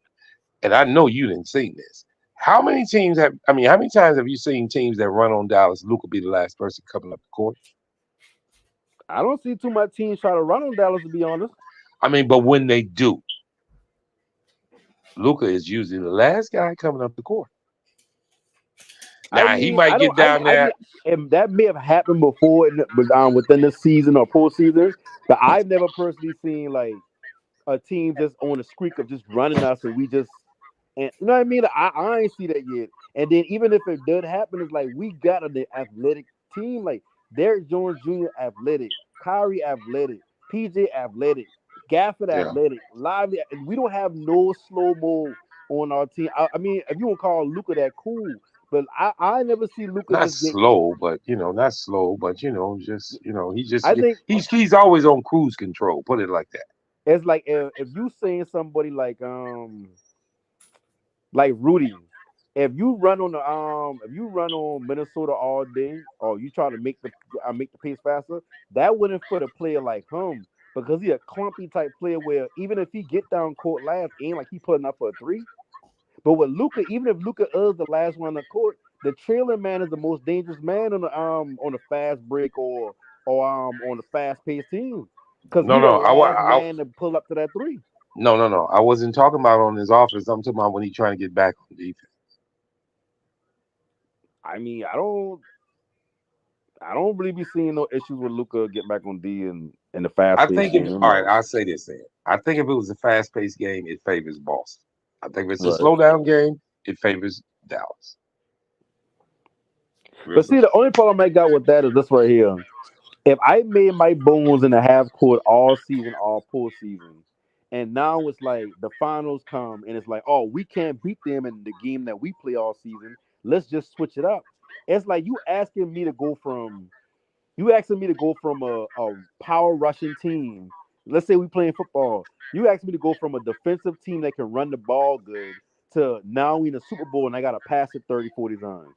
It's like it I sounds think it's good, an easier adjustment in basketball than it is in football. But go ahead and continue. but it ain't because you know why? If I know I do this all the time, we got certain sets we run. We got certain things we do throughout a game.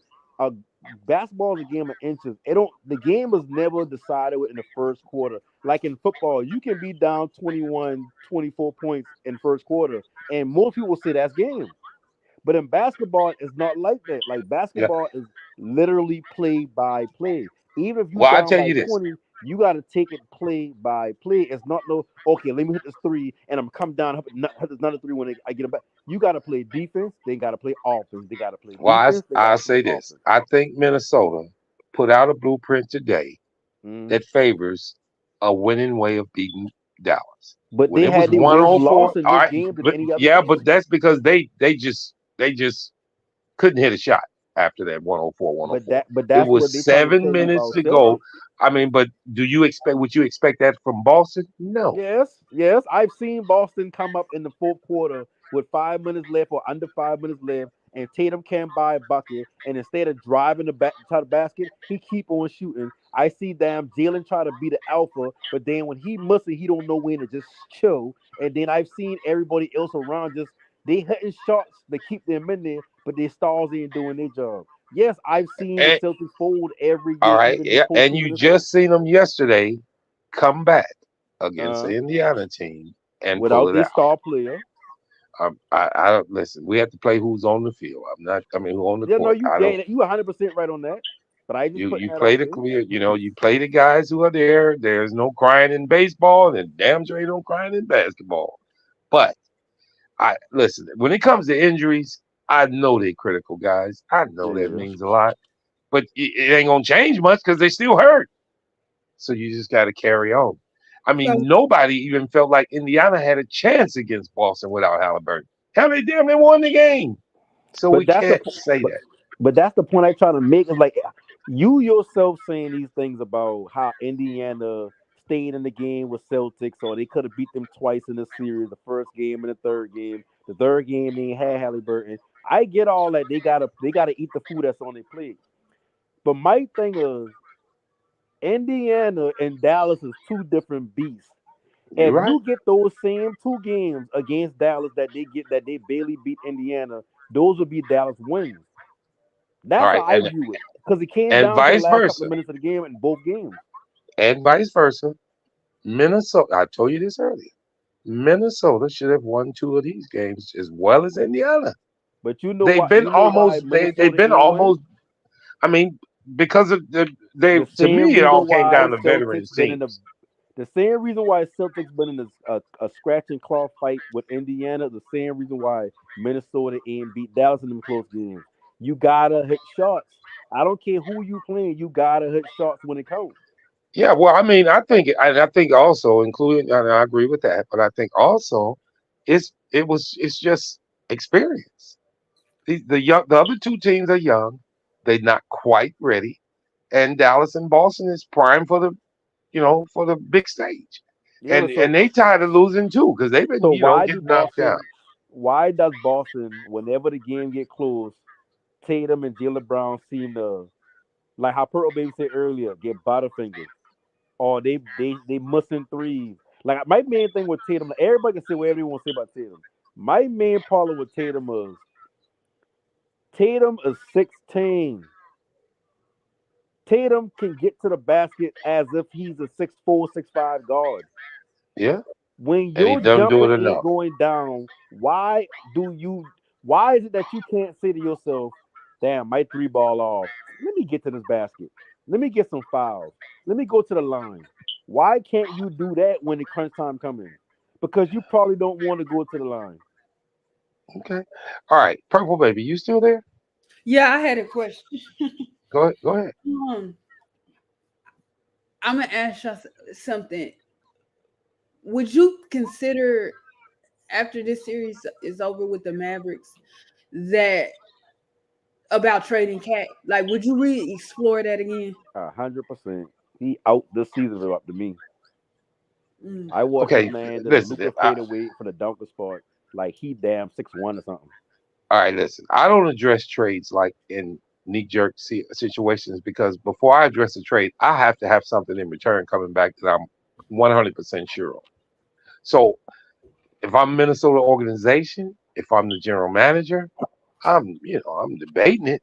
But if nothing comes back to me that's going to excite me, no, I'm not trading it I can because tell I'm you not going why. to give him away. Yeah, it ain't. But I can tell you why. I mean, you can't just give him away. If Cat only giving me 19 points on 4 for 32, but 4 for 32 shooting in the last 5 games in the playoffs. 4 for 32. From three, my bad, from three. Oh, okay. All right. Well, see, well, he got to change his game now. That's the same thing like But what you was just that's why saying. he's saying is like you now you want to ask him to go from finesse big man Well, he to has get to your though, ass in the man. hole and do this, that, and the third. He's killing you though. He's killing you. He has to. Come on now. Exactly. So what I'm gonna do is I'm gonna package him with whatever picks I got in my Baron, and I'm gonna go find me four, Yeah. That. or I'm gonna find me somebody that can do what I need to be done next to Anthony Edwards. I need another All right. scorer. I don't care if that's going to get Paul George. I don't care. I don't give a fuck. Long as it ain't Cat. Cat ain't Okay, winning this all right. man no championship. Okay, so question to you, Purple. Question right quick to you, Purple. Hold on, question. All right, Purple. Is marketing the answer for Cat? No. Okay. What you say? Empty stance there. Well, you Empty wait. stance. Y'all don't think marketing is better than Cat? No.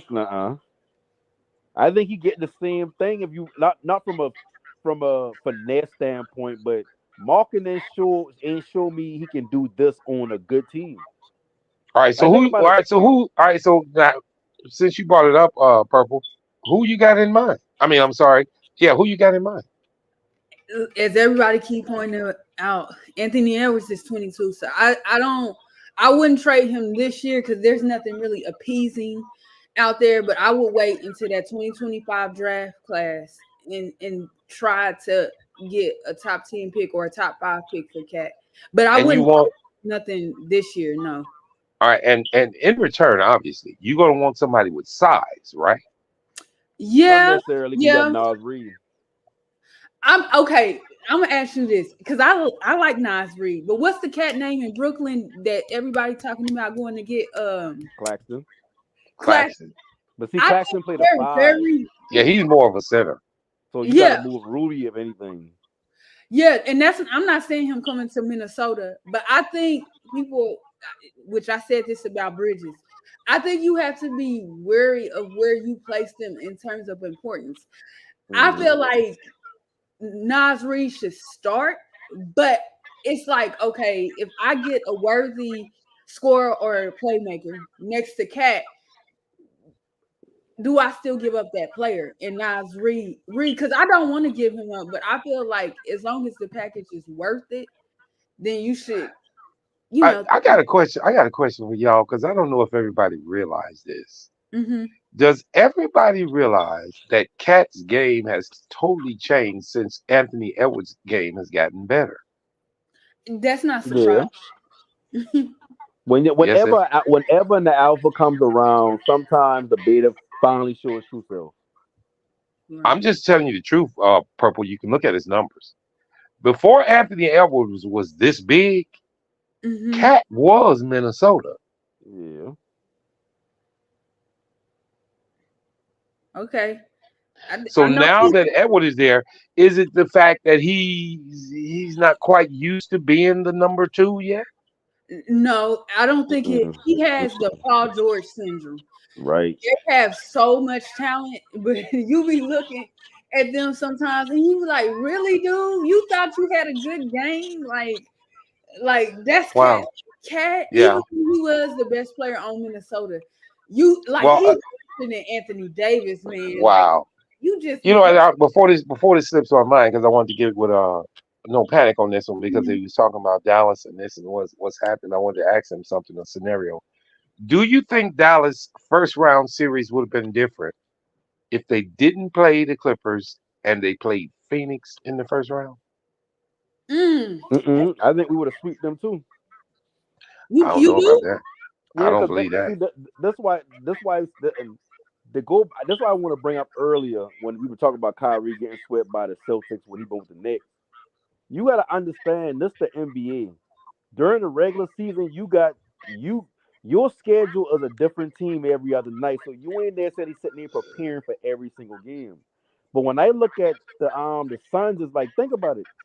The the Suns all season ain't had their big three together for most of the season. Then outside of those parts, the ancillary parts around them don't even fit the team. They don't got no other defender. They don't got no lockdown defender. They don't got nobody outside of the three that can shoot. You got three players that need to be set up in Beal and Booker and Kevin Durant. You got no real point guard to set them up.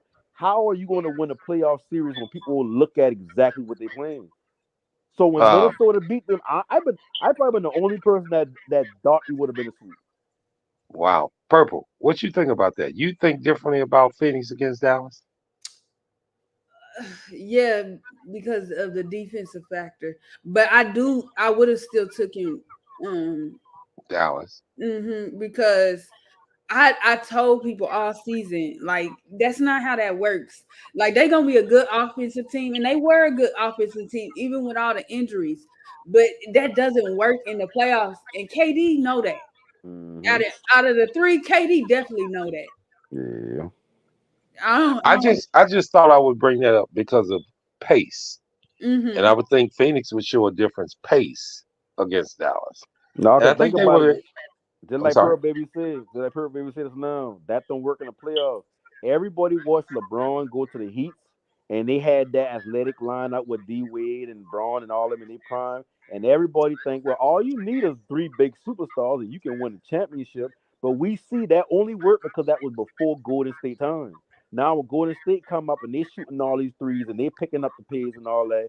A team like that, I don't care what nobody say. In today's NBA, LeBron and that Heat team wouldn't be dominant in like how they've been doing back then. I Well, I promise you can they go wouldn't. back to one thing that Purple said. If you're hitting your shots, you can run with, you can do pace. You just got to Yeah, hit your but shots. think about it. The Heat ain't had no mid range shooting from nobody outside of D Wade.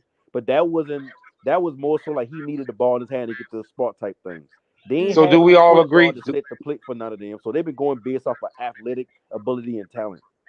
All right, so sorry. So I guess we all three of us do agree that the last fast-paced winning championship team was Golden State. Mm. Yeah, if you want to call it them a fast paced team. I mean, their pace probably was high, and I ain't saying it wasn't, but Yeah, shit, I they just was don't averaging view them as like 125 they. points a game. Yeah, but pace ain't necessarily how much you score a game. Pace more so about like how quick in the shot clock that Well, you actually that's score, well, getting off that's as that. much shots as you can. Like Well, pace is and catered for this right Minnesota here. did that today. I'm telling you. You keep saying they ran out of gas. So I'm telling you, they did exactly what I said. The blueprint on beating Dallas. Now Dallas was still there with them, but the pace was way up.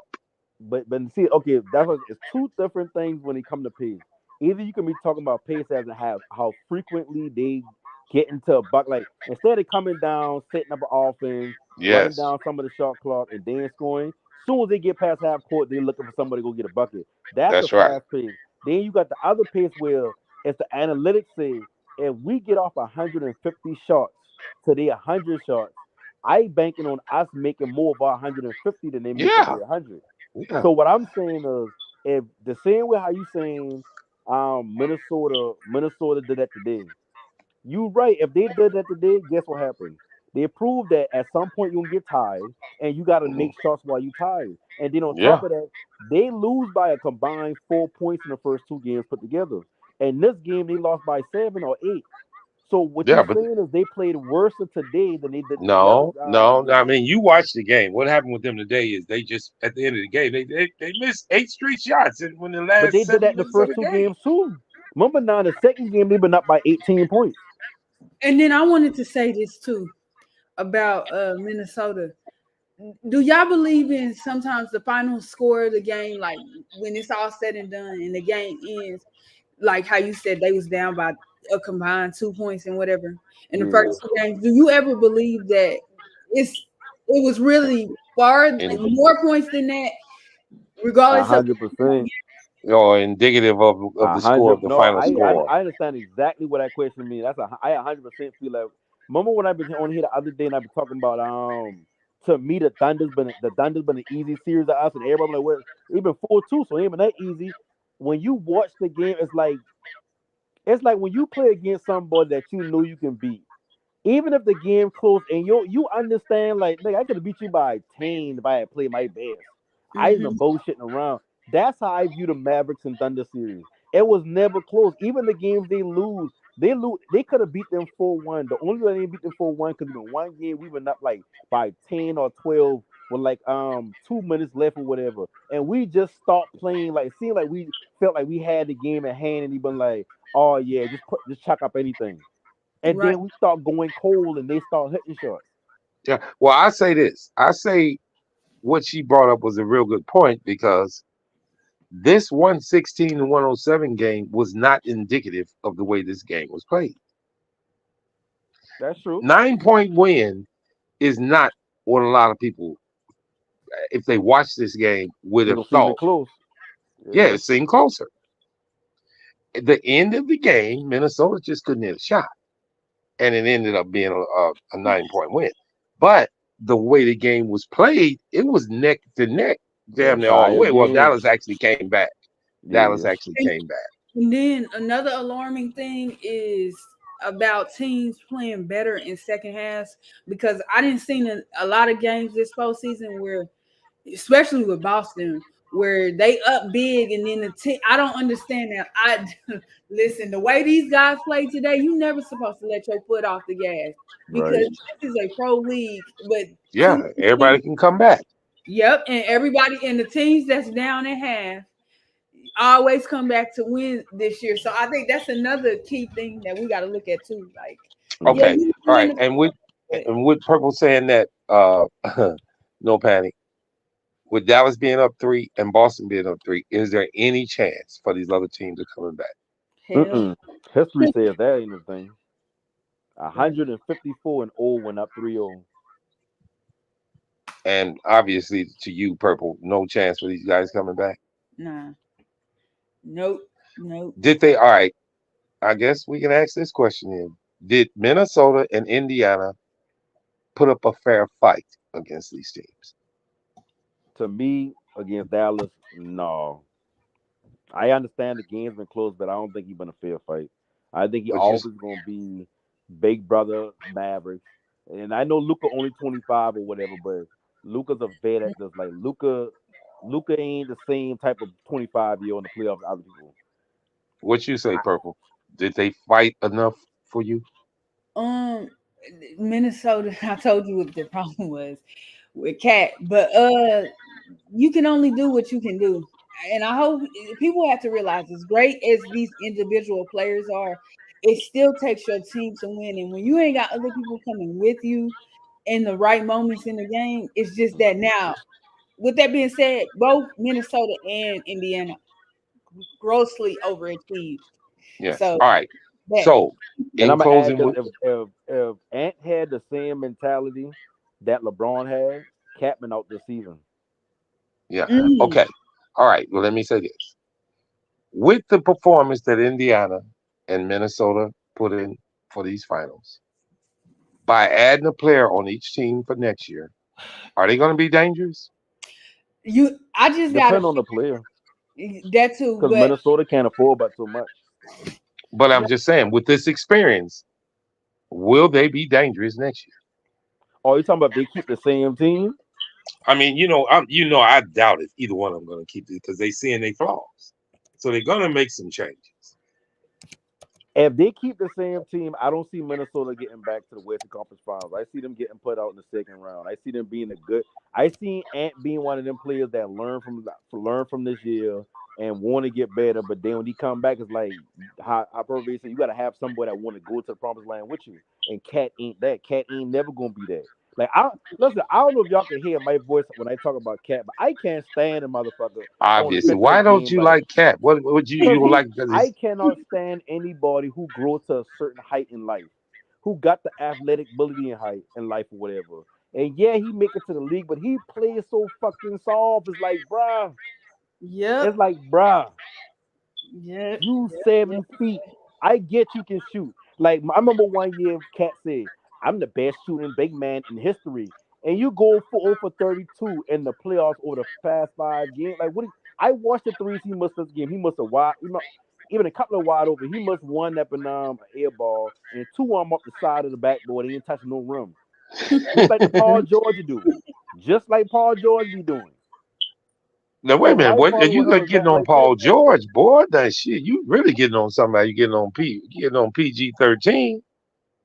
The huge problem, and Gilbert Arenas said this, the majority of this league, and you got to shout out Kyrie, really, but the majority of this league does not play to their strength of their game. These GMs, not the GMs, but the analytical departments of these teams take over, and they got a lot of these guys. What we got to understand is the work that Steph Curry put in to be the lethal shooter. At the end of the day, he is from 3. Even with Lillard, in terms of he can shoot, but I see him more as a scorer. The work he put in to be a scorer. A lot of guys don't stick to the strength of their game. All right, I'm gonna give you guys a little I'm gonna give you guys a little something It's that nasty. that's been on my mind. I don't know if they can pull it off, but this would be a whole lot something that would change this Minnesota team. Mm-hmm. When you talk about Carl Anthony Towns and him having 14 points and 11 rebounds tonight, but he only went 5 for 18. Jaden McDaniel, he had 15 points. How about if it could happen? I don't know if it could happen. I usually don't do this, but I'm just thinking this. How about keeping Towns? No Mm-hmm. panic. Getting rid of McDaniels, bringing in somebody like a DeRozan. No. Mm-mm. Mm-mm. Because in these days, it's like you gotta think about it. Minnesota got Rudy Gobert. For all the negatives you can say about Rudy Gobert when he got to play the drop coverage in the playoffs or whatever like that, they still beat a last year championship team. They still sweep Phoenix, and they still down. If y'all want to say they putting up a good fight against us, cool or whatever, because the games do be close at the end of the game. But it's like you got a And they're in big the man Western already. Conference Finals. They in the Western Conference Finals. Give them their props. Right. So if you bring in Debo, you got to understand Debo ain't giving you the same high level defense that Jaden McDaniels giving you. He might give you shot making, but at the end of the day, now that's less shooters on the court. Like, don't get me wrong, I ain't saying Debo can't hit a three, but we know what Debo game is. Debo ain't gonna fit with Minnesota But he with gonna Cat give on you the team. twice. He gonna give you twice the points that McDaniel give you, which means if he was, you'd have won all three of these games. But Jaden No, McDaniels is their because it's a perimeter space stopper. issue too. You don't Well, have I no. know it's a defense. It's got a lot to do with defense too. But you telling me that this team would be better with a starting lineup of DeRozan, Gobert, Carl Anthony Towns, Conley, and Edwards? No, because No. you still need Carl Anthony Towns to beat Carl Anthony Towns in the playoffs. I You don't think still you do. need him to beat I think the 14 and 11 is all you need if you got Debo on your team. the But you 14 don't and have no 11. spacing either. Yeah, like Ant ain't a shooter to the point where like he he got gravity coming his way if he's standing somewhere. Debo ain't that type of player. Ant need he's a Ant is a driver. He needs space to get to the bucket. If he don't got that much space, that's why Cat is helpful to be on a team with them because Cat can space. But you can have Nas Reed do that same exact shit. And we see Nas Reed going 7 for 7 to start the last game off from three. So we know he's a threat. So you gotta be on him or whatever. Cat can get slide out the way, but if you put Debo inside there, I'm telling you, teams are gonna sag off Debo, and it's gonna be even easier to every time Ant hit that paint, he got two bodies on him, or he got Well, let three me tell bodies you looking at this. him. Let me tell you this. Who I feel about Nas Reed. I believe if you put Nas Reed in the starting lineup, he's going to turn into a mobile. So Mm. who? Mobile. Mobile. Nobody. I don't think that because I don't think his game, his six.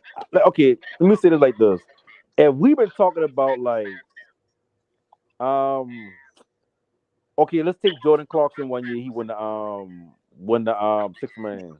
Yeah. I think him being a six man, his scoring is what is highlighted for him to be a six man.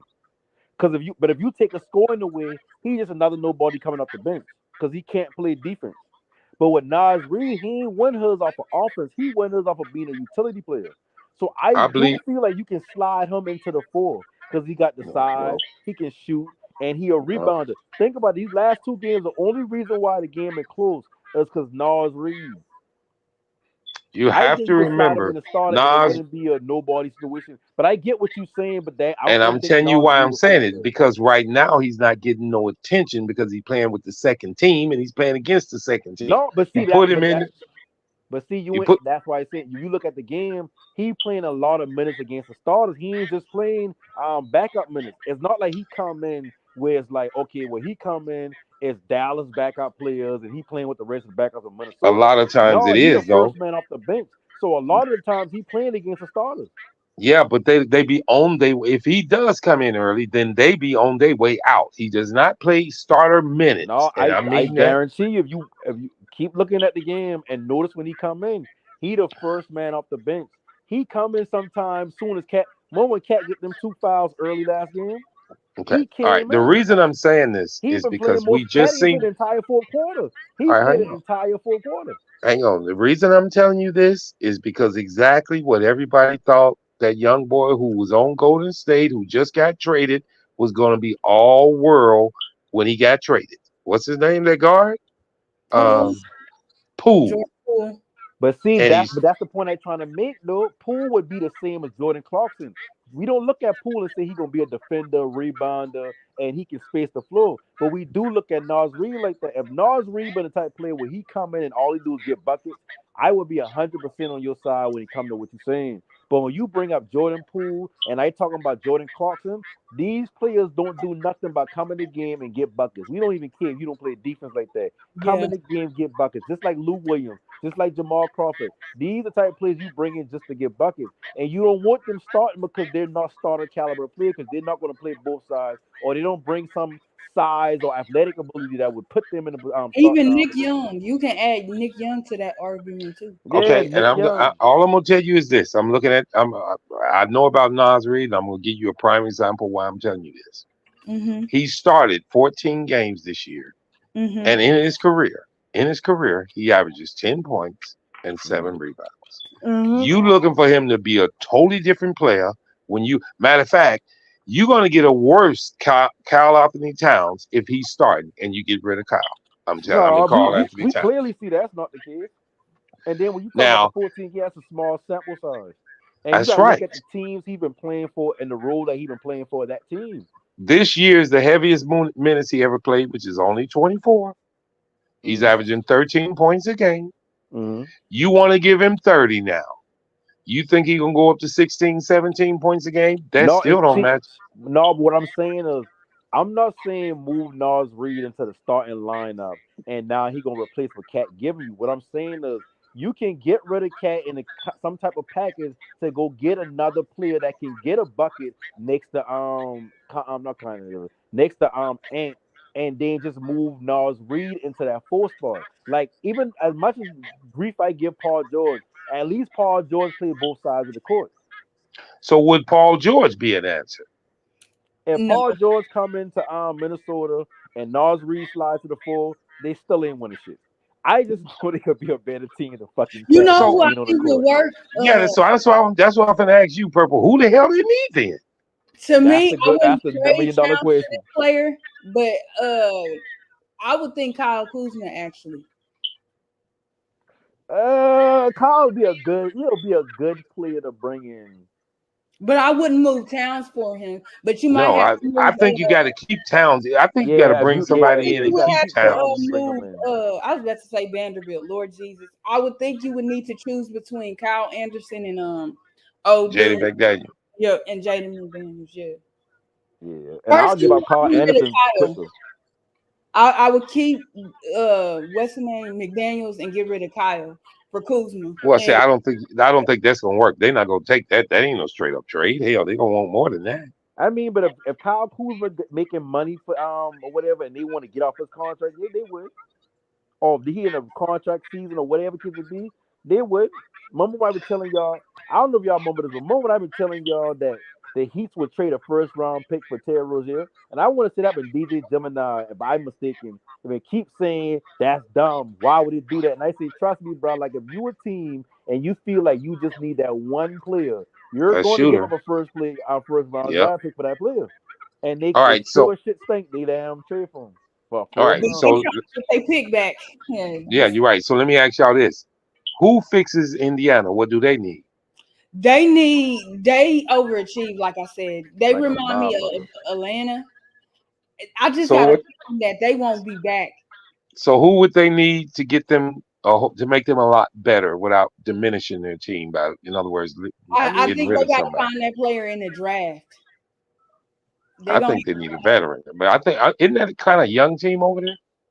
yeah, but I don't think a veteran is the answer. And I desperately want them to get off of Miles Turner. Like at this point, I What? think yes, I think Miles Turner at this point in his career is a six man that can give you some scoring off the bench. What you say on that one, no kind of panic? like You a think? Montrezl Harrell. Yeah. Yeah. All right, but wait a minute. So what you say on that? No panic. You think they'll be better by moving away from Turner? Um, when I look at Indiana, it's like the only answer I keep popping in my brain as I've been listening to Pearl Baby talk is I keep thinking Paul George. But I don't. But when I say this, I don't think Paul George lifts them to get nowhere. I Yeah. think Paul George legitimizes them as a second round exit. If that makes sense. Yeah. Well, and I feel different about that because I think that sets that precedent of now you know what to do in a half court game if you get Paul George. Yeah.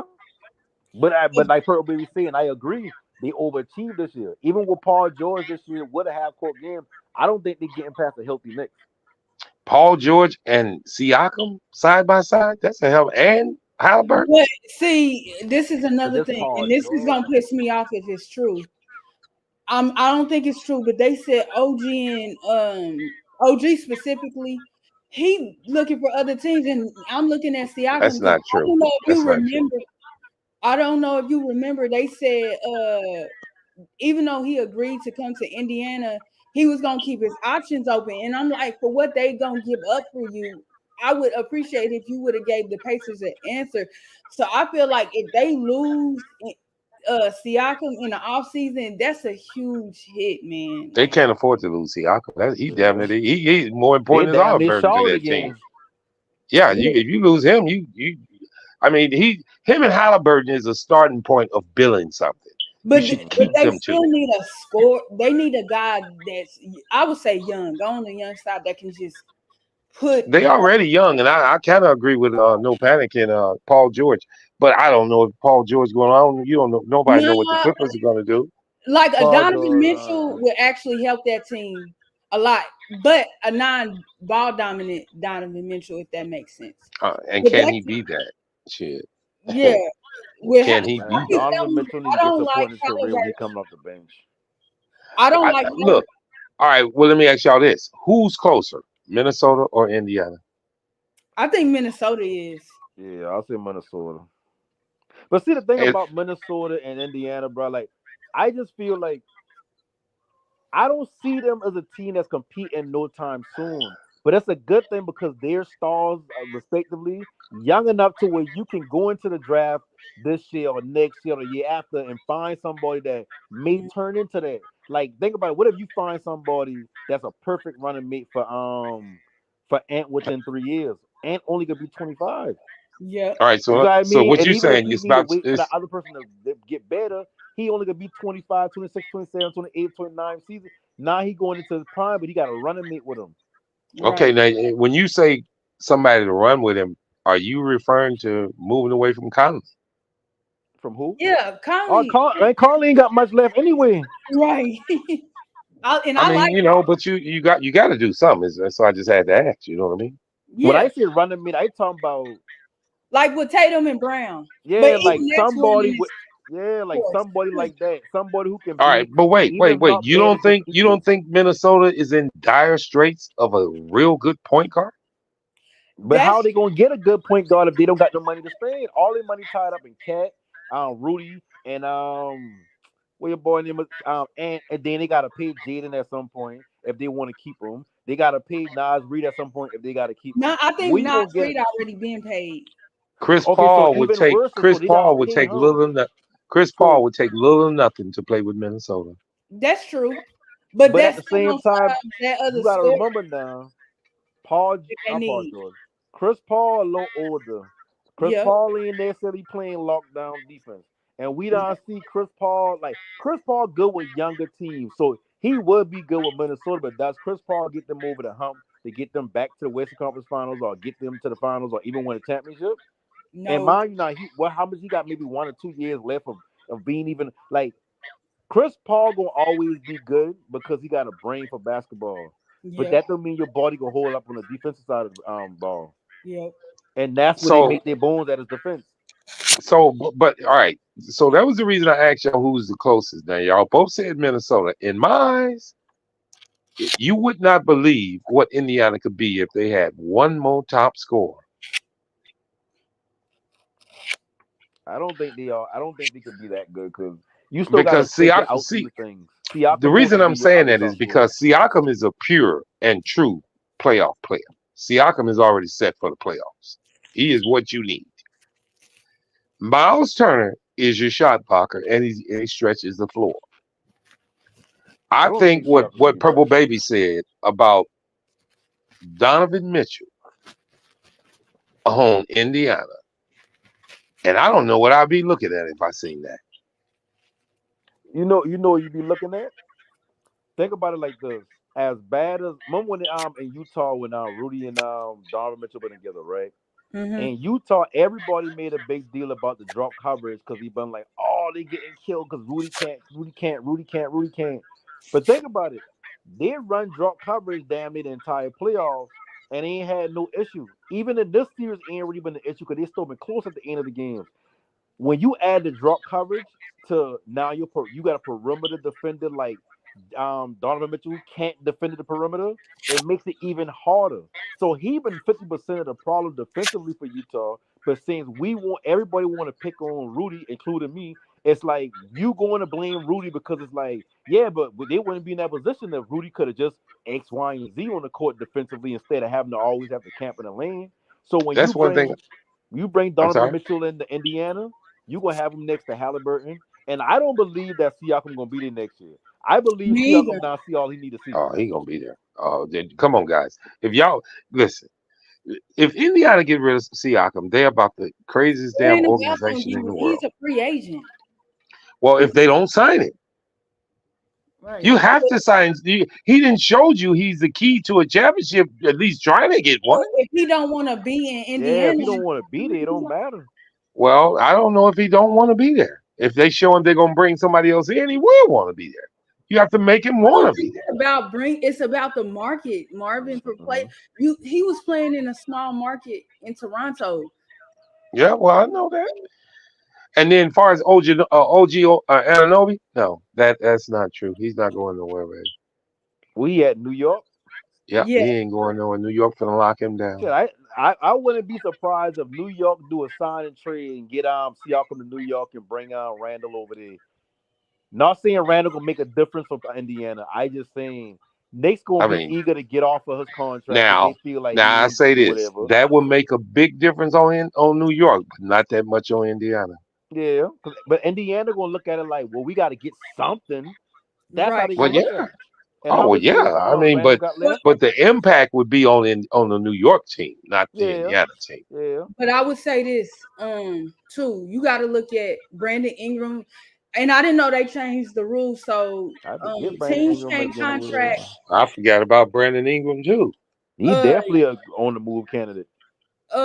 not just that, but if I remember the rule change correctly, the teams can't have contact with any of their free agents until the free agency period begins.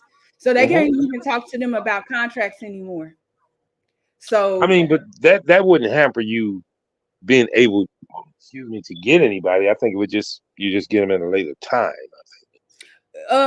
but that's what I'm saying. And I don't think Brandon Ingram, like I like Brandon Ingram as a scorer. I just don't think he's a first option. So I don't like him as much in Indiana. I think Brandon Ingram is more of a, depending on the team structure already, a second or third, well, more like a third option. But like I said, depending on the team, he could be a second option. If they can get Ingram and keep Siakam, I can see that working. Maybe not a championship team, but I can see that working enough to where, because it's the East we talking about, so it ain't like we talking about a team building a team in the West.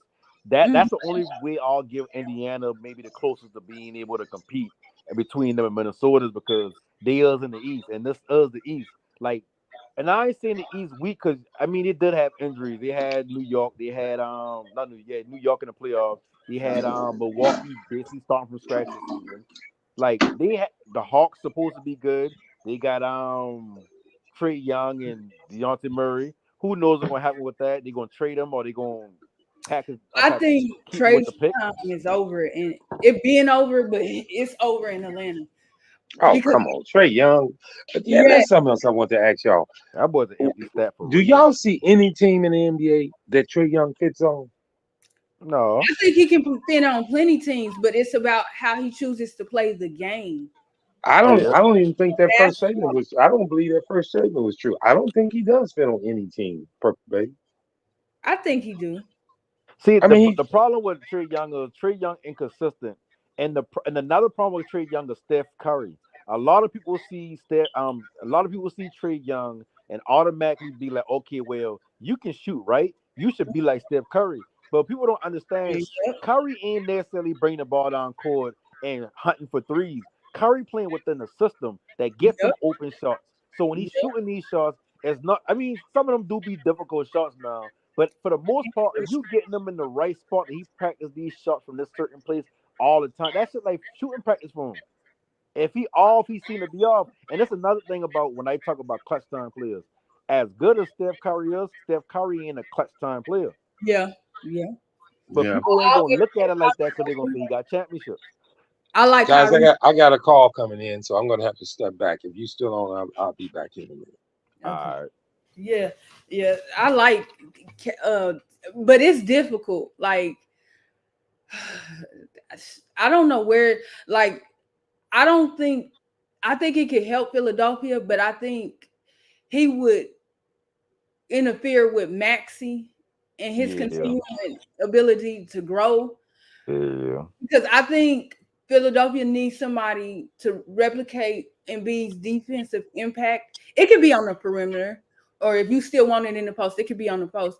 But I also think they just missing that guy that can score out there in Philly. But I don't even think Philly's looking at him, to be honest. And Chicago, they always settling. So I can see Chicago, putting their hat in the pool. But it's just his play style. I think his ability to score, he can fit on any team, but it's his play style that because with him and DeJounte Murray, it doesn't make sense to me on why it like that's bad. That's all I gotta say. Yeah, no, I feel the same way, but what's the player name? Like with Terry Rozier. Mm-hmm. And Charlotte, he had to start because it's a bad team, a bad roster. But he really need to be coming off the bench because we just need you to come in there and just give the defense hell, give us a couple of buckets. But if we put you on offense, like we put Trae Young on offense and he's our starter, he can give us buckets at times, but then what happens on the other side of the court? But if he coming in as a six man, oh, you perfect because like we just want you to come in and score. You can do that, score and play, make fuss or whatever. But you can't do that to him because A, he's still young enough to where people are gonna see potential in him to be a starter, and B, he make too much money. So it's like that's why I say he ain't gonna fit in with nobody unless they bring him off the bench. Like what's his name? Tyler Hero. Tyler Hero is not a starting player. He can come off the bench and give motherfuckers buckets. Yeah. Miami did what they were supposed to do. They just held on to Tyler too long, man. Yeah. And people tried to tell them that. Like, they was like, Tyler is a six man. No, Tyler, look at his points per game. Look, we're not saying just because these guys are, I believe in ceilings. Like, I know people like Phil Jackson say, no, guys can continue to get better. Rick Carlisle said the same thing. But there's a ceiling. Like, players are who they are to me, most of them around their 7th or 8th year in the league. Yeah. Some of them even sooner than that. So, like with Brandon Ingram, I love him dearly. But one thing I was upset at is this overextension with people saying, oh, these guys need to be able to pass and they need to be able to play make. Every player cannot do everything on the court. Everybody, can't do what LeBron James has done over, the course of his career. And even with that being said, LeBron James still has his strengths. He's in year 21. His 3-point shot has greatly improved, but it's still not the best thing in his game. The best thing in his game is to be a driver, put his head down and, go to the, the hole and score or, pop up for a mid-range shot. But I digress. But, like Kuzma, like people I think Kuzma has become a better rebounder, sort of, kind of, since he's been in Washington. But he was who he was, this guy that could shoot the ball very efficiently, at times. But he is what he is. You can start him or you can bring him off the bench. He should never be a guy that you rely on and start building your team around. Same thing I feel like Jordan Poole. Once he get his head out of his behind, he's the same way. A guy that can score buckets in a certain amount of minutes, but he's a bench player. To me, Yeah. that's not what you build your team around. Yeah, that's a fact, and that's how I feel about Kuzma for real. Is like Kuzma's a good player, like, but we see Lakers try to make him a third star, and that ain't work out. Like, he You're just right. ain't that player. That don't mean he's a bad player. That Right. don't mean he can't help a team win a championship. He just ain't that third star, quote unquote Right. third star, whatever. He'll And be good if you a utility player or somebody. You just be like, okay, yeah, he come and give us some good minutes. and for the record, this applies to Zion. I think New Orleans, for as long as he's in New Orleans or with any teams, Zion for that matter, he's always gonna bring people in to watch him. But at some point, if he don't improve his game, we watched Derrick Rose for God's sakes, and even Russell Westbrook for years. He relied on his athletic ability. Same thing with LeBron too. But when that athletic ability slows down because of injury and or age, what do you do with yourself? Who are you? Mm-hmm. Better yet, we understand Steph outside of injury will continue to play probably like LeBron will, but he probably won't play as long to me. KD too, but because they can turn themselves into shooters for teams, and teams always need shooting. They can take that step back, I may say, but for guys that solely rely, even with Ja, I'm hoping Ja comes in, a better offensive game too, next season, and of course, better health. But I want to see these guys evolve their game as much as they can while they're young, because when age get there, it ain't a joke. They look Russell Westbrook. Russell Westbrook stole like from year one. Russ stole been on his athletic shit. He never built up actual skills like finishing around the Mhm. rim. He used to just dunking everything. So when he missing Yeah, all these layups, it's like it's not a surprise because I mean, when has he ever had a good layups on a? He always been able just to jump over a motherfucker or attempt to jump over a motherfucker and get the foul. Now he ain't getting mhm. the fouls. Now he can't just blow past everybody. Now he's seeing like, damn, it's a bunch of motherfuckers that are in position that might height or taller. It's like now you need to work. Now you need to focus or put all your scrims. You need to put all your. You need to use everything but your athletic ability now. The things that should get you to the NBA, you can't use that because you don't got that. You're not one of them point. Like he can make plays. Like he's a playmaking point guard, but he don't Yeah. make plays in a way like Chris Paul make plays where it's like I Yep. create this shit with my eyes. I look at this. I see him coming over here. He be doing that. I'm gonna next time we come down and run that same pick and roll with him. I'm gonna do this because I see they don't like he ain't that type of mind offensively with the ball. So he can only go based off that athletic ability. And now that he can't just jump over motherfuckers, now that he can't just exert his energy all fucking game, it's like he become a defensive point now. He still can't shoot as well. He still can't shoot the mid range. He Right. still can't finish like a motherfucker. But him playing defense and him being a rah-rah leader, showing like, hey, listen, I can do this for 48 minutes straight. Y'all can do them too. Mhm. That's the role he in now, which is not a superstar, which is not a top paid player or whatever the case may be. Chris Mhm. Paul, he just ain't never had the athletic ability, but he still got the mind. But that Yeah. athletic ability need to be there on defense. That's what kind of causing you, and then with your injuries be the same thing. Hmm. So it's like I get it. People gotta find their role, and people like players do have ceilings, but having a ceiling don't mean you gotta be a bad player. Having Right. a ceiling is Absolutely understanding not. that this is what I do good. I'm incapable of doing that, but I know I can do this good. And that's the same thing. Speaking of ceilings, that DeAndre Ayton, you cannot, when you have no past proof of you not doing particular things, specifically with Phoenix, you can't go to the next team and insist that they make you a first or even second option, a part of that team. Right. You get deemed, and rightfully so, as a difficult player, and he's being Mm-hmm. difficult. He's frustrating to me. Like, bro, just play. You kind of did messed up out over there in Phoenix, and not all of it was your fault, but just play. Through your play, just beat out everybody they put in front of you as much as you can. Just His problem. Go ahead. yeah. Now that's all I had to say, because Aiden came to my mind too. Like, you clearly didn't live up to the talent, and that's okay. Only thing you can do now is just play and Mm-hmm. hope that they see, okay, he can affect this game offensive, and we will keep him. But until then, you're gonna keep getting passed over and traded. And I'm not surprised if Portland decides to trade him during the draft. Like, I low key forget he even been in Portland. mm-hmm. I forget he even been in Portland. That's how disappearing act he it's like he got the same mentality that your boy from Golden State had the center that they trade away. It's like y'all high draft picks, and in y'all mind is like normally when you get drafted number 1 overall or top pick, normally you be the starter team. Normally the shit run through you. Normally you be that player. But it's like now that you gotta be that position, but you on a team that they don't need you to be that. Like Golden State didn't need him to be no I don't know why his name slipped my mind, but Golden State ain't that. Wiseman. Yeah, Wiseman. They don't need you to be back down scoring type of guard. Center. They need you to be fucking Zaza Pachulia. They need you to be these you know them Stretch little random four. centers they be having or whatever. They Yeah. need you to be that. You know what I Yes. mean? They need you to just to be that right there. But you can't handle that because in your mind it's like, nah, I can do more than that.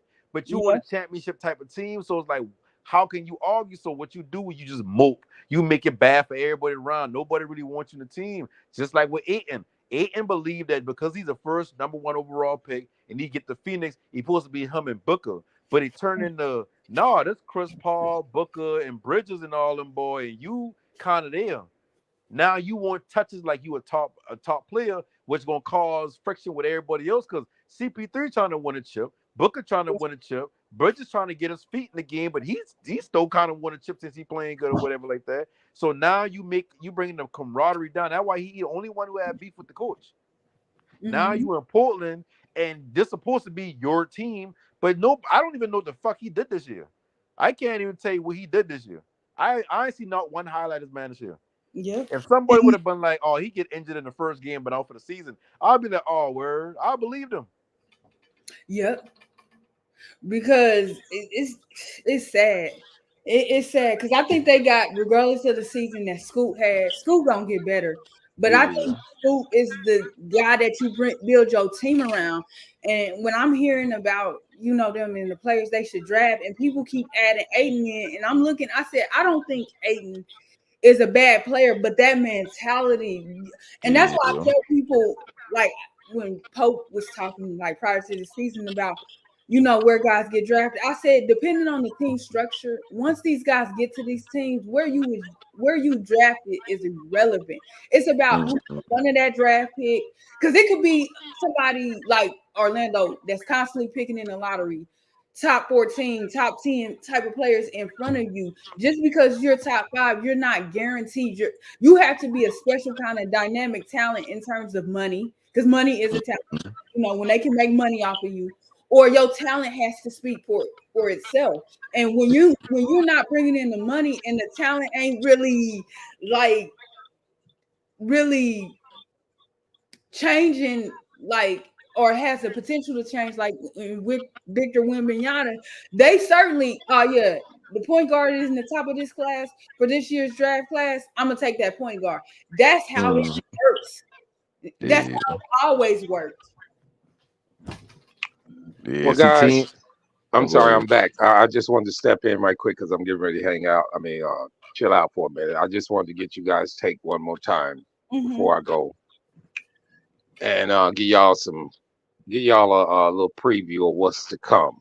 All right, tomorrow's game. You remember last time we was on here, No Panic. I explained to you guys that there is no more rest. What was it? Indiana plays. Yeah. Tomorrow's Sunday.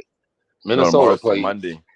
Tomorrow's Monday. Well, I mean, the day past midnight already for me. So all right. Yeah, all right. So Boston plays Indiana tomorrow.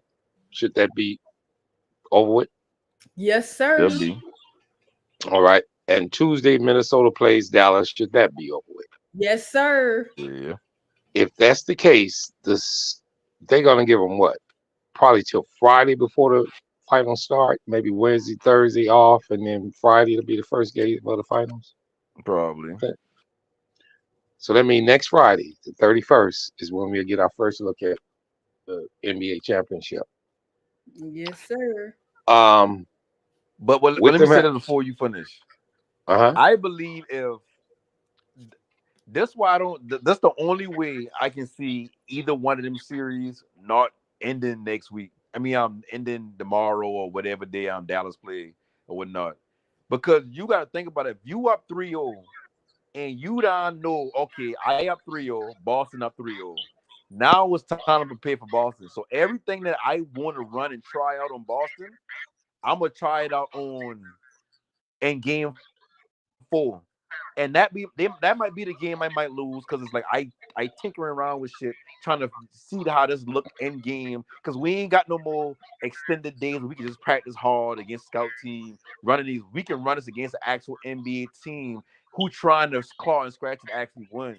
So I can see if Dallas or Boston employ that strategy, I can see them giving up a game to where it would go to a game 5 at some point, and then they just say, okay, back to our regular shit, let's knock the shit out. What you say about that, Purple? Do you believe with both of these teams that are up 3-0 having another home game, one of them is going to slip?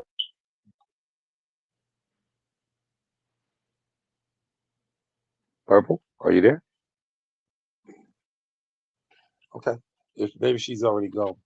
But I tell you this. I'm looking at this, and I wanted to say this earlier in the stream, and I'm happy I'm saying it at the end.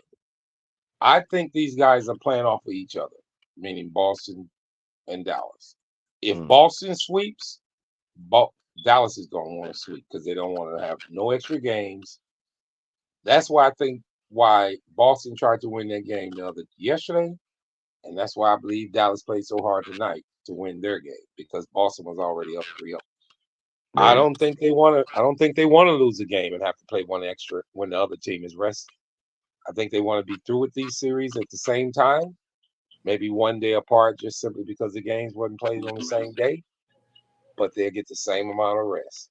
So I'm gonna say kudos to Dallas and Boston. I'm gonna say I give thumbs up to Indiana and Minnesota. I think they ain't winning, but they holding their own and they learn it. So I think next year be something totally different. And so that's good for Cat. Yeah, if flight is on tomorrow, I'll be back, man. But I gotta roll out right now, and it's been great. All right. Take care, mother, and I'll see you tomorrow, hopefully. Yeah, I'm gonna be on if he got him up. All right, take care. All right.